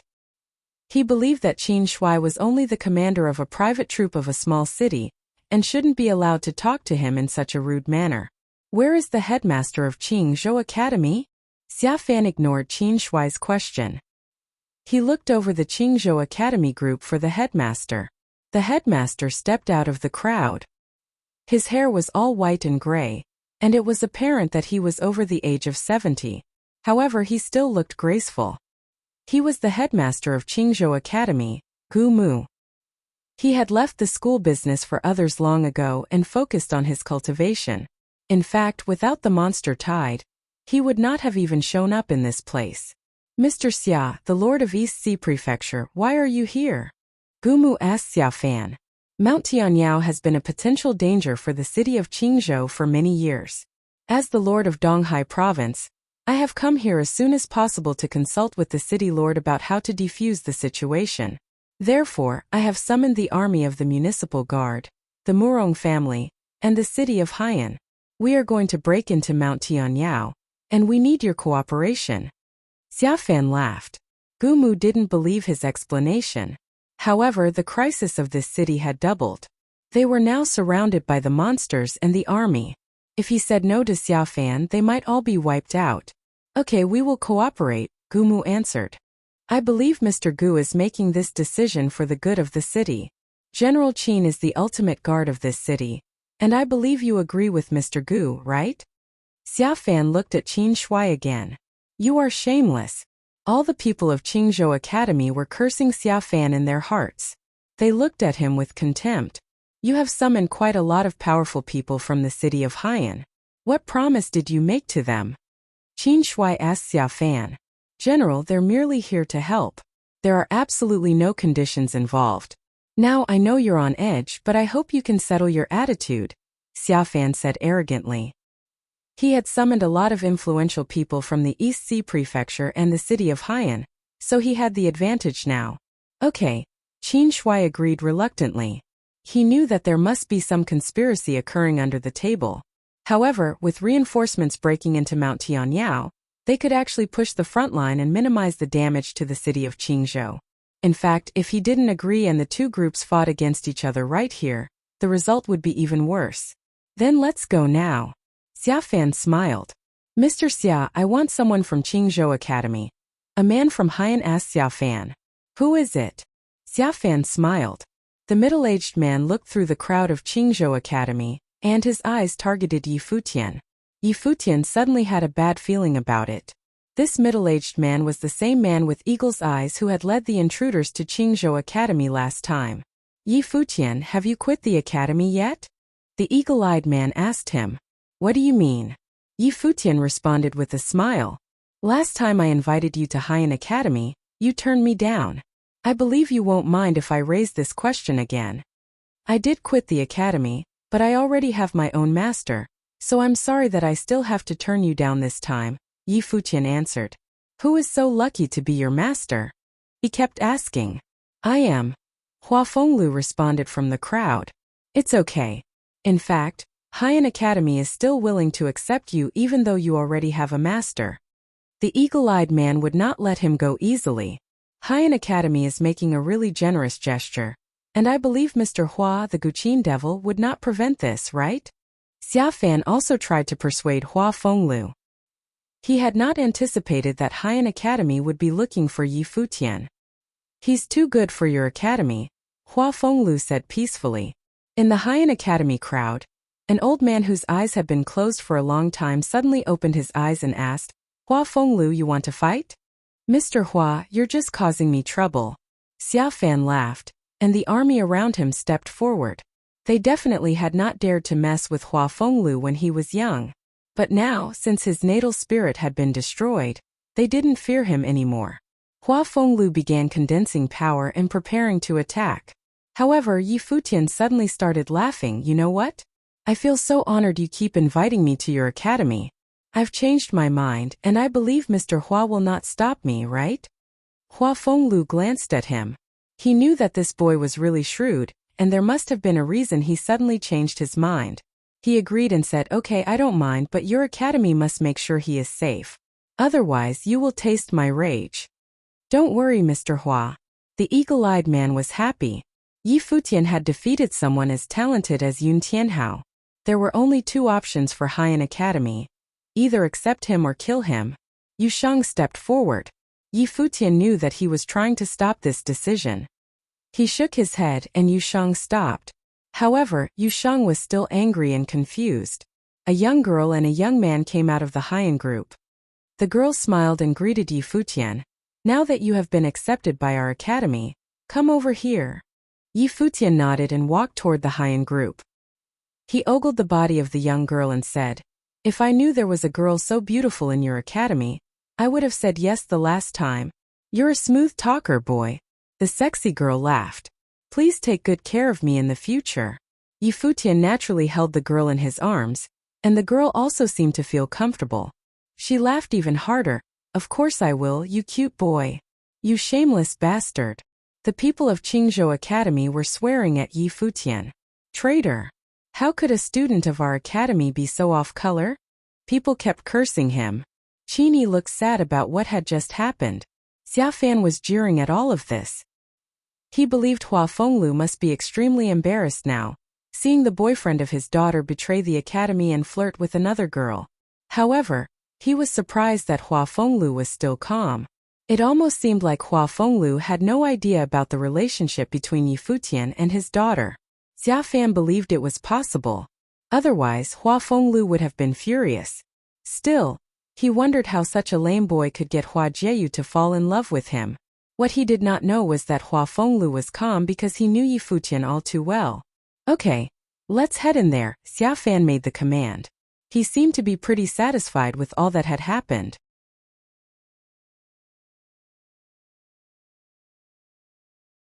Chapter 37. The army of people headed into Mount Tianyao together. The city of Qingzhou had never had an expedition of this level before. The army of people headed into Mount Tianyao together. The city of Qingzhou had never had an expedition of this level before.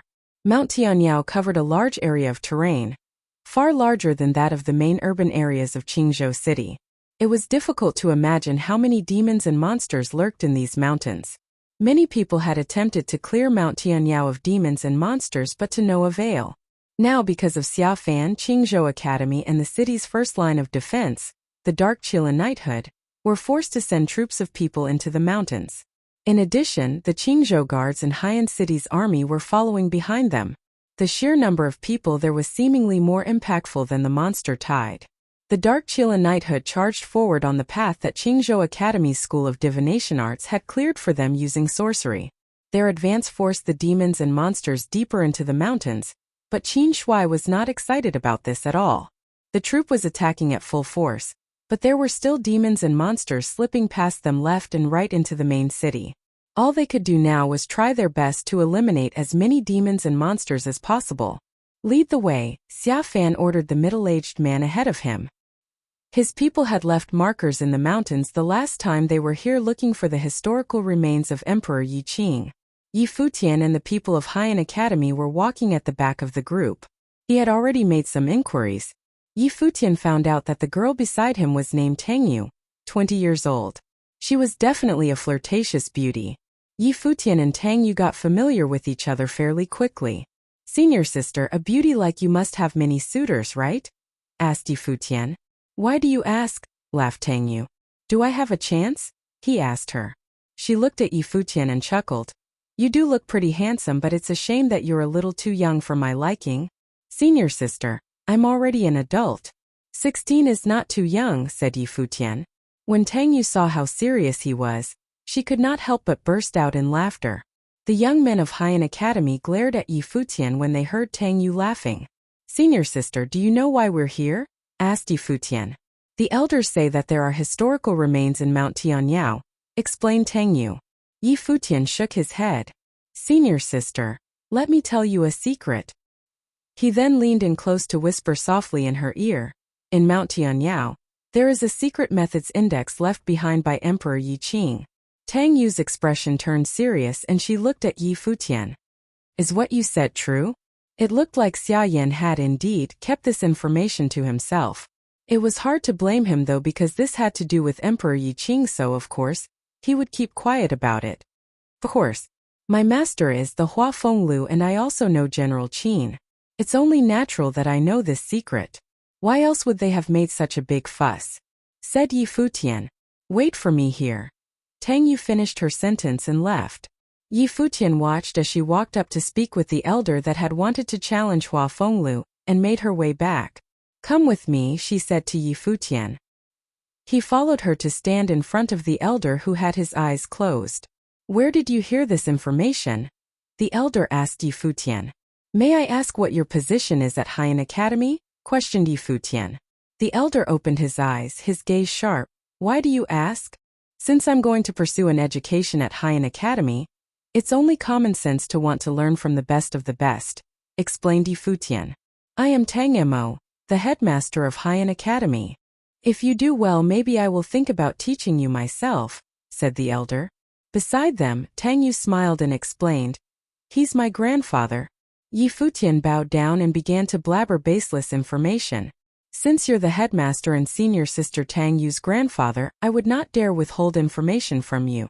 There has always been a rumor in the city of Qingzhou that our city was where Emperor Yi Qing originated, and that he had left an heirloom here. To obtain the heirloom was to obtain the right to inherit his position and his secret methods index. A lot of people think it's just a legend, but it's all true. The heirloom is up in Mount Tianyao. General Qin has personally seen it in the past." "Why didn't he take it then?" Tang Mo was skeptical. "Headmaster, do you really think Emperor Yi Qing's heirloom is that easy to obtain? If it were, why would Xiaofan do all of this?" asked Yi Futian. Tang Mo squinted his eyes in suspicion. "Do you know what happens if you lie to me?" "I didn't know that headmaster was kept in the dark about this. I was simply making conversation with senior sister Tang Yu. Why would I purposely lie to her?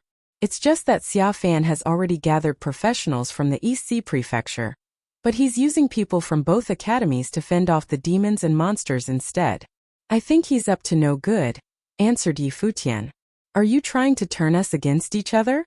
Tang Mo was extremely sharp. His great aura was suffocating Yi Futian.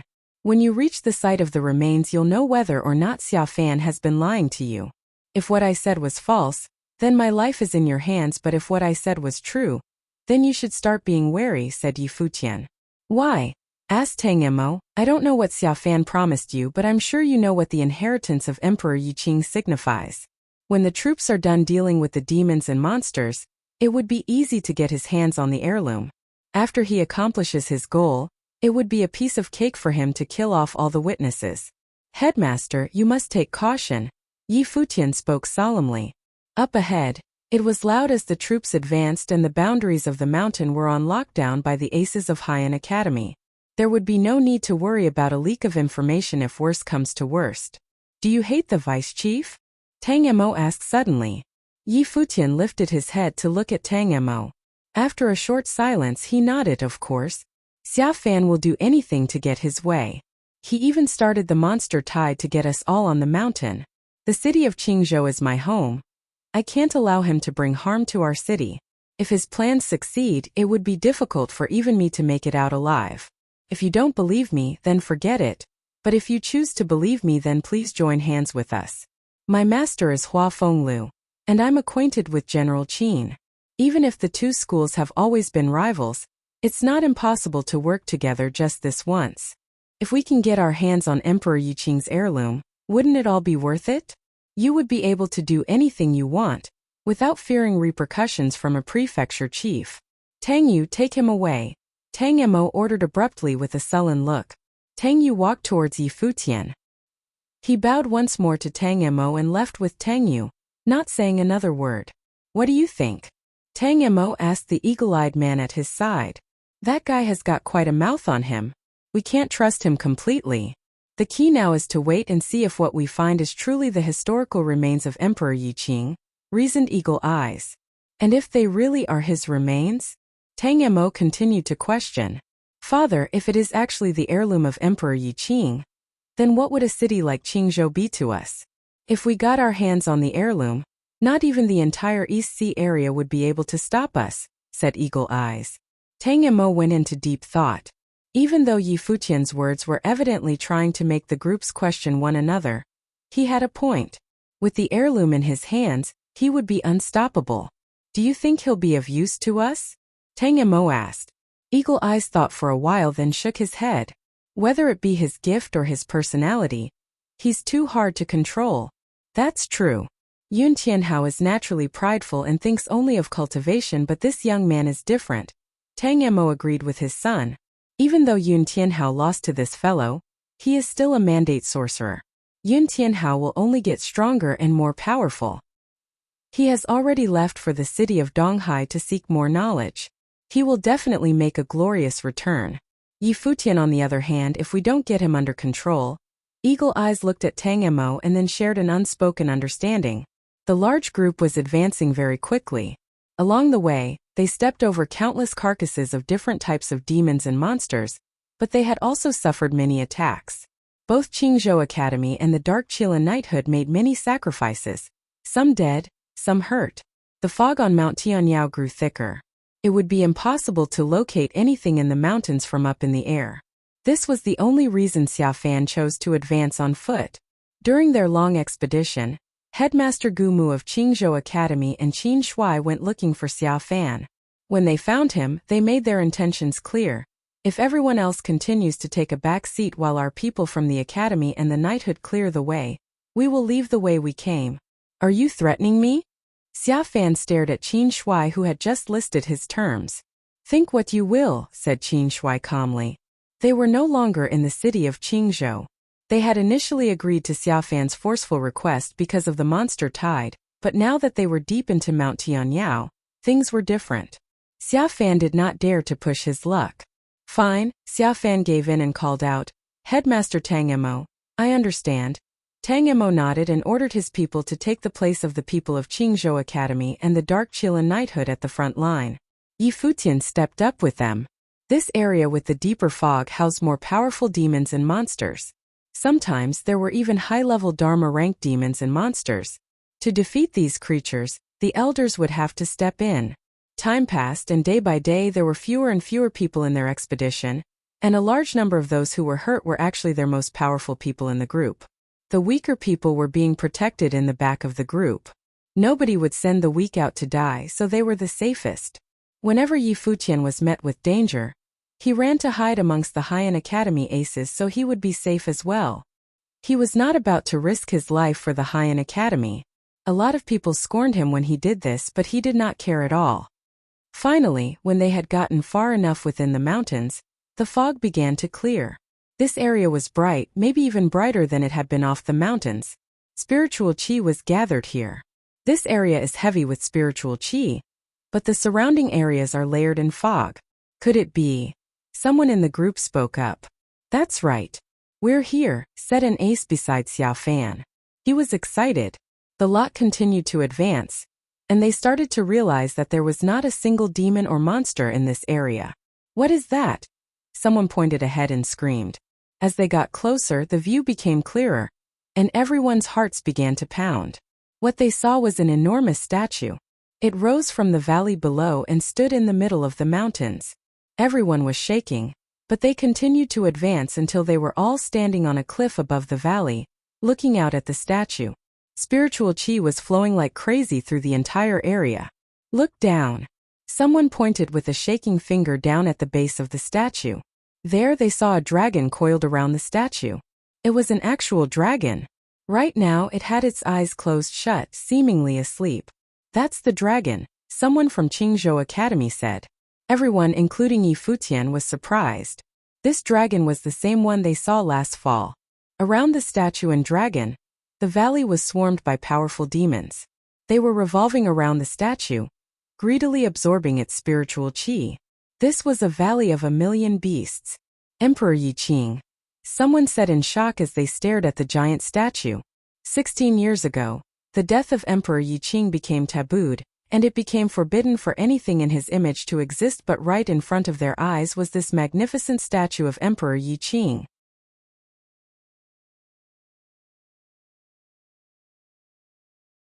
Chapter 38. The monumental statue in front of them was vivid and dignified. Black hair casually spread across the shoulders. The eyes were so bright that they seemed to be looking through people. The statue had already demonstrated the unsurpassed charm of Emperor Yi Qing. The monumental statue in front of them was vivid and dignified. Black hair casually spread across the shoulders. The eyes were so bright that they seemed to be looking through people. The statue had already demonstrated the unsurpassed charm of Emperor Yi Qing. Emperor Yi Qing was the legend of the divine prefectures of the East. Even though his name became a taboo after he died, it was still mentioned privately. The name had come as a shock. They had never expected that in Mount Tianyao there was such a lifelike statue of Emperor Yi Qing. And they were wondering whether the dragon was his mount. Wow, look at this, the relics of Emperor Yi Qing. Tang Mo, the headmaster of Haiyan Academy, narrowed his eyes. He realized that Xia Fan had concealed his true intentions about coming in here. Qin Shui gazed at the coiled dragon in the canyon below. He frowned with doubt. Several years ago, when he had come here with his master, he hadn't seen the coiled dragon. There were only the statue and monsters at that time. The dragon must have come later. Everyone, these are the relics of Emperor Yi Qing. There's an entrance behind the statue, and I believe the treasure of Emperor Yi Qing is hidden inside. Even without the relics of Emperor Yi Qing, the corpse of this dead dragon is a valuable treasure itself. Xia Fan pointed below. He looked so greedy that he would have started the exploration already if not for the monsters lurking below. Tang Fei went to tell Xia Fan that the monsters below were entirely different from the ones in the monster tide. Mr. Xia, these monsters are different. These monsters were just being lazy. They didn't even care about the people and kept laying there. So we all need to work together, Xia Fan said.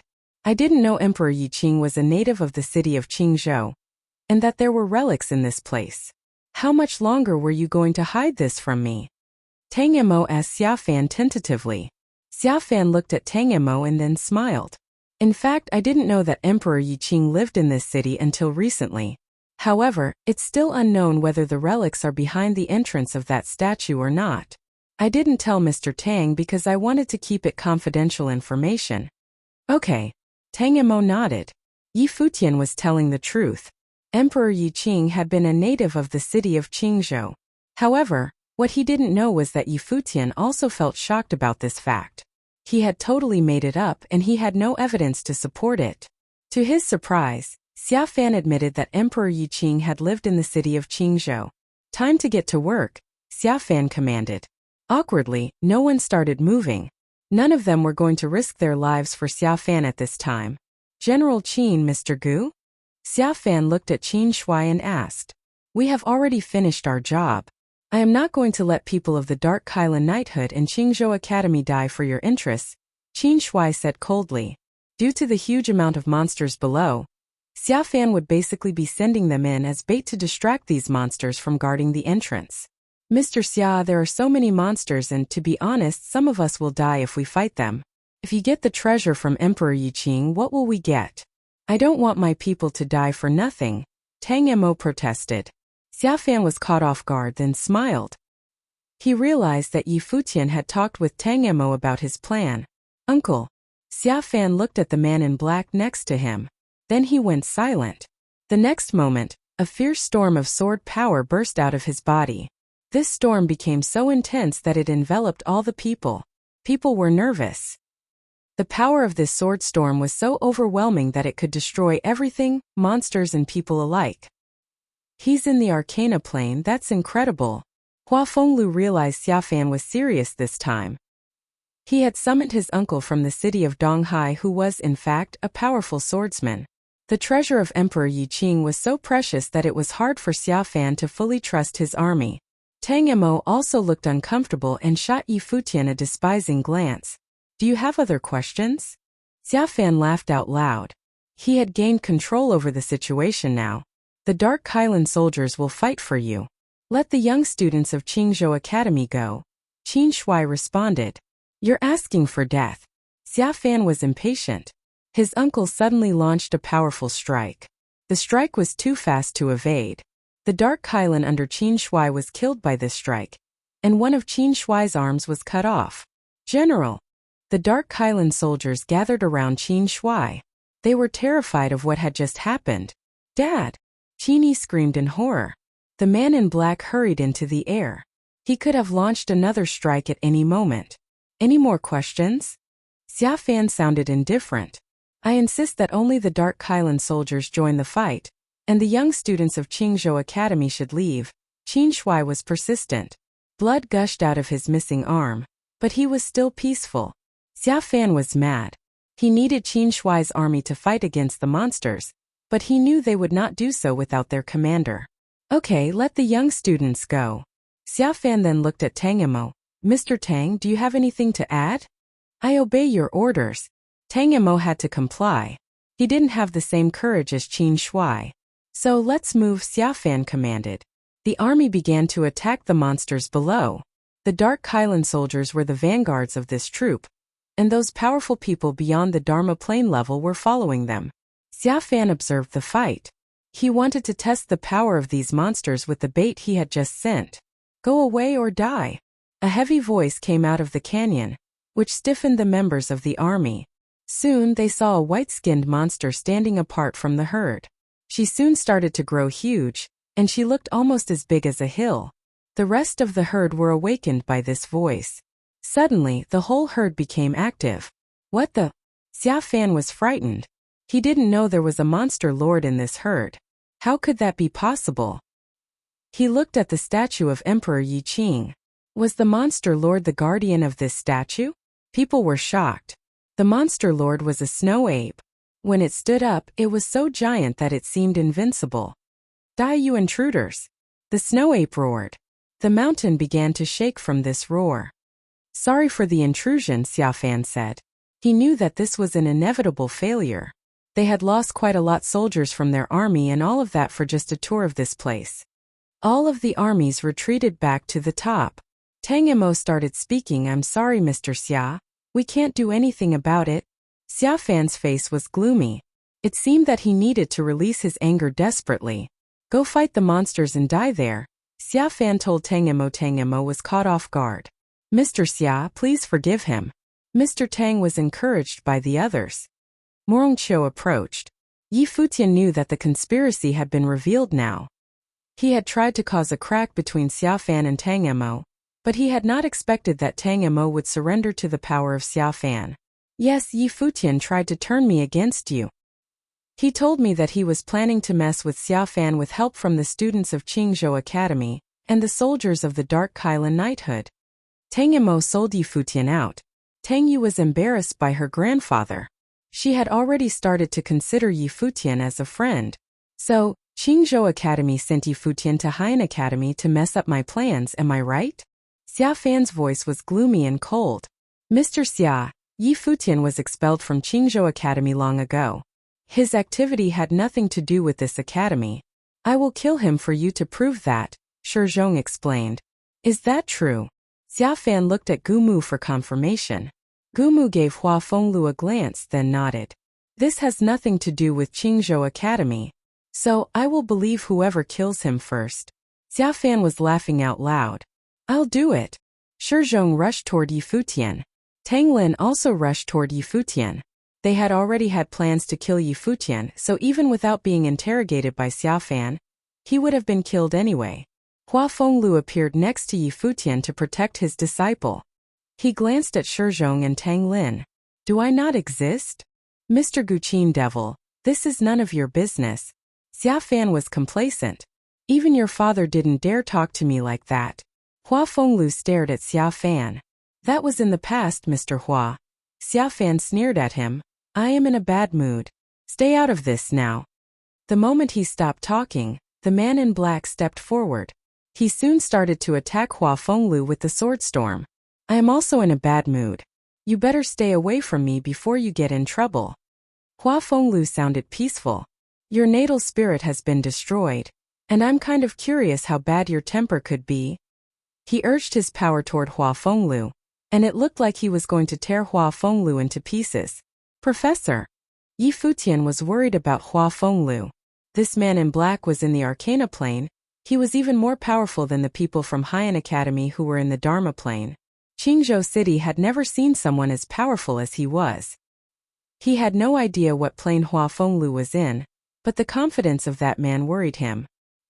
He has fallen under the Arcana plane since his natal spirit was destroyed. The middle-aged man next to Xiaofan confirmed Yi Futian's fear. You don't have to die for me, Professor. Yi Futian ran away and yelled, just tell Fox I love her and tell my godfather I have to let him down. The second half was to Yu Shang. Shockingly, Yi Futian began running into the canyon with the endless monsters. Yi Futian was upset that he had to end his short life in such a way. He was not prepared to die yet. Go after him, Xiaofan commanded. Suddenly, some powerful mages rushed out of the group to pursue Yi Futian.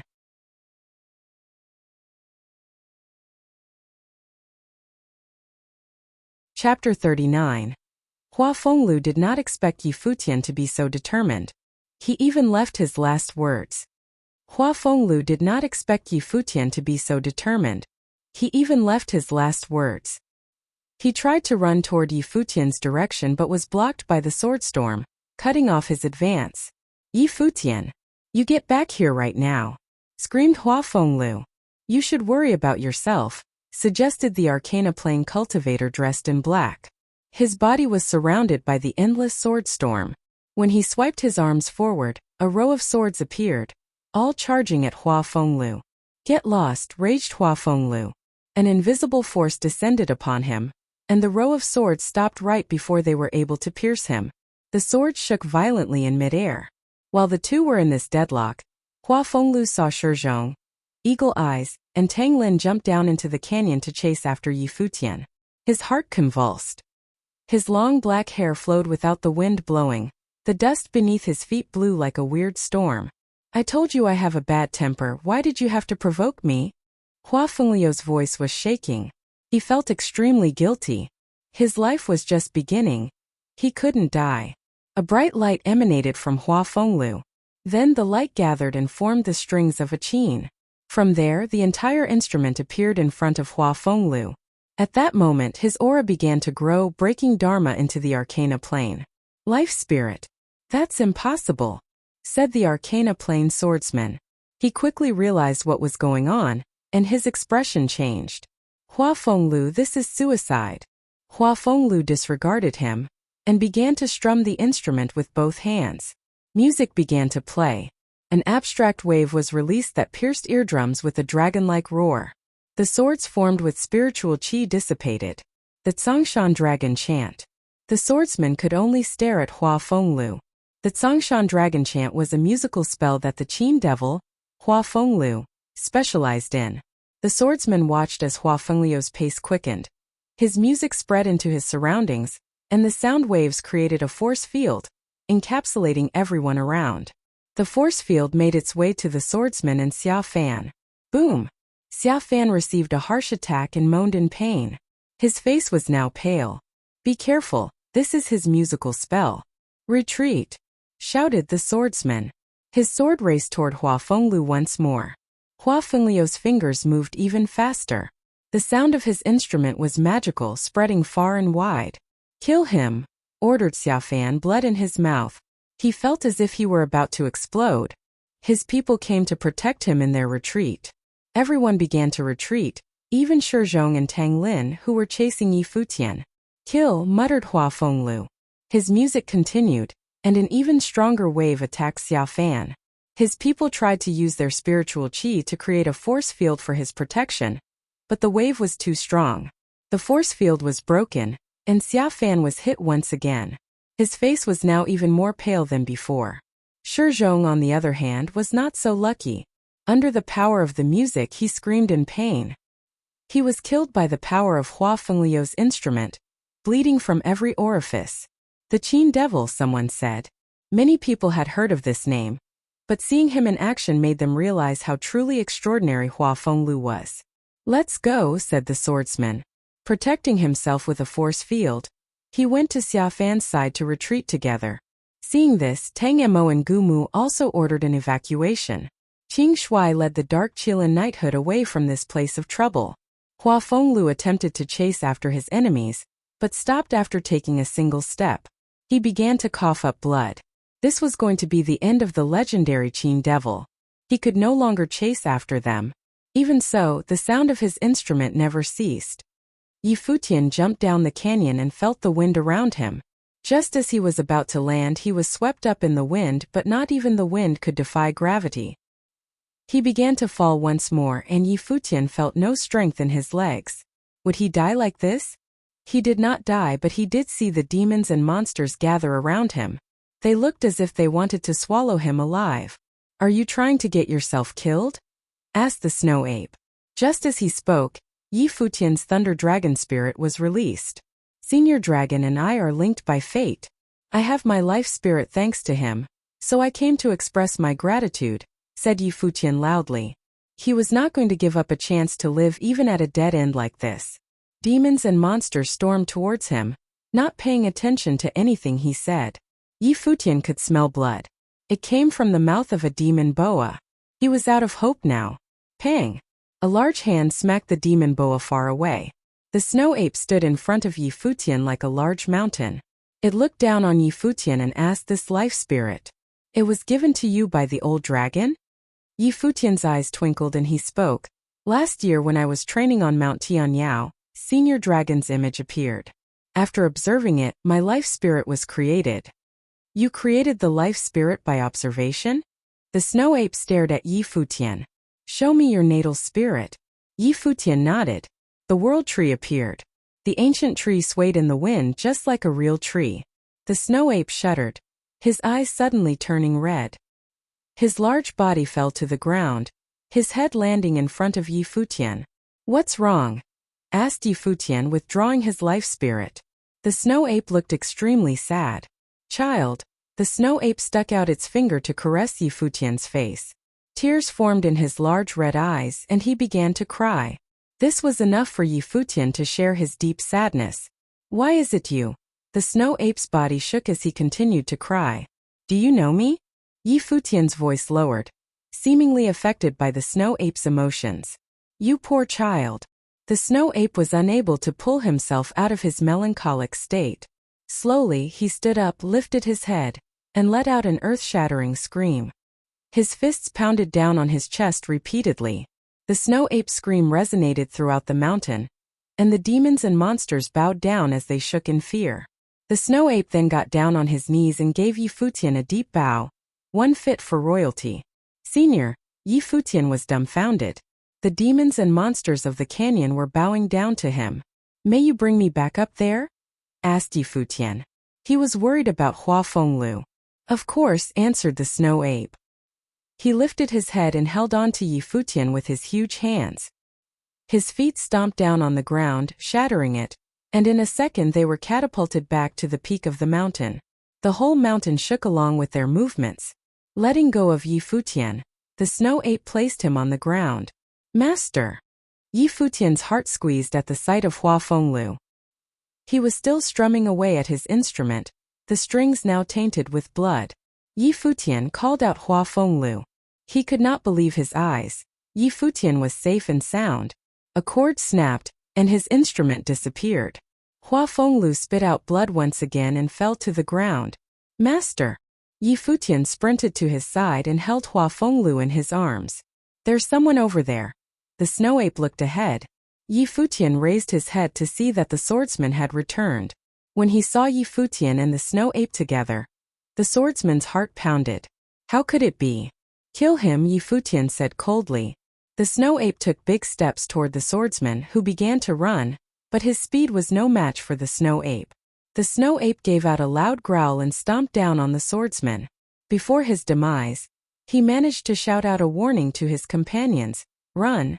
3 roars came from the snow ape, and from a distance the swordsman's companions shook in fear. What was the demon king doing outside the canyon? Hua Fenglio's life was hanging on by a thread, but he still smiled at Yi Futian. Don't worry, this isn't enough to kill me. My powers were disabled once, doesn't matter if it happens a second time. I told you to leave me be, why did you do this? If I was already dead, then you would have died in vain, shouted Yi Futian. His eyes were red. As your master, I couldn't just let you be driven to your death and do nothing about it. That's humiliating, laughed Hua Fenglu. Besides, you know I have a bad temper. So you feel good about yourself now? Well, I'm pissed. If something had happened to you, what would I do about Fox? Asked Yi Futian. You would marry her, chuckled Hua Fenglu. Yi Futian lowered his head, tears streaming down his face as he closed his eyes in pain. Why are you crying? My daughter is beautiful. Are you not willing to marry her? Hua Fenglu was acting as if nothing had happened. I'm crying because you messed up my life. If you die, then I don't even get the chance to kick you to the curb when I'm successful, said Yi Futian as he placed Hua Fenglu on his back, carrying him into the canyon. You make it sound like you got the short end of the stick here, Hua Fenglu said from behind. Of course. If I become emperor, then you're the emperor's father-in-law, Yi Futian answered nonchalantly. Hua Fenglu lifted his head to watch the sunset and smiled. Yu Sheng approached them from the edge of the canyon. Yi Futian stared at him. What are you trying to do now? Are you also trying to die with me by jumping off? No, replied Yu Sheng, shaking his head. Yi Futian was even madder now. What happened to being loyal to friends? If you had died, then I would have avenged you. Yu Sheng lifted his head, finally looking Yi Futian in the eyes. His eyes were also red. Fine, I forgive you, said Yi Futian. He looked over at the snow ape who had just returned. Can you bring me to the statue? Okay, but anyone who sees us together has to die, said the snow ape seriously. Yi Futian was shocked at his words and looked over at Yu Sheng. They are some of my closest friends and family. Don't even think about it. As for the others, leave it to me. The snow ape nodded and brought the 3 to the entrance of the statue. Yi Futian pushed open the door and entered alone. The inside was empty. All that was there was another statue of Emperor Yi Qing, but this one was life-sized. The spiritual qi inside was packed as if there was a matrix somewhere. When Yi Futian took a step inside, the matrix lit up by itself. It got brighter as endless amounts of spiritual qi rushed into the life-size statue. This caused the statue to break apart, releasing a virtual image. It was Emperor Yi Qing. The two met eyes and Emperor Yi Qing spoke softly to ask, "What is your name, child?" "Senior, my name is Yi Futian," he answered. He was not sure why he felt so at peace even though the most legendary character in history was standing in front of him. "We share a surname. Release your life spirit for me." requested Emperor Yi Qing. Yi Futian did exactly that as requested. Upon seeing his life spirit, Emperor Yi Qing froze. Then he let out a pained expression. It was the same reaction that the snow ape had. It seemed like he was about to cry. His virtual image approached Yi Futian and embraced him. He then said, "My dear child, why is it you? Why must it be you?" His voice cracked as he cried. Yi Futian wanted to cry with him. Softly he spoke, "Senior, haven't you been waiting for me? Who exactly am I? You are not the one I have been waiting for. I didn't think it would be you." His voice was filled with sadness. His virtual image returned to its original place. Emperor Yi Qing looked at Yi Futian with gentle eyes and told him, "Child, you are the future emperor of the divine prefectures, the ruler of the world."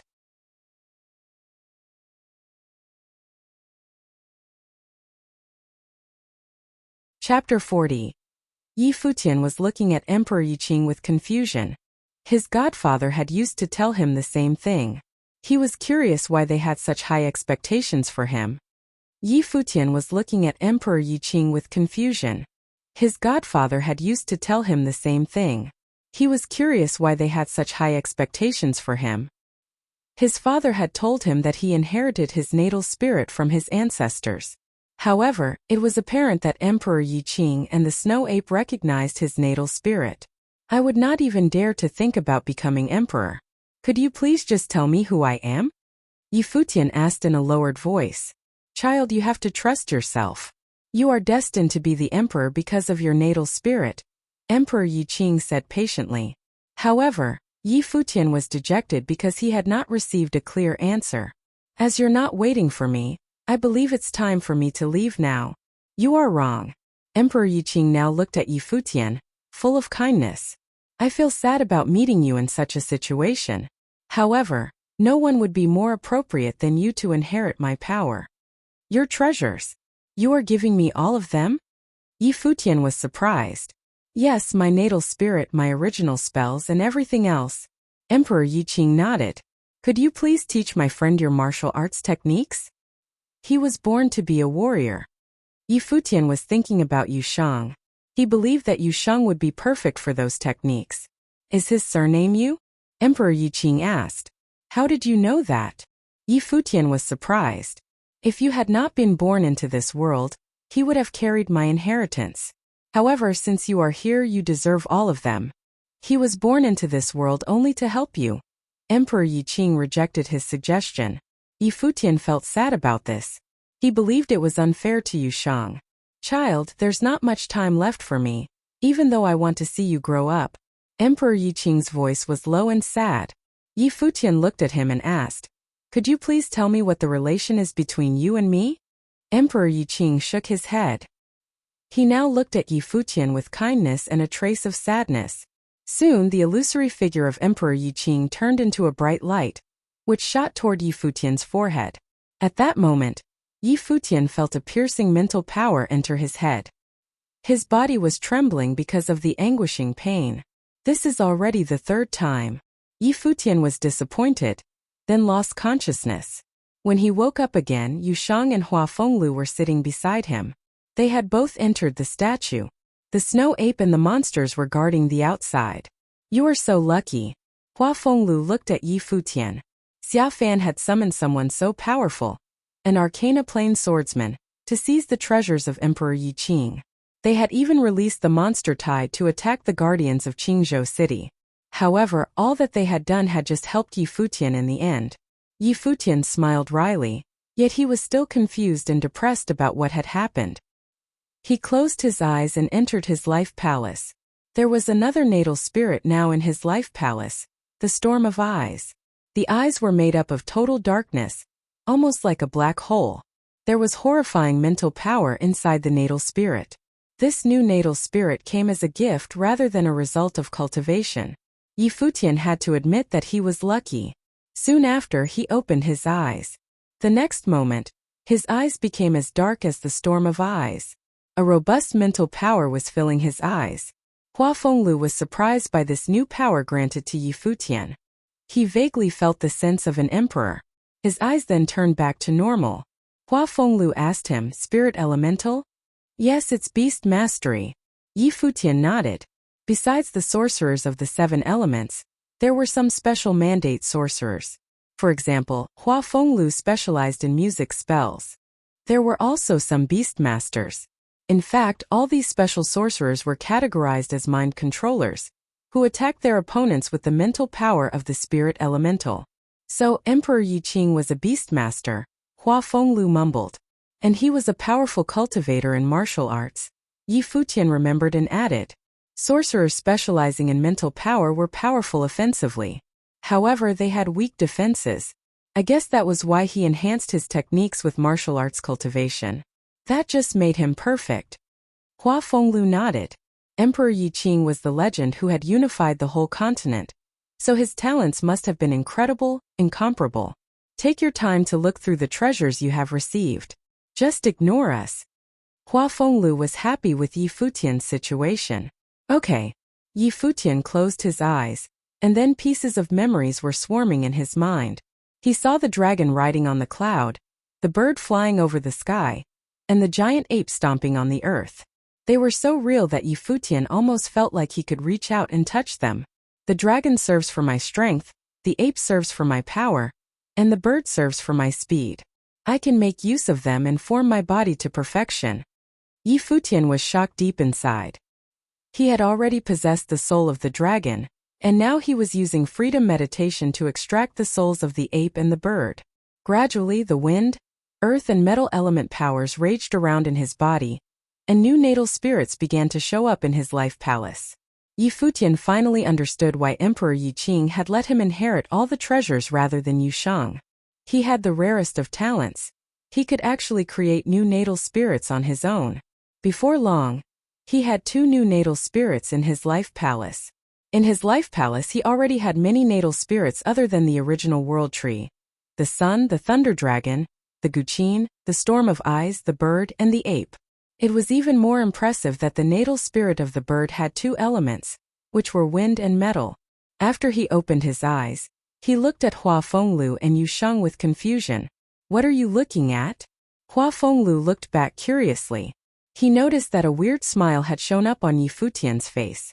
Professor, I just have too many natal spirits in my life palace now.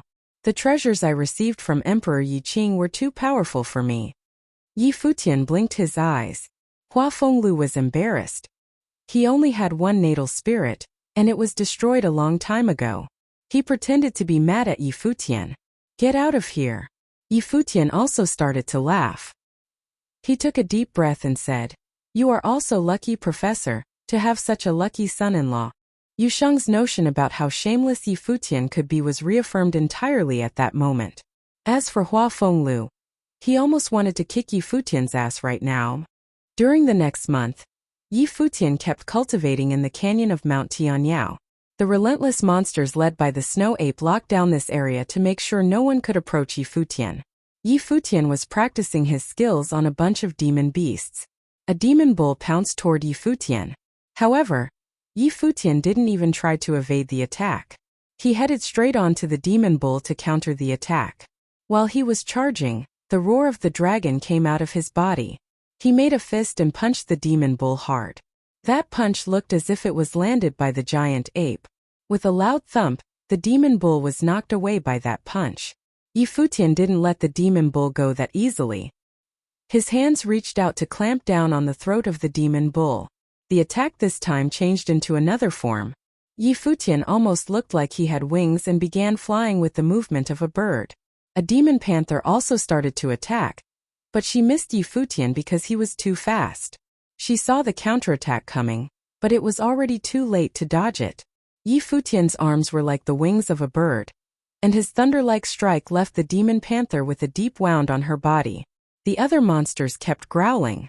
They had been intimidated by Yi Futian. Now your body moves like a dragon, you are strong as an ape, and your speed is like the bird. You have made impressive progress during the last month. Hua Fenglu felt satisfied with his work. I am still so far away from the abilities of those true divine creatures. Yi Futian remembered the images in his mind. Hua Fenglu understood and tried to comfort him. Your level is not high enough to fully develop the power inside your body. You are only in 2-star glory plane, and you're trying to fully seize power from those divine creatures? Yi Futian was still sad about this fact. He looked at the snow ape and said, I need to leave now. Okay. Have you decided on which beast to take away with you? Your mental power is not strong enough for those giant creatures yet. However, you can control some beasts and monsters that are in the Dharma plane, the snow ape told him. You're not coming with me? Yi Futian tried to gain her sympathy. He believed that if the snow ape agreed to follow him, he would be the most powerful mage in East Sea Prefecture. Sorry boy, I have to stay here. As long as I am here, no one will know that the treasures have been taken. Remember, don't let anyone know that you have inherited the treasures. Otherwise, those greedy people would. The snow ape stopped. Yi Futian was upset. Even though he understood what the snow ape meant, Yi Futian looked at the monsters around him. He needed to stay under the radar so no one would know that he inherited the treasures by picking a monster that wasn't too flashy. Could you please call a dark wind eagle to my side? Yi Futian asked. Sure, the snow ape agreed, then called on a dark wind eagle that was in the Dharma plane. Yi Futian walked toward the dark wind eagle.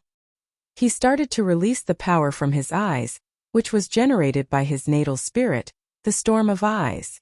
The snow ape stared at the dark wind eagle to prevent the eagle from resisting. The dark wind eagle was a wind element creature, and her mental power was also of the Dharma plane level. Therefore, without assistance from the snow ape, Yi Futian would not be able to mentally control the eagle. This was the first time he had initiated the beast mastery ability with the storm of eyes. He felt as if the figure of the dark wind eagle was imprinted on his pupils. His ruthless mental power was planting his will inside the eagle to control her, and the body of that eagle was shaking in the process. Suddenly, the dark wind eagle reached her limit. She finally surrendered to the power of Yi Futian, and their souls started to resonate. Phew! Yi Futian took a deep breath. The dark wind eagle finally bowed down to him. Hua Fenglu actually knew the reason why Yi Futian had picked the dark wind eagle as his first subject. Yi Futian was still upset that Hua Jieyu had left with the black eagle. Goodbye, snow ape. Yi Futian, Yu Shang, and Hua Fenglu finally left. They looked at the statue of Emperor Yi Qing with a sense of attachment and gratitude. Go now. The snow ape nodded. The dark wind eagle flew into the air. The sight of Yi Futian, the snow ape, the statue, and the monsters becoming smaller until they were tiny dots. Finally, they were gone. Go escort them, the snow ape commanded. The monsters obeyed her orders. People around Mount Tianyao were frightened by this herd of monsters. They were shocked and wondered why another monster tide was coming.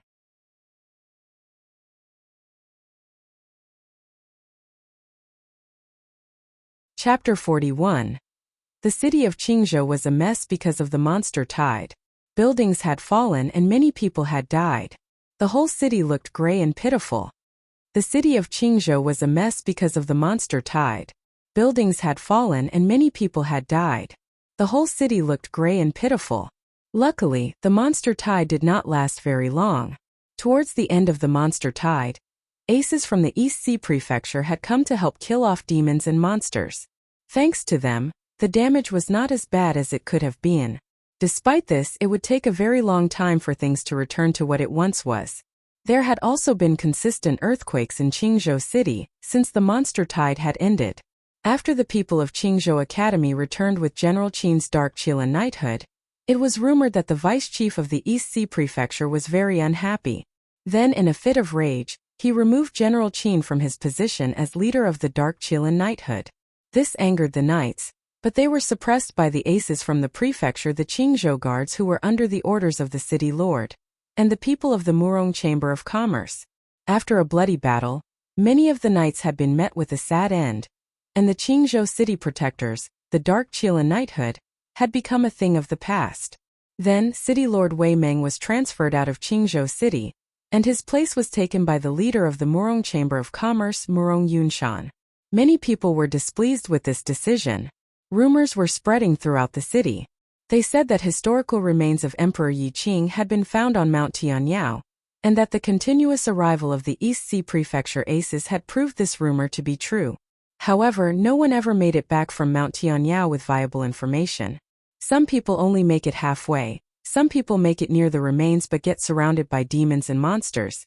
The rumors also say that it was because of these remains that the East Sea Prefecture's Vice Chief Xiaofan started the Monster Tide and aligned with the City Lord and the people of the Murong Chamber of Commerce to force Qingzhou Academy and Qin Shui onto Mount Tianyao. When these rumors spread, the citizens were even more upset. However, it did not matter because the Murong Chamber of Commerce held a lot of power in the city to begin with. Now that their leader was also the City Lord, no one dared to speak out against them. To make things worse, they also have the East Sea Prefecture to back them up. The most that citizens of Qingzhou City could do was to complain secretly. At the Yi family house, a black winged eagle landed to drop off 3 people, and then flew up to circle in the sky. Yi Futian Yushang and Hua Fenglu had left the mountains after a short while, because they were worried about their families. Upon their arrival, Yi Futian's heart sank at the sight of his home. The residence was torn apart with bits and pieces of the house scattered on the ground. Looking around, they could not find a single person. Father! Mother! Yi Futian ran through his home as he called out to his parents. The roof was caving in and the house was empty. Godfather! Yi Futian called again with sadness in his voice. Still no one answered. Yu Sheng was also running around the residence with red eyes, looking for a trace of the family. What happened? What on earth happened to them? Yi Futian was scared. More scared than when he had jumped into the canyon. Yi Futian! At that moment someone screamed out his name. Yi Futian whipped around to see a beautiful young woman run toward him. Her body flew into his arms and held on to him tightly. "You're alive, you're still alive," said the young woman. Her eyes were red as she cried into his shirt. "Feng Qingxue, where is my family? Do you know what happened to them?" asked Yi Futian while he tried to support her. Feng Qingxue dried her tears, her face flushed red and said with her head lowered, "Your dad and everyone else is fine. My father told me to let you know that they moved away from Qingzhou City. They wanted to tell you not to worry about them." "They didn't say where they were going?" asked Yi Futian, now relieved. Thank God nothing had happened to them. Feng Qingxue shook her head and replied, "My father also told me not to tell anyone. Your family left secretly, but they didn't want you to worry, so they asked my father to relay the message." Yi Futian was stunned. Then he looked up at the sky and cursed, "Yi Baichuan, you jerk." His eyes were red from crying. Being as intelligent as he was, Yi Futian knew there was something wrong with his background. Both he and his godfather carried secrets about their pasts. Now, his family had taken advantage of the distraction of the monster tide to leave in secret. He knew it was to hide a secret that no one would ever find out. From this day on, the Yi family did not exist in the city of Qingzhou. The East Sea was huge. Where was he supposed to begin the search for his family? They obviously did not want him to find them. "Feng Qingxue, how is the city doing? Have the people from the East Sea Prefecture left yet?" asked Yi Futian. If Xiaofan was still here, he would have to be extra careful. They left, and so have those from Haiyan City. Qingzhou Academy took a really big blow. General Qin has been removed from his position, and the Dark Qilin Knighthood has been dismantled. All of that is thanks to Xiaofan, the City Lord office, and the Murong Chamber of Commerce. Murong Yunshan is now the City Lord. Recently, more and more outsiders have arrived at Qingzhou City in hopes of finding Emperor Yi Qing's heirloom but have all left empty-handed, explained Feng Qingxue all at once. General Qin has been removed? Yi Futian was shocked. Yeah, she nodded. Yi Futian stood frozen. The protector of the city and leader of the Dark Qilin Knighthood has been thrown out by the vice chief of the East Sea Prefecture. Who would have imagined that? Those high authority figures held absolute power and played with the lives of others. Had he not gotten lucky, he would have died on Mount Tianyao. What do you have planned for the future? Why don't you come stay at my place? Asked Feng Qingxue with anticipation. Yi Futian did a once-over of Feng Qingxue. At his piercing gaze, her face reddened. That's okay. I might actually leave Qingzhou City as well, answered Yi Futian. Feng Qingxue was dazed. Her heart skipped a beat upon hearing his reply. She asked, "Where are you going?" "To do what I have to," Yi Futian said with a smile. "Feng Qingxue, I should get going now. You should head home too. Say goodbye to your father for me. Take care of yourselves." Yi Futian returned to Hua Fengliu's side. He placed him on his back and they headed outside with Yu Shang beside him. Feng Qingxue remained frozen in place. As she watched him leave, she shouted, "Yi Futian." He turned back to face her. "I like you," she shouted at the top of her lungs after mustering up the courage to do so. He looked at her and a smile appeared on his face. "I know. Who wouldn't like a person like me? Don't miss me too much." Finishing his words, he turned around once again and continued on his way. Feng Qingshue's tears fell and she crouched down to the ground. Yi Futian did not stop. He was afraid that if he gave in, he wouldn't be able to leave. Feng Qingxue was a beauty after all.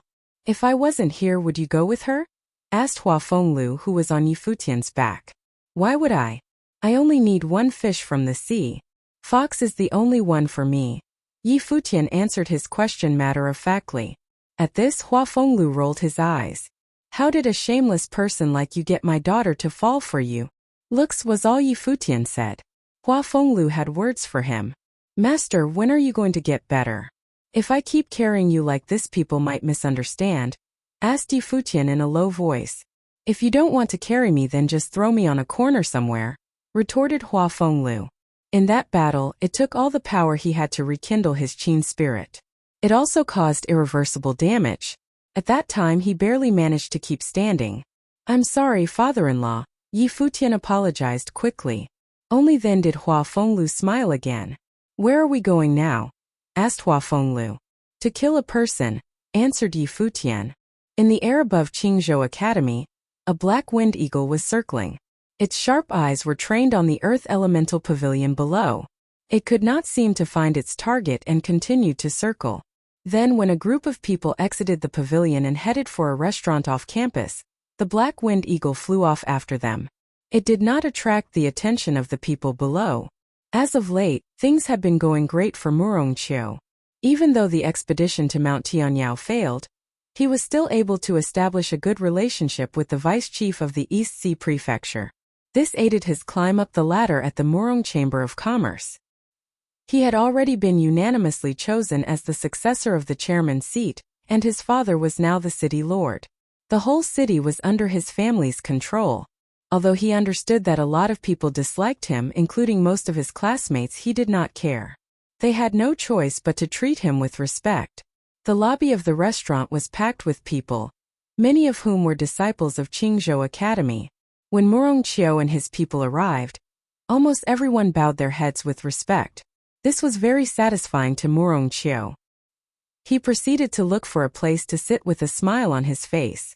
After the food arrived at the table, his whole group began to converse. "Junior brother Murongqiu possesses such a rare gift. You were able to reach the glory plane so quickly. You'll be in the Dharma plane in no time, and then the Arcana plane," said a disciple of the Earth Elemental Pavilion. The first 4 planes of cultivation were Awakening, Glory, Dharma, and Arcana. To reach the Dharma plane would mean you were sufficient to rise into the presbyter level and become an elder. If one were able to get a bit stronger than that, they would be able to become a pavilion lord.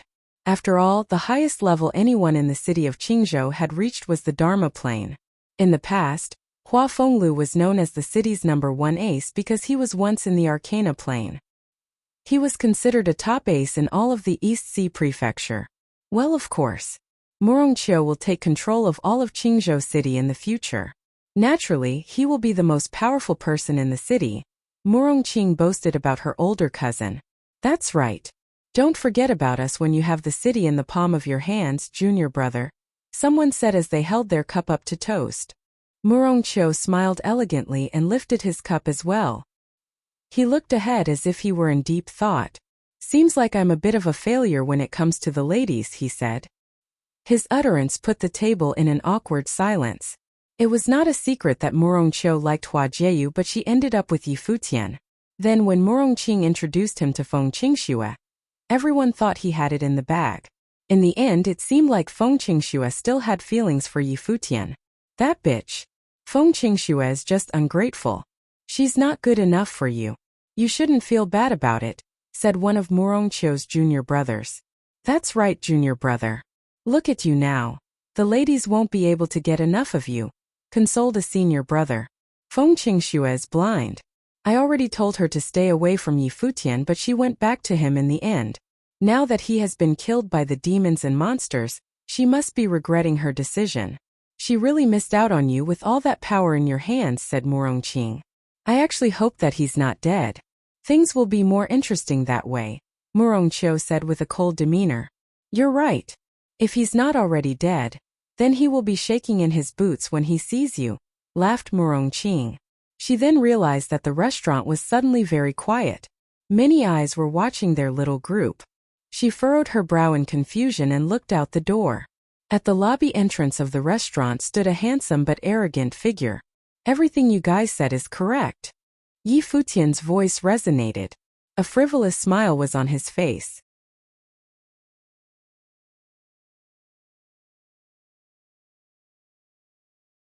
Chapter 42. Yi Futian. Murongqiu's eyes became gloomy. He could not believe that Yi Futian had survived after jumping into the canyon full of monsters.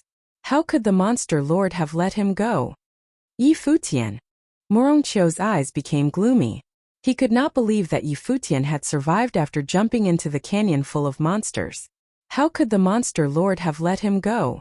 Even the powerful swordsman Xia Fan's uncle, who was in the Arcana plane, had died at the hands of the snow ape.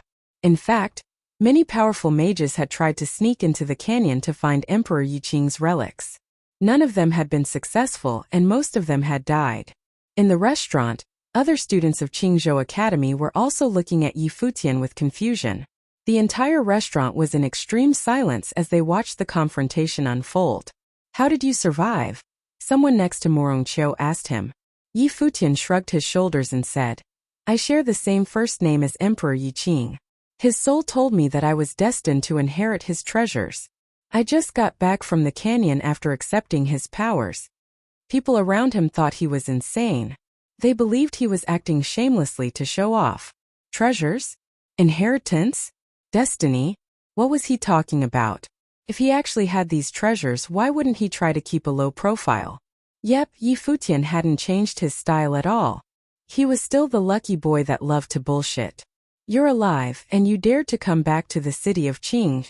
Murongqiu still wanted him dead. It looks like I have to kill you again. Students of Qingzhou Academy, listen to me. This guy Yi Futian betrayed our academy. I cannot believe he has survived all that happened. Please help me execute him as soon as possible. Murongqiu sounded cold. He now knew that Yi Futian was much more powerful than he was, and he would definitely not fight against him alone.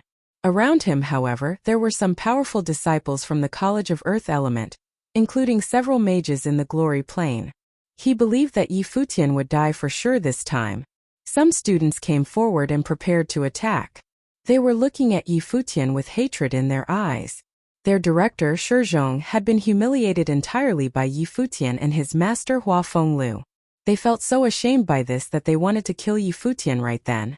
This is the second time that Murongqiu has wanted to kill me. If you help him, I will consider you guys his accomplices, Yi Futian said peacefully to those who stood in front of Murongqiu. I will not show you any mercy. Shut up, you arrogant fool. A mage from the 4-star glory plane stepped out. The earth element power around him was covering his body. Soon the power formed into armor. He knew Yi Futian was both a mage and a warrior, so it was important to formulate a defense system. Otherwise, he would be in trouble once Yi Futian approached him in melee range. Bang! Yi Futian stomped on the ground. Then his body suddenly sprang to his opponent. He realized this guy was determined to kill him, so he had to skip the formalities and get down to business. The mage in the 4-star glory plane was forced to react. The earth element power around his body formed into sharp lances, and with a swing of his arm, all the lances rushed toward Yi Futian. There was a piercing sound that rang through the air. Yi Futian actually sped up while facing the lances. When the lances had almost reached him, he suddenly leaned his body backward.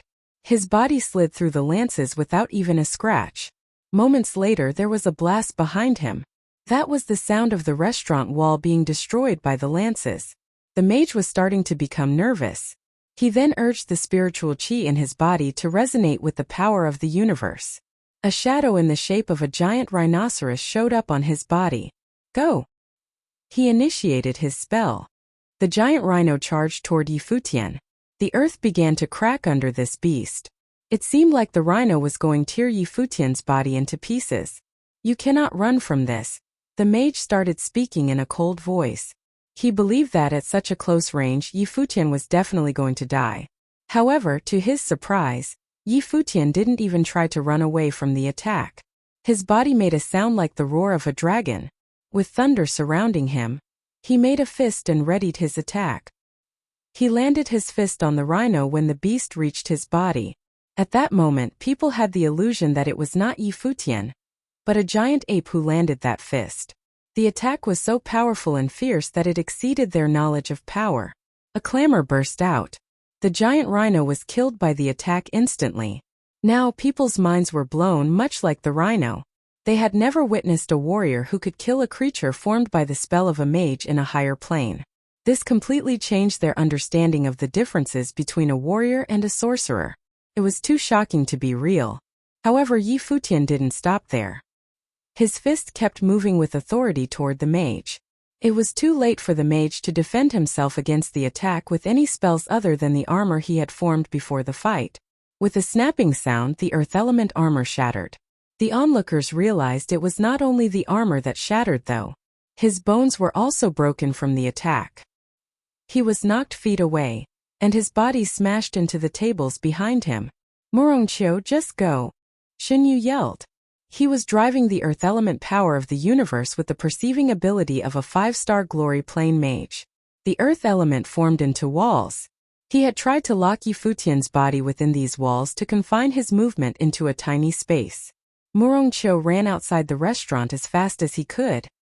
He was shocked by the power Yi Futian had just shown.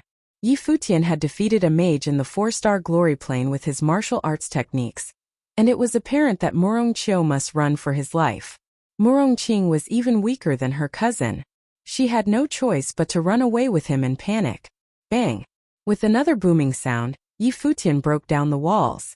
He saw Murongqiu running away, so he tried to chase after him. However, another wall suddenly formed in front of him, blocking the exit of the restaurant. Yi Futian turned around. He gave Xinyu a cold glance and said, "You are really pissing me off. What are you going to do about it?" Xinyu did not dare look down on Yi Futian anymore. He had covered his body with earth element armor and prepared for the fight. He realized Yi Futian was much stronger than a warrior who was merely in the 2-star glory plane. "You're done." Yi Futian's hand started to glow with a golden light after he spoke. He released his mental power, and a storm of the metal element was around his arms. It almost felt like his arms turned into the golden wings of a bird. "What? How are you using that metal element power?" Xinyu was so shocked. In fact, it was not just Xinyu who was shocked. The students of Qingzhou Academy standing in the corners also could not believe it. Yi Futian had shown so many talents in various elements, including martial arts, thunder, and fire. Now there was metal element too? Exactly how much power was he hiding? Actually, the metal element storm around his body was entirely beyond the ability of a mage in 2-star glory plane.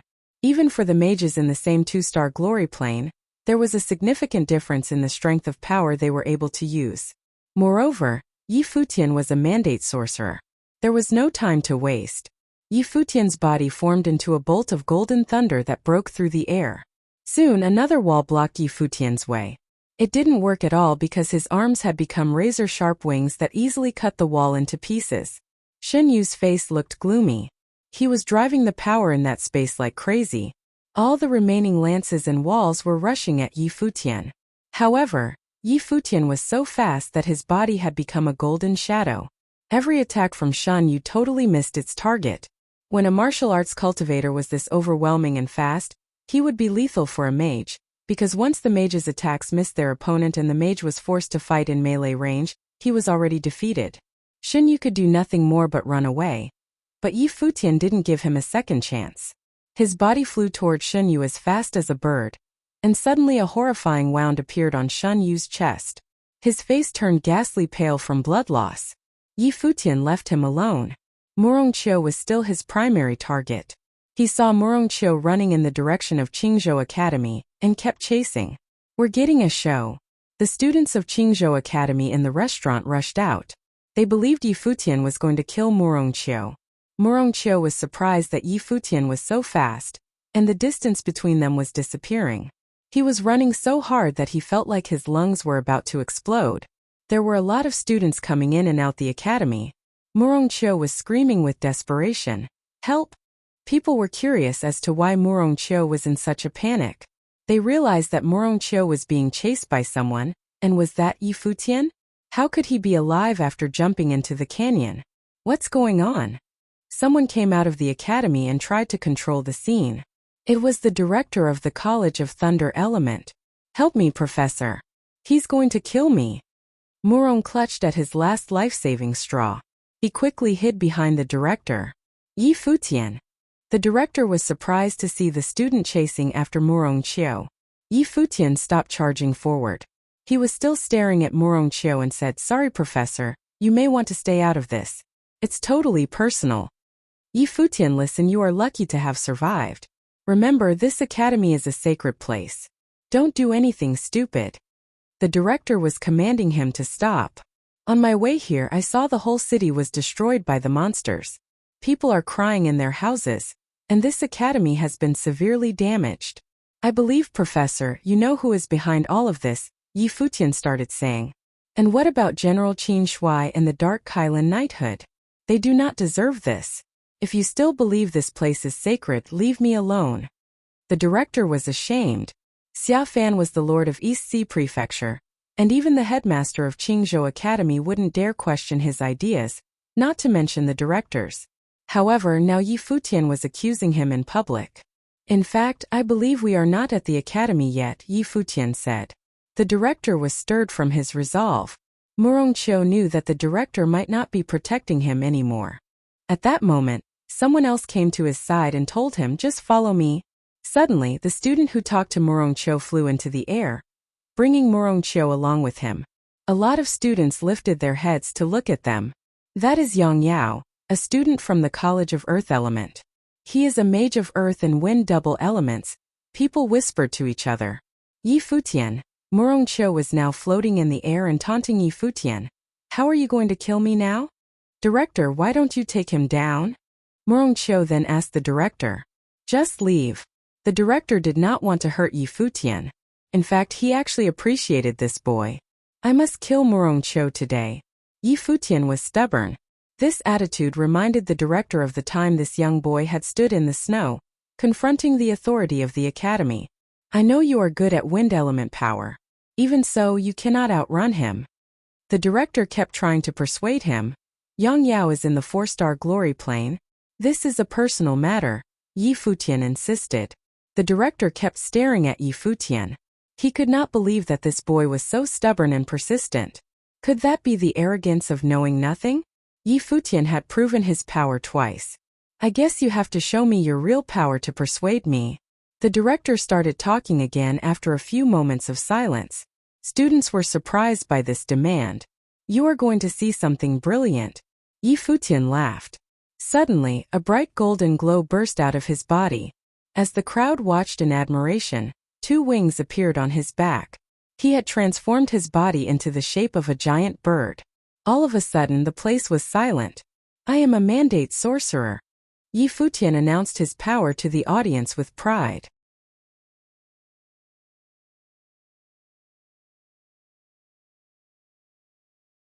Chapter 43. Countless pairs of eyes fell onto Yi Futian. They watched as his bright, shining life spirit was released. The rock spirit. Countless pairs of eyes fell onto Yi Futian. They watched as his bright, shining life spirit was released. The rock spirit. Was this who Yi Futian really was? A frivolous, stubborn, and prideful young man? Everyone thought they understood him well enough, but now they realized that they were still underestimating him. He has already displayed his skills in both martial and divination art cultivation, plus his gifts in the thunder and fire elements.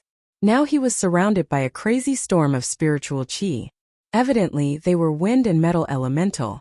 By the looks of it, he was a mandate sorcerer in at least 4 elements and cultivating in both arts. He had been so casual about possessing such a great gift.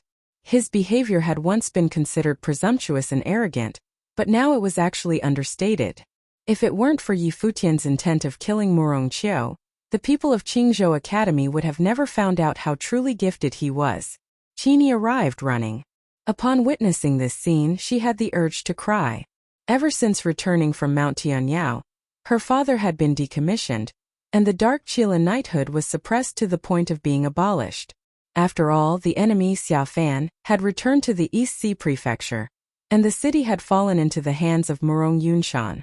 Murong Qiu was having his way. Her father had once been the protector of the city, the one citizens put their faith in. Now who was going to get justice for him? Even the prestigious Qingzhou Academy had chosen to stay quiet. All she could do was continue to cultivate in hopes of becoming stronger and more powerful. However, there was a stubborn young man who had come to get revenge on Murong Qiu all on his own. "I am a mandate sorcerer," said Yi Futian. Qini suddenly thought back to the scene in her classroom. She remembered everything he had said. Those words had sounded so shameless before, but with what she saw now, Qini could only laugh. Although she was laughing, tears began to fall from her eyes. At that moment, the wings behind Yi Futian flapped, and he rose into the air. Yi Futian did not cultivate wind aviation, but he possessed the life spirit. The wind elemental rock spirit was going to help him fly. "Tell me, how should I kill you?" Yi Futian asked Murong Qiu as he watched him mercilessly. Murong Qiu had once asked Yi Futian arrogantly, "How are you going to kill me now?" Murong Qiu paled and he shouted, "Yang Yao, go!" Yang Yao failed to react immediately, but was still able to use a wind spell to carry the two of them away. However, Yi Futian's figure was gone in a flash. He soared in the skies just like a rock. His wings spread out majestically. Very quickly, he was able to catch up to Yang Yao. Yi Futian's speed was even faster than that of Yang Yao. Wind blade. Wind elemental spiritual qi gathered around Yang Yao and formed into a sharp blade. Cutting through the air, it made its way in the direction of Yi Futian. A sharp, piercing sound resonated. Yi Futian's golden wings cut through the wind blade, destroying it. His beautiful golden wings carried him toward Murong Qiu gracefully, just like a real rock. "Hurry!" Murong Qiu shouted in a craze after turning to see that Yi Futian was closing in on them. With one flap of his golden wings, blood was spilled. A bloody cut appeared on Murong Qiu's neck. Murong Qiu's eyes widened at the sight of Yi Futian. Then, in great fear, his shaking hands reached around his own neck. He lost all his energy, and his body began to convulse. He was only 18. These were supposed to be his best years. How could he die like this? The next moment, all the life slipped out of his body, and his limp body fell to the ground. Yang Yao was scared out of his mind. He let go of Murong Qiu. He tried to make a quick escape by himself. This was not the time to talk about loyalty amongst senior and junior brothers. Bang! Murong Qiu's body hit the ground. Everyone inside and outside of the campus were shocked beyond words. They could only continue to stare at the young man in the air. Yi Futian looked down at the pavilion lord of the Thunder Elemental Pavilion. "Thank you, senior." "Hurry, go." The pavilion lord looked up at Yi Futian. He nodded and began to fly away. From a distance away, several people rushed over. Leading the group was the new pavilion lord of the Earth Elemental Pavilion. He did not know what to do. He wanted to chase after Yi Futian, but was stopped by the Thunder Elemental Pavilion lord. Thunder and lightning suddenly appeared and blocked their path. He has not been a disciple of Qingzhou Academy for a while now. Even if his gift is like no other, you can't just let him get away with this, the Earth Elemental Pavilion lord stated coldly. More people started to arrive. They all stared at Yi Futian's quickly disappearing figure, and could not do anything about it. They all had mixed feelings about letting him go so easily. As the most prestigious place in all of Qingzhou City, Qingzhou Academy can't even compete with a teenager, said the Thunder Pavilion lord. His tone was peaceful, but it also contained disappointment and sadness. His beliefs had been shattered.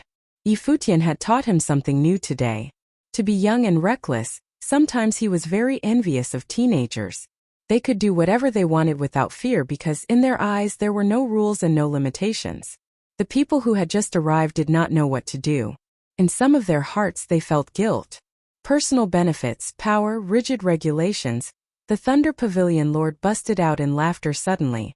It was as if he was laughing at himself. He looked ahead at Qingzhou Academy and bowed to the place of rich history. Lifting his head, he spoke once again. This place is no longer what it used to be. There is no use in staying. Finally he turned and walked away. With his back to everyone else, he lifted his hand to wave. When that young man's name spreads all over the world, you guys will understand what Qingzhou Academy missed out on. Not too long ago, he had said that he wanted to see what Futian was capable of, and he was not disappointed. A mandate sorcerer of 4 elements cultivating in martial and divination arts. A 1 in a million gift. Even so, the Thunder Pavilion Lord still felt like he had yet to witness Futian's true potential. The people of the academy just stood there, watching him as he walked away. His back was bleak but at the same time unrestrained.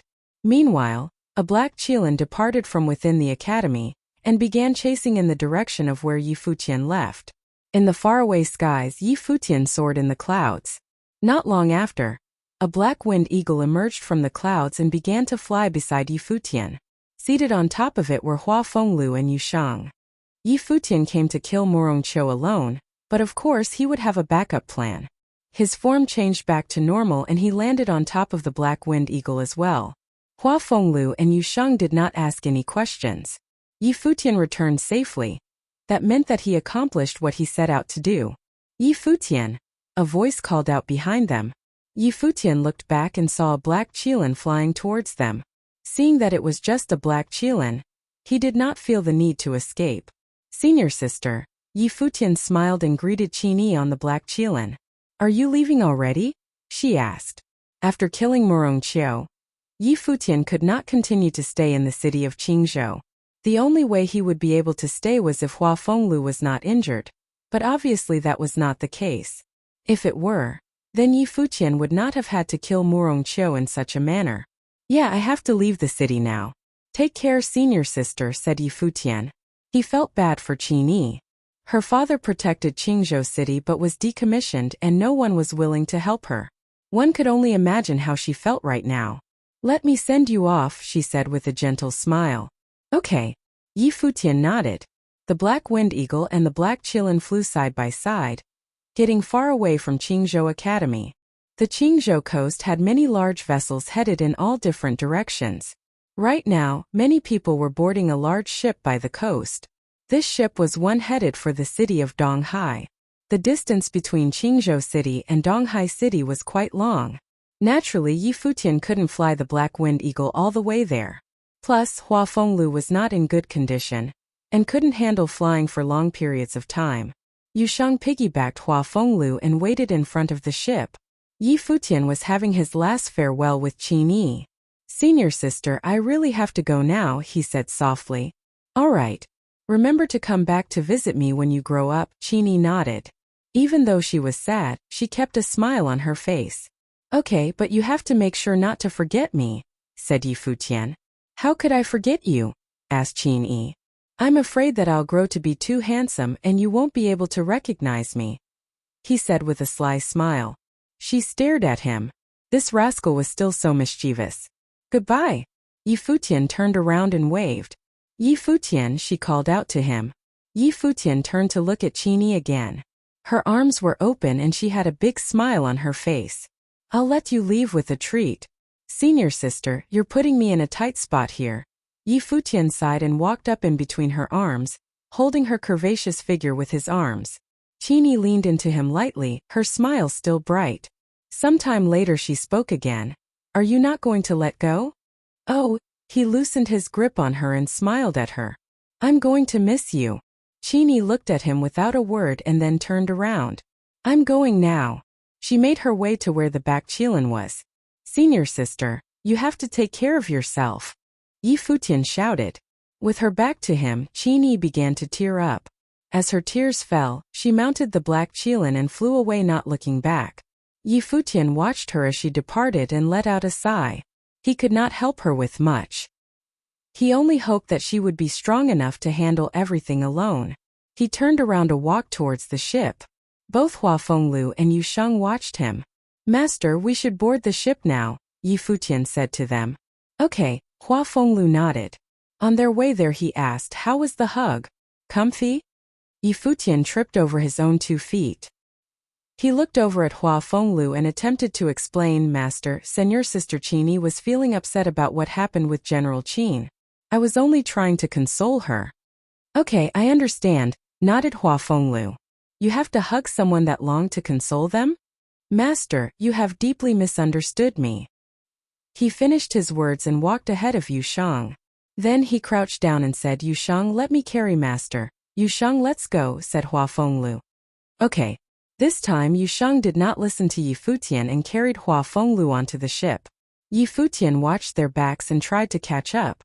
Nice guys always end up getting hurt.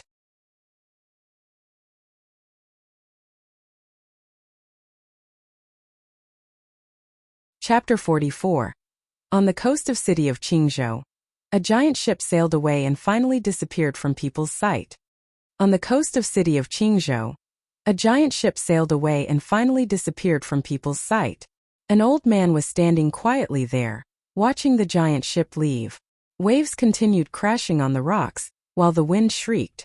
The sea breeze kept whistling and whipped around the old man's body. His gray hair was swinging and so was his body. It almost looked like he would be blown away by the wind. However, he stayed immobile. Behind him, in the city of Qingzhou, some powerful sorcerers and knights mounted on beasts were heading that way. They looked at the ocean and someone commanded, lock down this coast.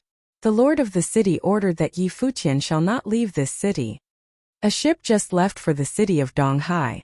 Should we check the ship? Someone asked. Old man, did you see a 16-year-old boy board that ship? A sorcerer saw the old man standing on the coast and asked him. The old man was still standing there quietly. He just stared ahead and stayed silent as if he wasn't listening. Answer him. A knight came forward and pointed his lance at the old man. The old man also ignored him. The sorcerer frowned at him, and the knight continued to threaten the old man. Are you looking for trouble? The wind was still shrieking and sand was flying. The sorcerer mounted on the monster realized something terrifying was approaching. He suddenly noticed that the old man was condensing the power of the universe. Soon he saw a terrible whirlpool of sand forming. It only took a moment for the vortex to descend upon them and ultimately engulf them all. The old man was still standing there quietly as if he wasn't doing anything. Please don't kill us. All those powerful people were now begging for mercy. However, they had already lost their chance. The sandstorm had taken them all and lifted their bodies into the air. The old man also started to float with them. Please, we regret what we said. They were totally desperate. You have never seen the power of the holy bird. You should feel lucky that you can witness this power before you die. The old man said peacefully. His body soon disappeared. As soon as he left, the storm intensified and all the people trapped inside were torn apart. Yi Futian was not worried about the people chasing after him. He knew that the prefectural administration mansion would only be informed that he left after a long while. Even if they reacted as soon as possible and locked down the coasts, they would still have no idea where he was going. Furthermore, since the people chasing after him were scattered, the resistance he encountered would not be too harsh. Meanwhile, the Black Wind Eagle was flying next to the ship, prepared to attack anyone in Yi Futian's way. The ship he was on was enormous. There were a lot of private rooms on the ship that could house 4 people inside comfortably. Be careful, Professor. Yi Futian helped Hua Fenglu sit down. He and Yu Shang then sat across from Hua Fenglu. Professor, do you have any plans for after we get to the city of Donghai? Yi Futian asked. It had been Hua Fenglu's idea to go to this city, so he believed Hua Fenglu must have had a plan. I don't want to talk right now. Hua Fenglu was in a grim mood. Sorry. I'm just kind of excited about seeing my fairy soon. Yi Futian was smiling. The city of Donghai is the capital of the East Sea Prefecture. You will run into many beauties there. Hua Fenglu was making fun of Yi Futian. Professor, please, I'm not that bad. Yi Futian believed Hua Fenglu was doing this intentionally. Okay, I'll trust you. Hua Fenglu nodded. Yu Shang, how about you? Yi Futian turned toward Yu Shang. I trust you too, Yu Shang said mockingly. I need some air. Yi Futian was embarrassed and left the room. After going up on the deck of the ship, Yi Futian started to enjoy the sea breeze. The city of Qingzhou started to fade away from his sight. His mind was now filled with emotions. He had no idea when he would be able to come back to the city he had lived in for 16 years. Yusheng also followed him onto the deck. They gazed at the city together. That city had held so many memories for them. Yusheng, do you think your father is watching us now? Yi Futian asked. Even if he is, he's only looking at you. Yusheng sounded a bit sad. Yi Futian looked at Yusheng and realized that he wasn't very happy. However, he didn't know how to comfort him. Ever since they were born, Yusheng's father had always treated Yi Futian better than Yusheng. Even though he respected his father, Yusheng was somewhat resentful. Gazing at the sea, Yi Futian started to laugh. Yusheng, remember, even if someday I become the emperor of this continent as Godfather expects, I would give that crown to you if you asked me. I promise you that I will share everything with you except my cute fairy. Yusheng nodded to show that he understood. When he was being punished by his father as a child, Yi Futian would confront his father and secretly share snacks with Yusheng. At that time, he swore to himself that he would stand by Yi Futian's side no matter where they were. The sea breeze was still shrieking and whipped at the boys. No one had any idea how legendary their future would be. There were footsteps behind them. Yi Futian turned around and saw two beautiful girls coming towards them. The two girls were the same age. Both of them were very attractive, especially the girl on the left who was wearing green. She was extremely charming. They realized that Yi Futian was staring at them. The girl in green naturally nodded back at him. What's wrong with your eye? Getting fixed on beautiful girls? The girl on the right started to chuckle with a wicked sense of humor. Yi Futian also started smiling. Why would I take my eyes away off of beautiful girls like you? Don't be mad, please. Don't listen to her. The girl in green began introductions. I'm Wuxia, and this is Xiao He, my friend. Who are you guys? I'm Yi Futian, and this is my best friend, Yusheng. Yi Futian didn't stop smiling. Are you also from the city of Qingzhou? I don't believe we have met before. No, we come from the city of Donghai, Wuxia said. We heard that relics of Emperor Yi Qing showed up in the city of Qingzhou. We asked our masters to bring us here to broaden our horizons. However, people told us that the place couldn't be approached at all, so we gave up. You guys are from city of Qingzhou, so have you been there? Yes, we have. Yi Futian nodded. You're bragging. Xiao He kept chuckling. Admit it. You're just trying to attract Wuxia's attention. Yi Futian shrugged his shoulders. Wuxia then asked, why are you going to the city of Donghai? We're following our professor, Yi Futian responded. Good luck to you. The best academy in this province is there. Wuxia encouraged them. What's your class in plane? I can guess your chances. Xiao He asked Yi Futian. A mage in the 2-star glory plane. Good for you. I believe you will go to a decent academy. Wuxia smiled and said. Now we need to go for a walk. See you later. Yi Futian then told Yusheng, let's go back. Soon they headed back to their room. After seeing them leave, Xiao He started chuckling again. Why did you hit on these strangers, Wuxia? Wuxia gave her a stare. That boy is a bad one, isn't he? But he's pretty handsome. The other one is a stud. So, Wuxia, which one do you like? You're talking nonsense. Come on, girl, we just met. Even though we just met, it's okay for you to tell me your preference, right? Wuxia gave up. She thought for a while then smiled. I like Yi Futian better. He's cute. Xiao He sighed in disapproval and looked at her with mockery. Wuxia tried to stop her. Stop thinking of crazy stuff. It was just a casual conversation. I know he is talented, but he is definitely not the very best in the city of Donghai. Of course you're looking for the greatest. They left and kept chatting. Several days later, the ship finally arrived at the city of Donghai. When Yi Futian disembarked, he was awed by the prosperity of the city. Countless ships were docked at the commercial capital of the East Sea Prefecture. Due to the geographic importance of this city, it had become the gateway of the whole province. Goodbye, Yi Futian. Xiao He waved at Yi Futian and Wuxia was looking at them with a smile. I believe we will meet again. Yi Futian waved back. Later, he saw the girls leave with an old man. Yi Futian raised his head. He explained to Hua Fenglu, Professor, it was just some casual talk with the girls, I promise. Yusheng can testify for me. I'm used to it. Hua Fenglu did not take it seriously. Yu Shang looked at Yi Futian with sympathy. The black-winged eagle landed in front of them. They got on her back, and soon the eagle flew to the city of Donghai. Compared with the city of Qingzhou, this ancient city was so much more prosperous. Monsters were flying in the air all over the city, and they served as mounts for powerful cultivators. Yi Futian and Yu Shang suddenly believed that they had made an absolutely great choice to come to this city. "Lead the way please, Professor," Yi Futian asked Hua Fenglu. Hua Fenglu took command of the black-winged eagle, and Yi Futian noticed that he looked earnest now, which was rare. Apparently, getting back to the city of Donghai stirred his mind.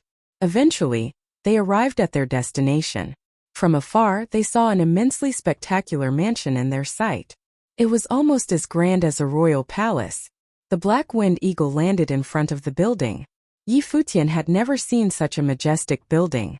He asked Hua Fenglu, "Professor, where are we? It almost looks like a royal palace." "It used to be a royal palace," Hua Fenglu told him. "About 300 years ago, before Emperor Yi Qing and Donghuang the Great unified the continent. This continent was torn apart by warlords that controlled separate regions. The nation of Nandu was ruled by the Nandu family. After the continent was unified, the ruler gave a new order to this world. The Nandu family toppled and were seized from the throne. This was the mansion of the Nandu family." "So why did you bring us here?" Yi Futian was curious. "Because your future wife is living here." Hua Fenglu started laughing. Yi Futian blinked his eyes. He was surprised. "So, your wife is the daughter of this royal family? How did you manage to pursue her?" "I was handsome, boy." Hua Fenglu was confident. Yi Futian believed he was boasting again. "Professor, if I told the guards that I want to go to this place to see my girlfriend, would they kill me?" Yi Futian was joking. "You can try that," Hua Fenglu said. "I have been prohibited from entering the city of Donghai. They told me that if I did, they would destroy my natal spirit. However, it has been already destroyed." Yi Futian was silent. He started laughing again and said, "Don't worry, Professor.